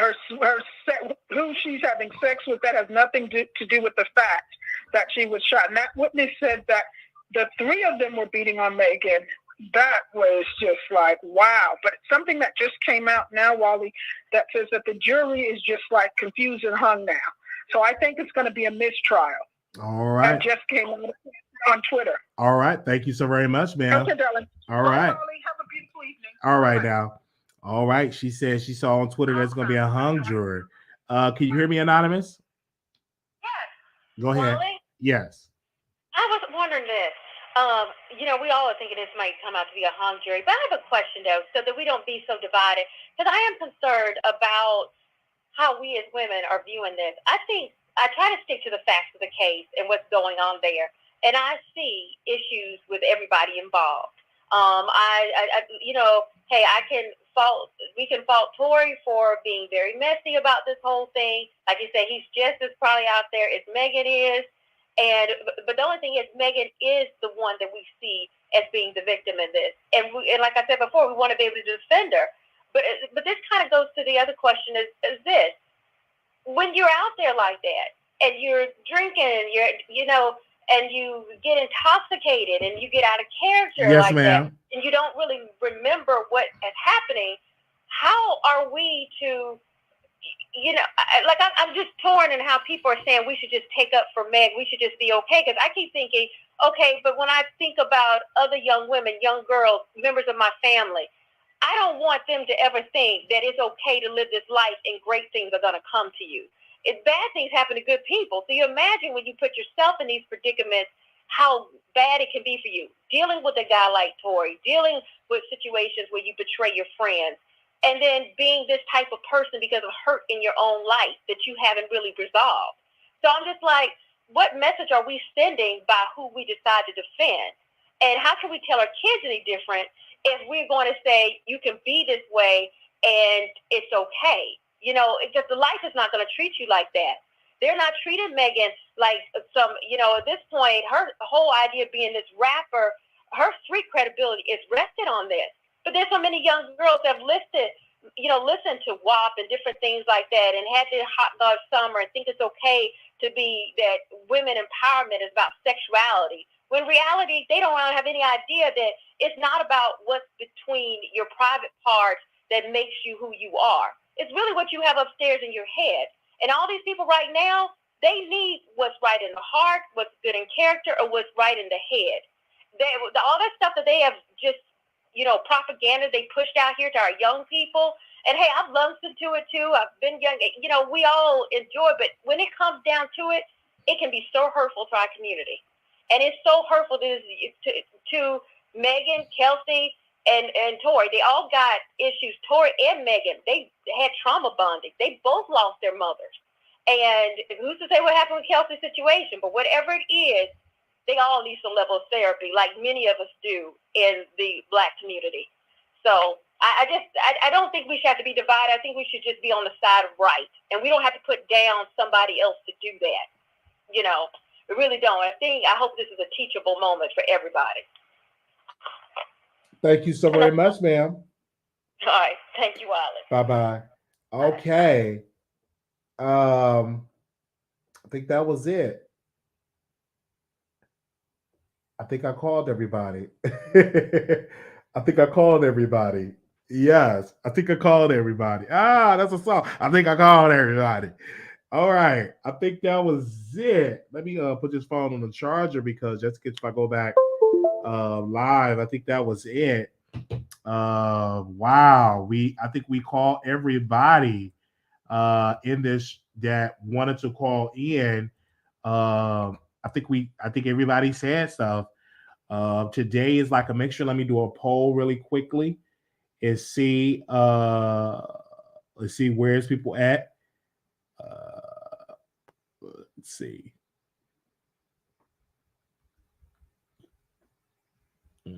Hold on, y'all.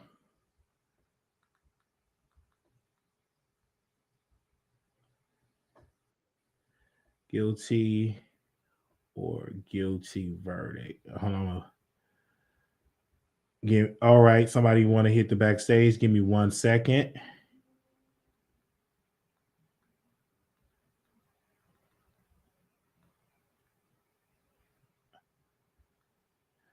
All right. There we go. All right. Give me a second, you guys. Do this poll really quickly. All right. We're going to go backstage. You live on the air. Can you unmute your mic? Hey Wiley, I'm a little late to the show. I didn't really watch it all the way through because of the time, but I will later on. I don't know if y'all talked about EJ, but has anybody else peeped how he's like posting his court outfits? Like he got photographers at the courthouse taking pictures of his outfit, and like he's reposting what, like, I guess the good things that people are saying about him today. Like, hello, ma'am. Can y'all still hear me? You back, ma'am? Can you hear me? oh, it's not letting me leave the StreamYard to. Can you hear me? Yes, I can hear you. Yeah. Oh, yeah, to continue to talk. Hold on, I was trying to go back to explain what EJ was posting. Hold up. Okay, I'm about to leave the app. It might mute me again, but I'm gonna come right back. Okay, she was talking about EJ and Okay, I'm back. But yes, like he's posting like a courtroom sketch that somebody did to him. Like it's just weird. Like why are you having people take pictures of you at the courthouse in your outfit and like posting like a courtroom sketch? Like that's weird. It's like, do y'all not see that? But I'm gonna see if I can send it to you on Instagram. But that's all I have to say. You don't have to send it to us. I say it all about EJ, and I'm not mad at him at all. Again, he's capitalizing. He's capitalizing off the moment. He's talking to media. He's a witness. He have a job to do. He is her former stylist. So you capitalize on the moment. You don't really get those. Somebody getting shot though. Yes, you take advantage of it. If I was in the shoes, I'll be doing pictures. I'll be doing interviews. I'll be doing all of that. If you are getting all this media attention, take advantage of that because you still got to dig for your career. It's giving weird. Not all attention is good attention, but let's go with Tory Lanez. If somebody can find me Tory Lanez video, that man took a picture with a man and his dog. He took a selfie, gave the baby to his daddy, took a picture with somebody's dog and with a fan. So if he can take advantage and he's on trial, why can't EJ? I didn't say it was right that he did it. I didn't even see what he did, but even if I did see it, it would still be weird.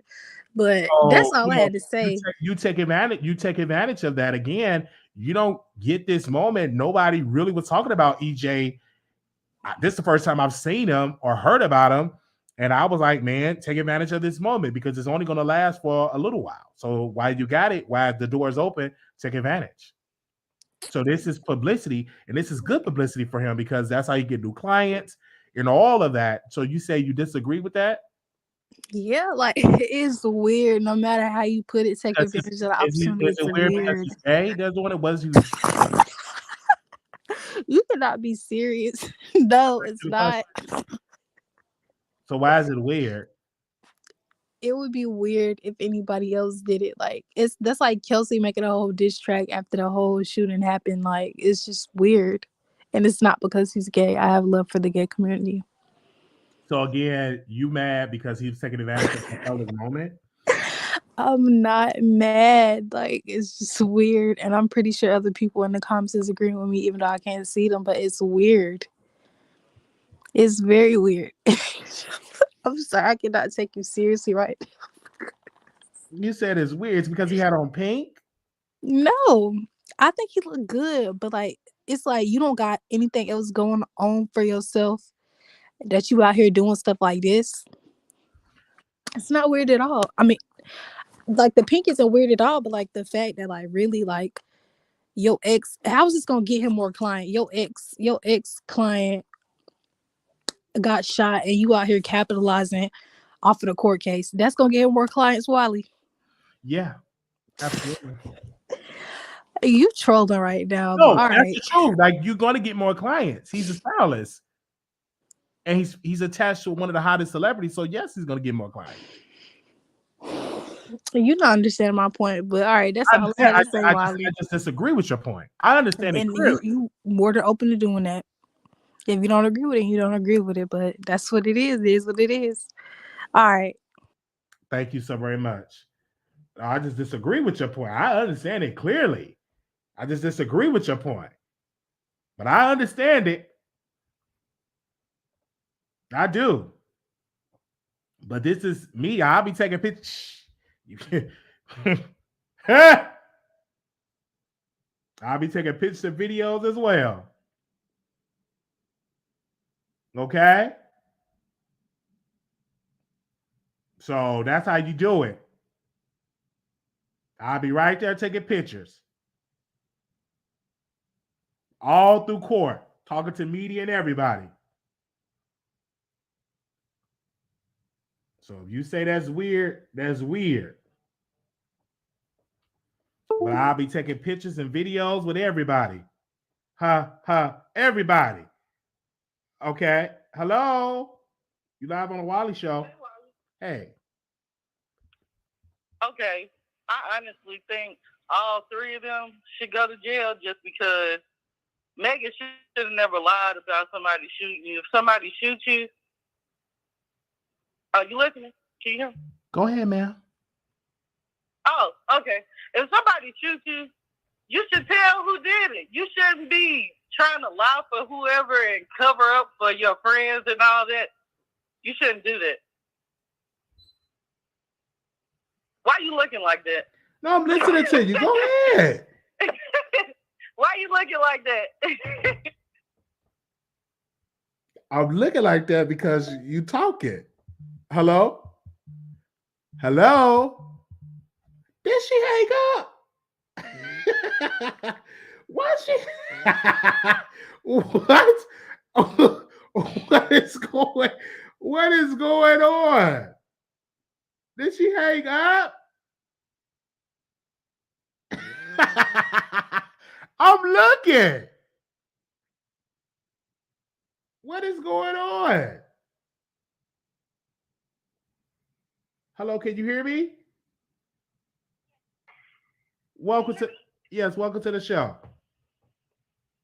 Oh, hey, Wiley. I was just calling to say, I don't have anything to say about it, but I was just calling to say I'm in LA and I'm going to the case tomorrow. So I'll fill you in on Instagram about like what's going on or how tomorrow goes. Okay, I would love that. You would be in the building tomorrow because this is towards the end. So make sure Yes. Make sure you look good when you go there. Well, I'm a baddie, so I'm gonna Instagram you. I'm gonna DM you tonight. Okay. And then tomorrow I'll fill you in about every fucking thing that's going on. Ooh. Because I think tomorrow is gonna be really, really, really, really interesting. But anyway, I love your show. My name's Ari, and Yes, bye, Ari. y'all. I'm going back in the bushes. Bye. Bye. That was Ari. She's a baddie. I just couldn't believe that. She hung up the phone, child. Because my facial expressions. Hello. Can you hear me? Unmute your mic. Oh, Wiley. Okay, so I'm back because I seen the people in the chat was dragging me because I sound young or whatever. Is it a problem for young people to enjoy your show? It's nothing wrong with young people enjoy the show, but you have to ignore the chat. The chat is court of public opinion. They're gonna always have their opinion. Like it doesn't. It's not like get under my skin or anything, but it's like really like, what's wrong with me watching his show? I'm a college student. And yes, I am on winter break. But like, Yes. what's the problem? That's no problem at all. You gave your thoughts. Don't worry about that chat. That chat just jealous because they ain't in college. They got GED if they got that. So you in college. What are you studying? Psychology. Oh, wow, you said in psychology. Okay. How's your Yeah. grade? Your grade? Let's not talk about them. Oh my God. I'm Oh, playing. you're great. Okay, you on what? You're back I'm home? playing. Yeah, I'm back home. Okay, you back home. But no, Wonderful. my grades are good. But You yeah, a like, freshman or a sophomore? What's your year in college? oh, I'm a junior. Okay, junior. Yes, yeah, because Yeah, like they talking about Glorilla and all this other junk. Like, dang, like you are not Glorilla. You are in college. The people that's in there, they only got their GED if they got that. So don't okay. worry about the people in the chat. They even got their GED. Some of them even graduated from 8th grade. But like, yes, y'all, it is okay for younger people to call in and watch this show. Y'all just used to the mature voices. Tell your friends. Are you representing a sorority? Oh no, I'm thinking about it, but I don't know if I will though. Okay, if you do it, that'll be great. But welcome to the show. How long you been listening to the Wiley Show? I've been listening to you since like last year. Oh, welcome. Keep on listening. Tell your friends about us. I love talking to the college students. So no problem. But yeah, I was just calling back to say that. All right. Okay. All right. Peace. Okay.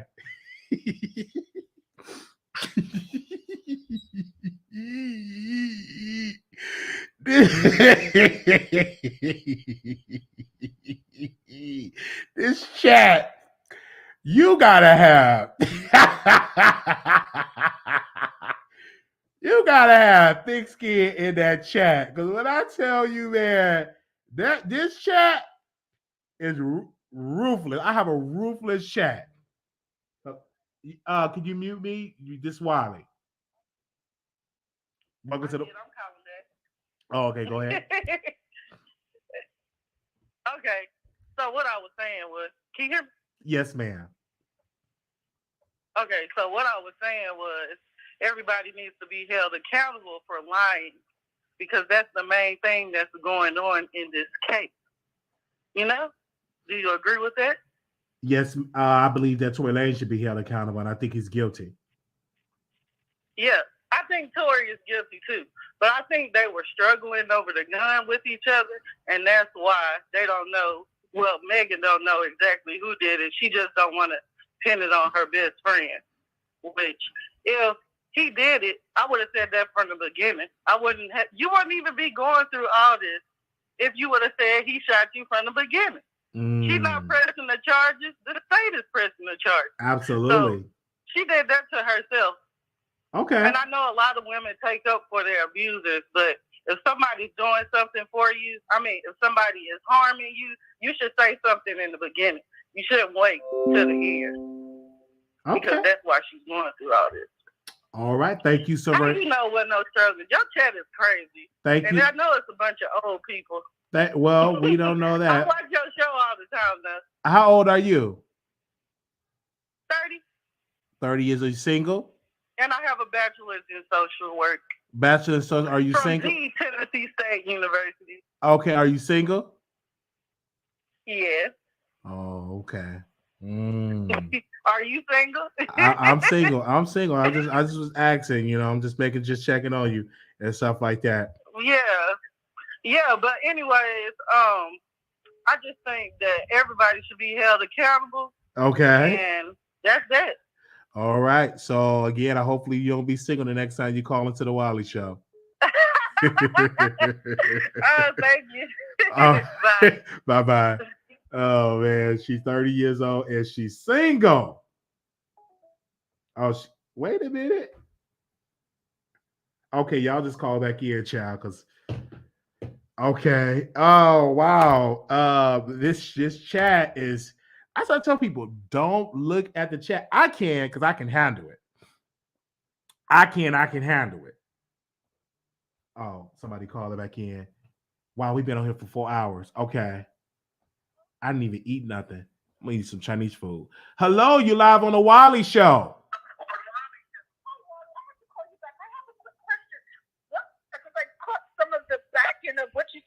Mar-a-Lago grounds.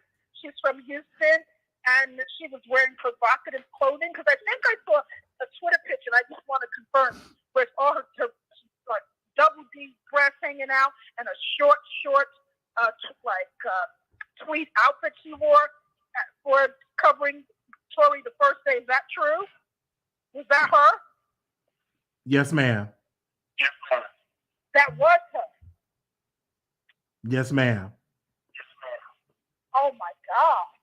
So you're saying Tory is paying her to cover this? Yes, ma'am. Tory's people? Yes, ma'am. Wow. That's what because I heard some of what you said. I just want All right. Thank you, ma'am. You're welcome. Bye-bye. Okay.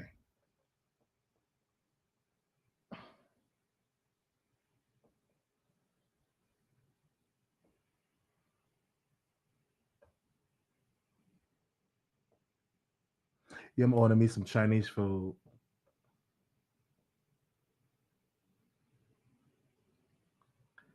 I'm ordering me some Chinese food. 6002. Oh, you ain't answering. I'm calling somebody back, you guys, and we're gonna close because we've been on here for 4 hours. I said everything. Hello, you live on the Wiley Show. Wait a minute. You just called me and called me again. Let me call you back.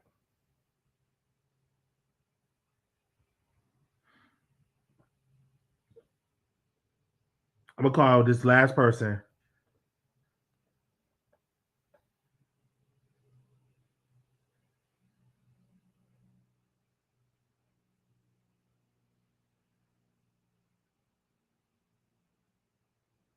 Can you hear me? All right, you just calling and hanging up. Hello? You live on the Wiley Show. Hi. I just wanted to. I just came in to the show, but I was on another person's live listening in on the Megan Thee Stallion Tory Lanez issue, and I wanted to comment on that. Okay, go ahead. Go. You hang up? Wait a minute. She called in and hung up. Oh, let's get her back on. I don't know if her phone died. Hello? Oh, let me get her back on, you guys. And she hung up.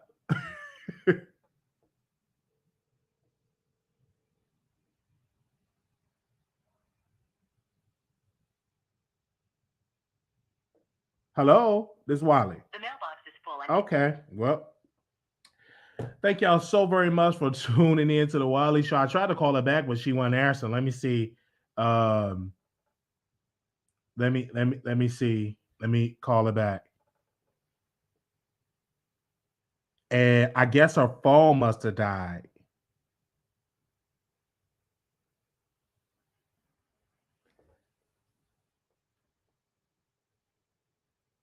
Okay. Let me see. Hello? Oh, yeah, the phone called you. Hold on one second. Let me put you on speaker. I was calling you back. Go ahead. Sure. Go ahead. No, go ahead with your statement. You was talking about Tory trial. Go ahead. Yeah. So, yeah, I wanted to say that, like I said, I was just coming in, so I don't know what a lot of people are saying, but I think Tory is guilty of shooting Meg. The only issue that I have is with, like, the opinions of people outside of the trial and outside of the courtroom that they did set on Tory walking off, like him not being found guilty. And I just want to know how come they have drawn that conclusion, because I totally believe that he shot her. Maybe he didn't have intentions of, like, killing her, but I do believe he did it to intimidate her. I do possibly believe that there was a argument between Kelsey and Megan, and that they're not being forthcoming with that. And I don't necessarily blame Megan for not divulging that she had an intimate relationship with Tory. But however, I think people should define intimacy, because maybe they didn't physically have like intercourse, but they may have like fooled around or something. So in that sense, I wouldn't necessarily say she lied. But my core question would be to, I guess, you as well as everybody else in the chat, is that why is everybody dead set on Tory walking or being like a mistrial or something like that? Well, a lot of people say it's going to be a mistrial because it's a lot of doubt. But again, if you was on a jury, what would you pick? Oh, I would definitely say Tory is guilty for sure. And I'm not necessarily, I don't listen to a lot of Megan's music, but I do think she's a very confident woman, and that's empowering. I did listen to a lot of Tory Lanez music. I thought he was a amazing artist. Yes, I liked his sound. I liked the beats. I liked everything he do. His music. I really was a fan. More a fan of his than Megan. But as to this, viewing his character in this, taunting her, and not blatantly outright saying I didn't shoot Megan, I just think that he should go to jail. He's a menace, and I don't think he has any right to be walking the streets. He shouldn't be in America because he's a terrorist. If he's he's assaulted 3 American people, from what I have heard, and if he's walking, then he's liable to do something like that again. I just don't understand why both black men and women that are supporting Tory Lanez are not understanding that he's a menace. And the black women that are supporting him should be ashamed of themselves. They really are male identified. And, I really think that they probably have been abused in their lives, and they feel like no black woman should be protected. If they wasn't protected, no black woman should be protected. I think some black women do feel like that, and they're sick. I think they're sick. And the black men that are not standing up for Megan are just as bad as the ones that are standing up for Tory Lanez. So I pray for Megan. I pray that she does get justice out of this. I pray that the jury does find him guilty and that he's deported, because he don't belong here. He's a terrorist. He's a terrorist. He's no different from Osama bin Laden. He's assaulting American people. So that's my take on it. All right. Thank you so very much for breaking it down. Yes, have a good night. All right, good night. Oh, man. Thank y'all so very much for tuning into the show. Again, we're not taking no more calls. We are done with the calls. I already know my phone going to be ringing off the hook because my phone is about to die. So we are not taking any more calls. I do want to say this. I did a poll, and let me see where we at right now with the poll. Give me a second. Chicago, I will be going live some more. I was going to originally go for Christmas, but I postponed my trip because y'all expecting to have a blizzard. So I postponed my trip for Chicago. So again, I postponed my trip for Chicago because they said it was supposed to be a blizzard coming in a couple of days, and so I definitely postponed it. Also, too, I'm going to give a shout out to Prince from the Freaky Boys. His car was stolen from Chicago, so y'all be very careful when y'all out there. It's a certain device that I think they're making that you can put on your wheels and put on your steering wheel. I think people need to go back with the thing that you put on the steering wheel. You remember back in the day where on your steering wheel they had like a little bar, the little bar things to protect it.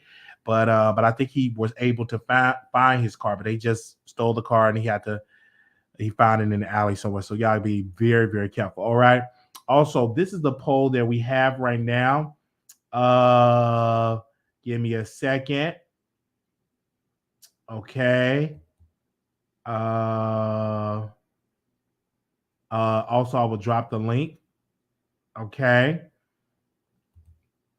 Give me a second. All right. So this is the poll that we got right now. I asked, I said, do you think the jury would come back with a not guilty or a guilty for Tory Lanez? I put as a poll, guilty, 23%. Not guilty, 35%. Mistrial, 42%. That is where we're at right now. Okay? Guilty, guilty, guilty. So again, that is how it is when it came to that.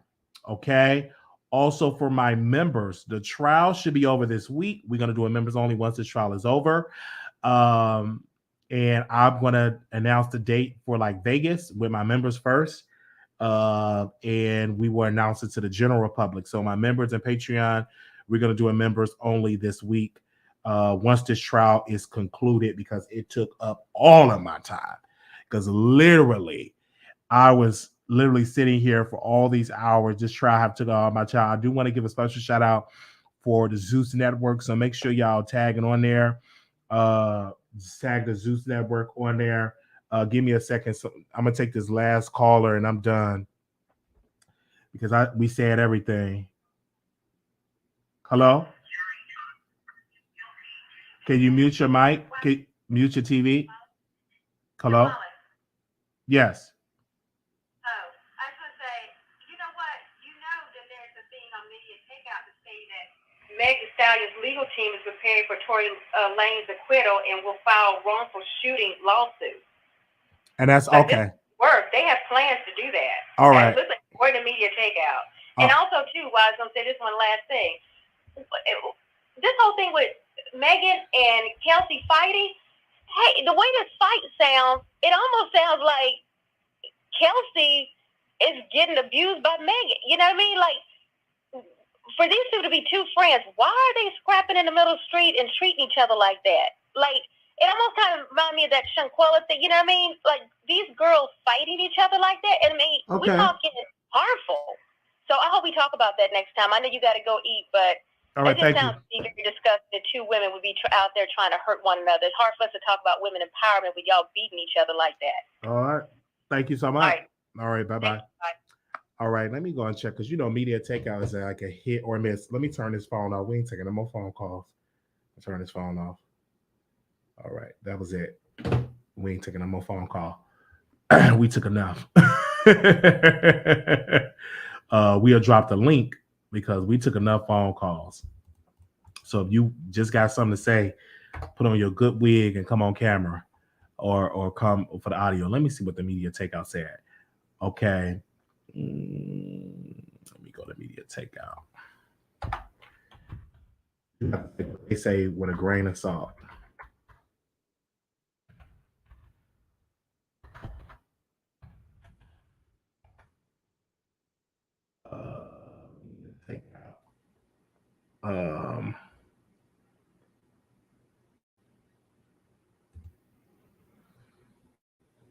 Oh, I'm so tired of seeing all these ads for Whitney Houston movie. They got her ads everywhere. Man, I'm going to see the movie. Every time I click in, they got an ad for her movie. Okay. All right. We've been on here for 4 hours, you guys.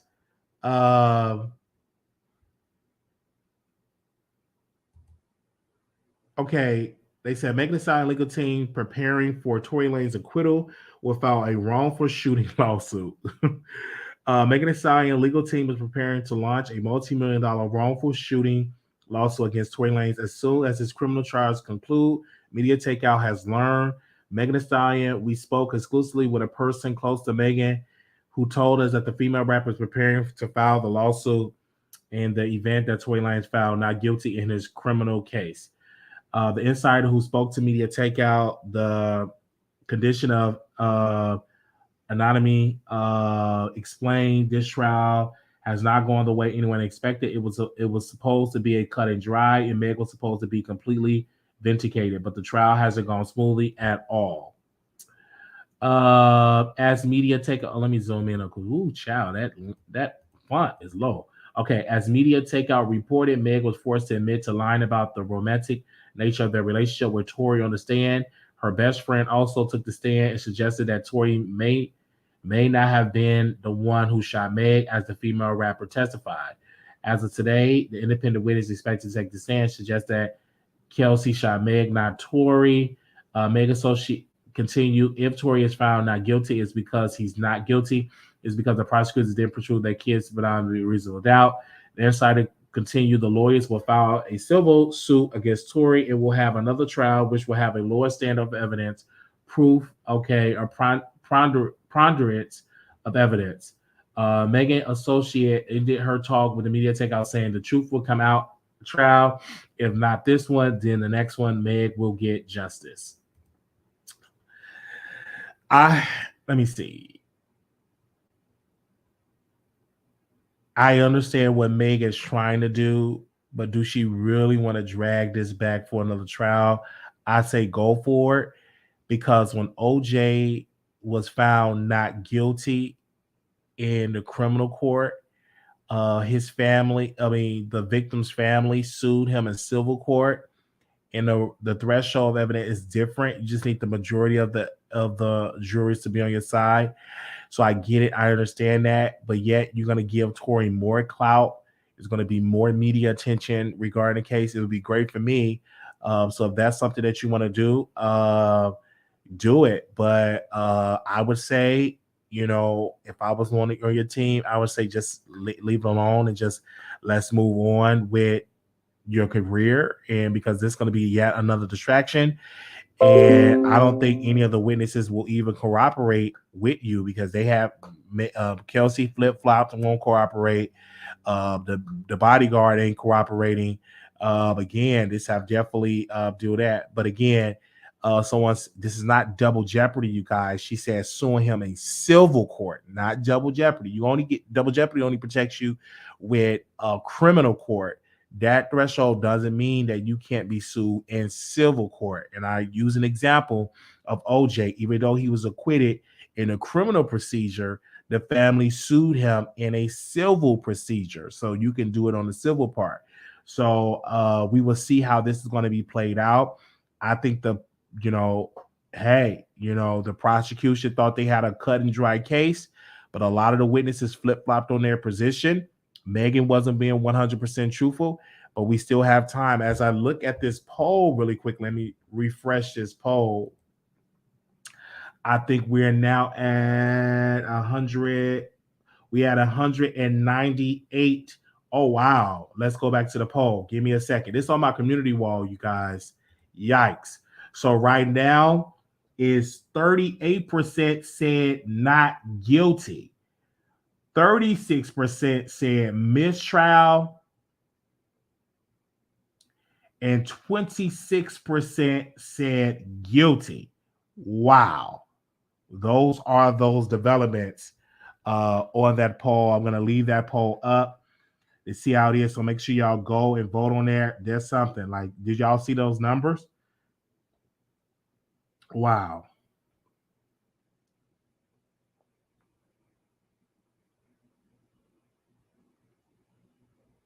Thank y'all so very much. Make sure y'all subscribe. I'm going to order me something to eat, and I'll be back live probably tonight. I'm not going to say immediately. So let me put the number on the screen because people, you want to be notified. You can text Wiley's 888-534, even though 4939. You can be notified. And so, but thank y'all so very much. This has been a trial that we have been coming on this show and promoting this show. Thank y'all so very much. We will see y'all in the next episode of the Wiley Show. This has been great. Special shout out to the moderators for their support And thank y'all so very much for coming through. Again, this has been a great day. Day 7 of this trial. Thank y'all so very much. We will see y'all in the next episode. Make sure y'all subscribe. Also, too, if you want to contribute to our Cash App, you can. $28. Thank you to the Cash Apps that came in today and for the trial. Greatly appreciate that. Also, if you're sending things to the P.O. Box 701122, Dallas, Texas 75370. P.O. Box 701122, Dallas, Texas 75370. And that is for that. Also, if you follow me on Twitter, you can follow me at Wiley Show. Use the official hashtag, The Wiley Show, the official hashtag, The Wiley Show. Again, thank you so very much. If you have any tea on your celebrities, if you want to call, text this number. If you're a side chick and somebody cheated on you, you want to expose your baby daddy, text us at 972-674-9462, 972-674-9462. If you're a dude and you on in the closet, you want to come out, you want to come out on the Wiley Show, you can call, you can send us a text. We would love to invite you, 972-674-9462. If you are trying to expose your cheating baby daddy or your cheating daddy, you can definitely send us a text. We would love to have you on the show, 972-674-9462. I want to say this, hoes and prostitutes, you are important. Hoes and prostitutes, you are important. Though you may be on the corner, though you may be on that, on the corner, so like you are important. Go and sell it right and make sure it's clean. Little black boy, you good. Little black girl, you important. If stuff might get hard, you just keep on walking. Don't let the dust get to you. All right. Thank y'all so very much. Shout out to the shirt that I'm wearing. I'm rocking this shirt. I'm rocking and I'm covered up the breast. I'm covering up my breast. All right. Just what I'm saying, it is right there. Shout out to Blueface and Chrisean. Love y'all. Thank y'all so very much. Okay. We will see y'all in the next episode. Thank y'all so very much. I will see y'all again. Peace to y'all, and I will see y'all in the next episode. All right. Thank y'all so very much. Also, shout out to Chicago. Y'all button up because it's about to get blizzard in there. Y'all in my prayers. Y'all be blessed. Peace.